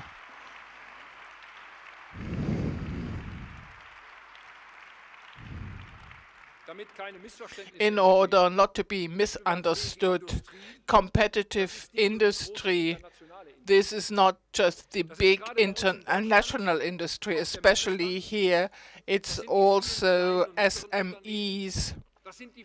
It is the freelancers, the family companies that provide jobs also outside the big cities. We have SMEs with well-qualified people in the rural areas, agriculture, forestry, tourism. All this contributes to our successful economy, and actually it's the substance of this country, and it is still strong enough to be revived. I would not stand here if it wasn't my firm conviction that despite everything, we still have the substance to get on the top again.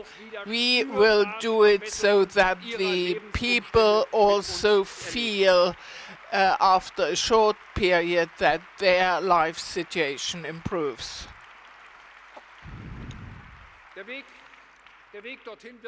The path there will be stony because the world around us develops at a rapid speed, and we will have to make efforts to keep up. This is why we have to take a big number of fundamental decisions. You find them in the election program and in the immediate action program. We have laid down how the path will be designed, but the most important decision is the following. We have to get a handle on this monster of overboarding bureaucracy. And to do so is important in Europe, but also in this country. I agree with Ursula von der Leyen that the promise we made in the last European election in Germany and in Europe, i.e. to put everything on the competitiveness of European industry, that we keep this. The first steps are taken, but many more will have to follow. And let me make one promise. A government under my leadership will be present again in Brussels. All German cabinet members will participate in the council meetings. We will close ranks with our neighbors in France and in Poland, and the German vote will be a thing of the past because a coalition government cannot agree in Berlin.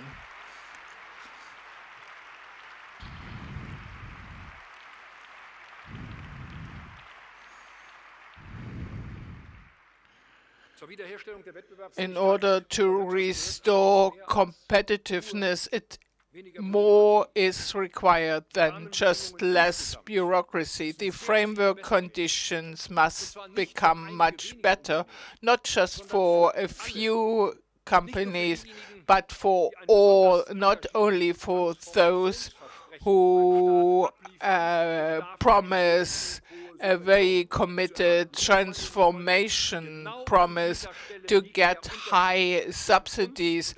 This marks the difference between us and the failed economic policy of the coalition. We want good conditions for everybody, not just high subsidies for a few.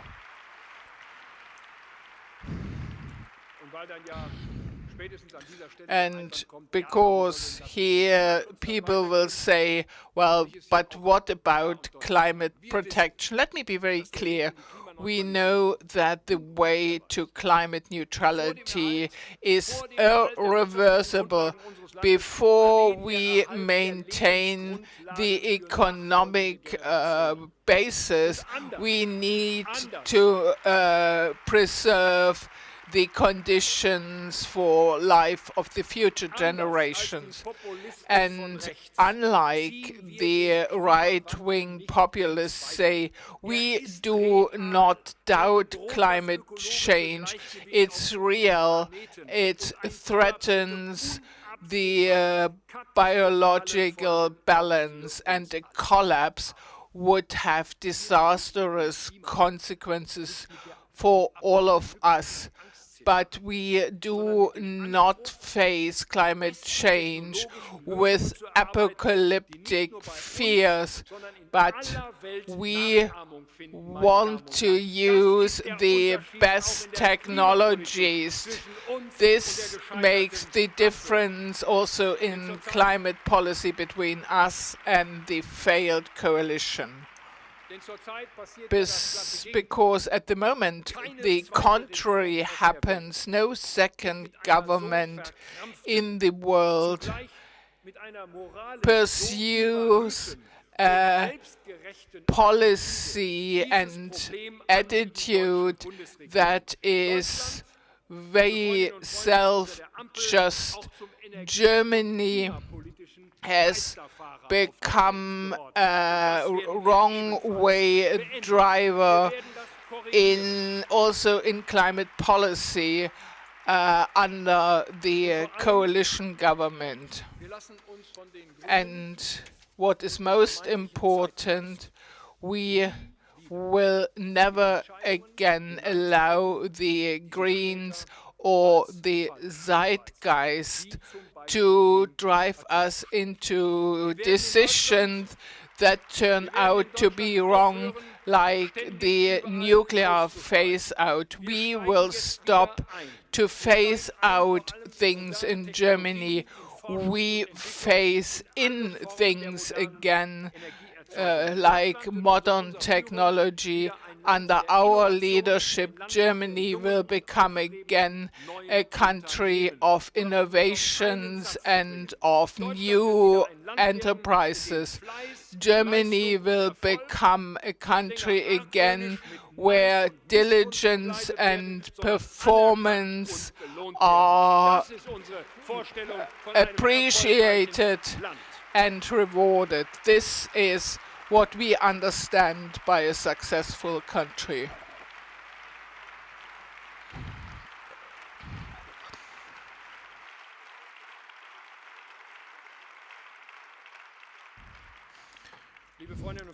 Friends, also tax policy must show this. To be clear, with us, the property tax will not be reintroduced. On the contrary, especially when it comes to the heritage tax, we need to pay attention that the self-used home will be tax-free, and that a family company can be continued without a huge loss of substance. This is the most important tax decision we will have to do. And we will also not raise the income tax for the so-called rich people. These so-called rich people are the many thousand SMEs, the classical German middle class that pays income tax on their profits. We will not more burden them. We will relieve them so that they stay in Germany and can create new jobs. This is our message to the SME sector.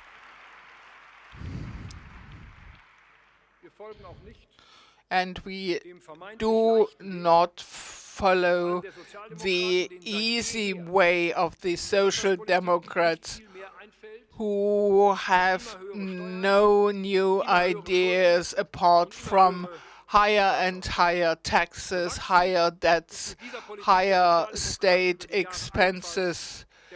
The only thing that grew was the state apparatus.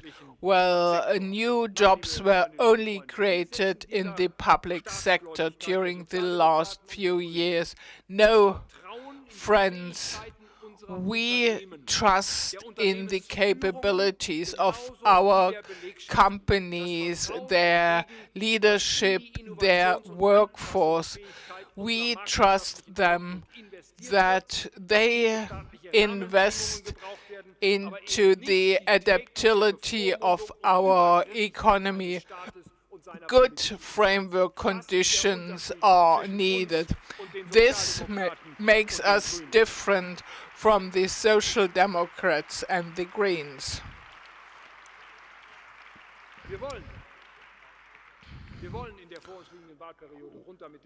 We want to reduce taxes, corporate taxes to 25%. This will only be possible gradually, but we should make clear that we achieve this goal by 2029.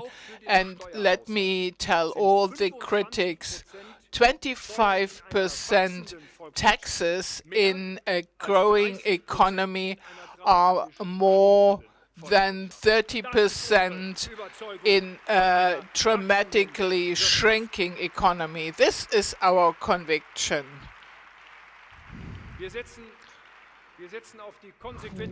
We want to implement the overdue digitization, including artificial intelligence.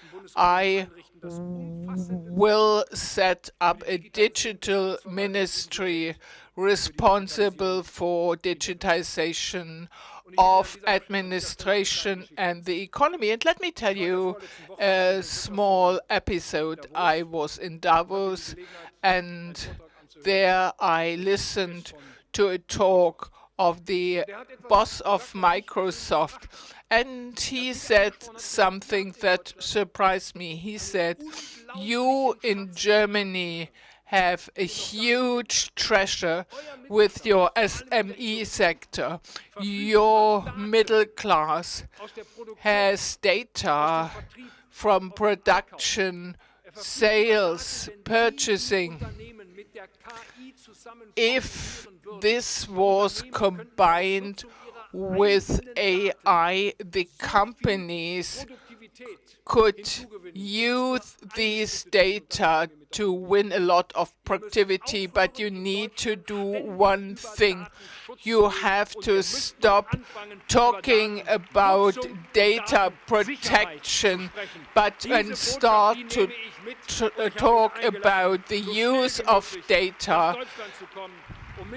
And I invited him to come to Germany as soon as possible to discuss this matter. Dear friends, we will also put the labor market in order again. Almost 3 million unemployed people, 700,000 vacant jobs, 5.6 million people receiving Bürgergeld, of whom the majority is able to work. These figures alone show that something is wrong with our labor market. This labor market does not function. So we will go back to the principle that people working have more net income at the end of the month than somebody who receives Bürgergeld. And we will want to do away with the term Bürgergeld. We call it a new basic income. Those who need the support of the state will get it, but those who are able to work should work. We create the right conditions for this to happen. Allow me to say a word in openness. This presupposes that we tell the people the truth about our welfare state. We are able to create a repeated prosperity in Germany.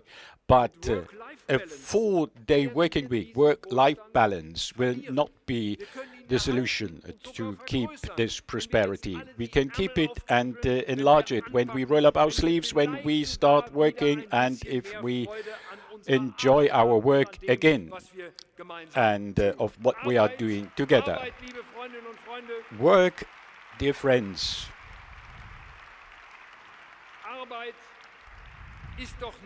Work is not an unpleasant interruption of our leisure time. It is part of our life. We determine ourselves. It's the basis of our prosperity and of the welfare of our families. However, let me tell also the Social Democrats clearly, we will stick to the pension age of 67. But if those who want to work longer, we will offer a deal. Instead of 1,000 euros, there will be 2,000 tax-free income schemes. Then older people will be encouraged to work longer. And that also is conducive to the taxation system on a voluntary basis. We will make a good offer to those who want to do this, and that is how we will frame the labor market policy. People should be able to work and to earn something for their work.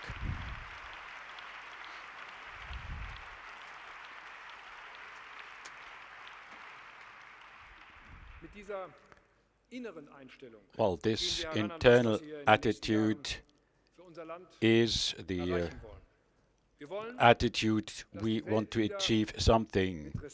We want the world looking at us with respect instead of amazement and consternation. Well, friends, we entering the final phase of the election campaign 2025. Again and again, Germany was confronted with the highly contested elections. Many of them were fateful elections. Well, there was a good reason why I was pointing to the elections of the founding years in our country's history. All these years were won by the CDU because the party was courageous enough to take the right decisions and to implement this policy, even against the protest and resistance from among the people and political opponents. This week, these days, we may find ourselves in a comparable situation. We are being attacked and there's protest against our policy. But at this very moment, we should remain steadfast. The majority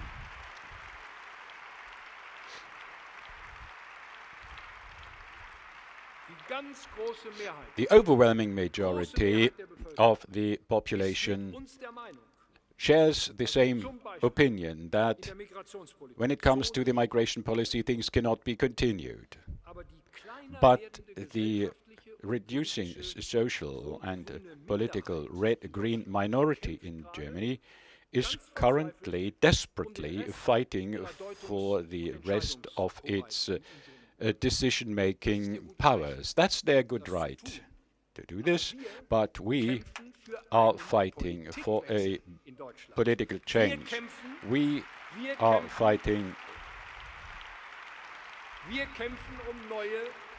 for new majorities in this country. We are especially fighting for an evidence that in the center of political activities we are able to solve the problems of our country. That's why this federal election, like many others before, is an election asking for the support for our democratic order. We have to prove that this tried and tested democratic order of our country is still in a position to find adequate solutions to overcome the challenges we are confronted with. If we do not manage to do this, maybe then Germany will also drift away into the left or right-wing populism. Allow me to make the following remarks about majorities. Many of the voters ask us precisely these questions. How do you want to implement all this? Possibly you will not make it by yourselves. Well, possibly after the elections it will not be easy. According to the latest opinion polls, we would have a two-third majority. But when we look back to the last decades, in the United Kingdom, are they doing better? Well, the fight for necessary compromises did not make our country worse. But on the 23rd of February, it is the voters who will decide. Let me repeat what I say at every meeting. The decision on the composition of the Bundestag and the majorities that will be possible then is not up to us, but it is up to you, the voters in Germany. This is up to them to compose the next Bundestag. But if I'm not mistaken, we will be the strongest political force again in Germany.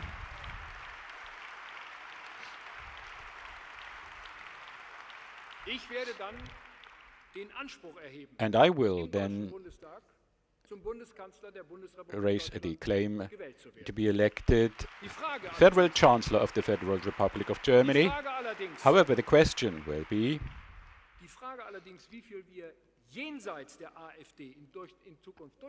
how much we will be gain for ourselves beyond the AfD will depend on one word. The word is distance.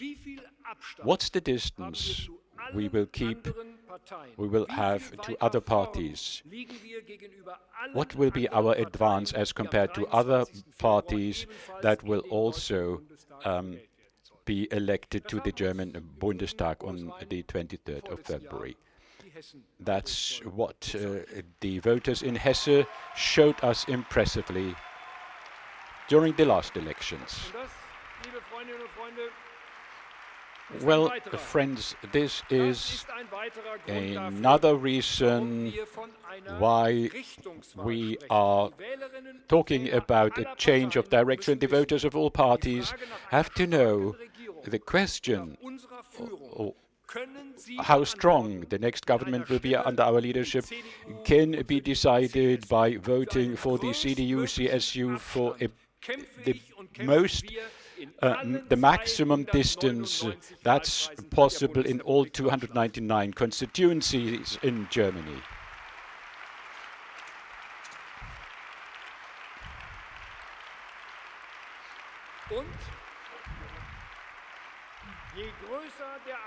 And the bigger the distance, the more we will be able to put into practice in economic terms, in terms of migration. The voters in Germany will decide about what we will be able to implement of what we have decided in the past weeks and months. We want to bring Germany to the front again. We see that we are responsible for the next generation, for our nation. Well, let us use the last remaining weeks to fight for the Union, and then we will bring Germany back on its course. And in a not far away distance, we will be able to say, we are proud again of our beautiful country, and especially we will be proud of the people who will be committed to build our future. This is the mission of this party Congress, and this is the mission we will start the last 3 weeks in the election campaign 2025. Thank you very much indeed.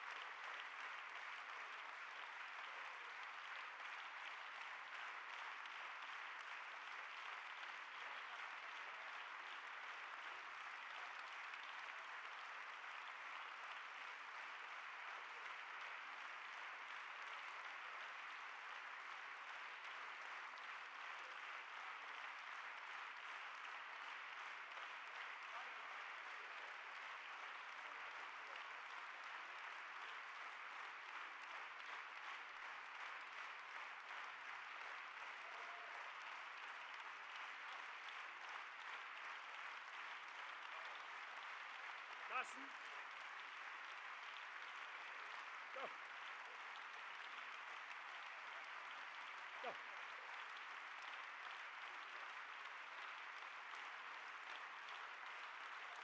Dankeschön.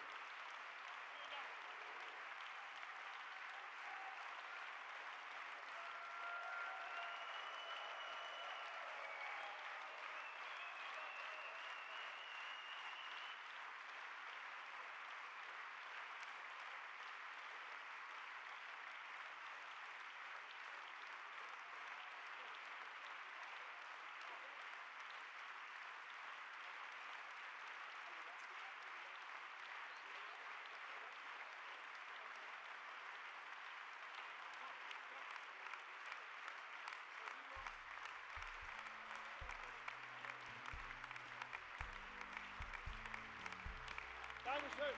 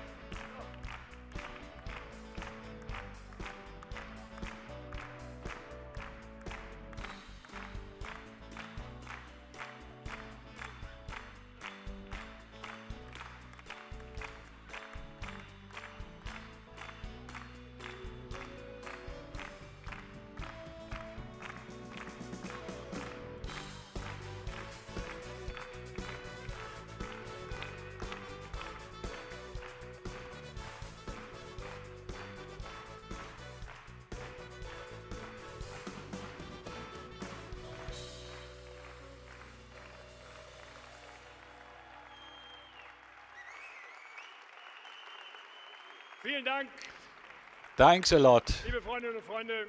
Herzlichen Dank friends. für Thank you diesen very much langen Beifall. for your ovation and your impressive 37th Party Congress of the City of Germany. Thank you very much to all those who contributed to this event.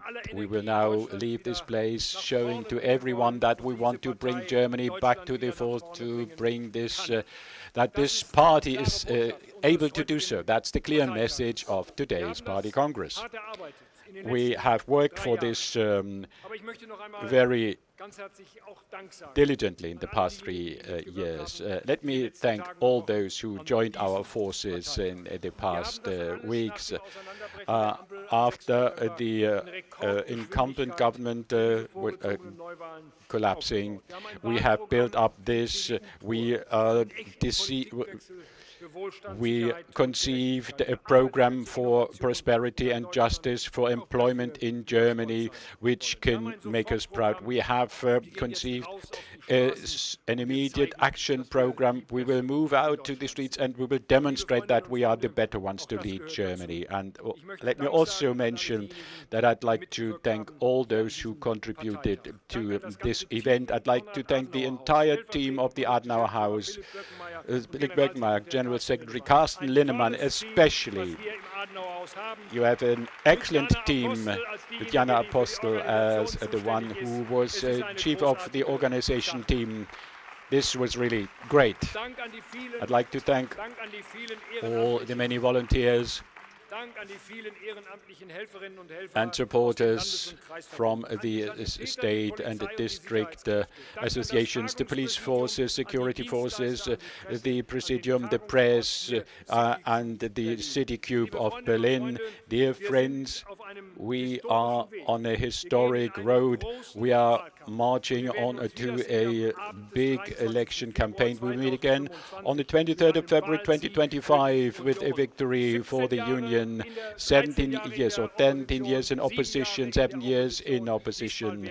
This time we will only see 3 years in opposition, and then we'll be back in the government responsible for our country. Thank you very much for your presence, and we will close as usual after every Party Congress of the City of Germany with the national anthem.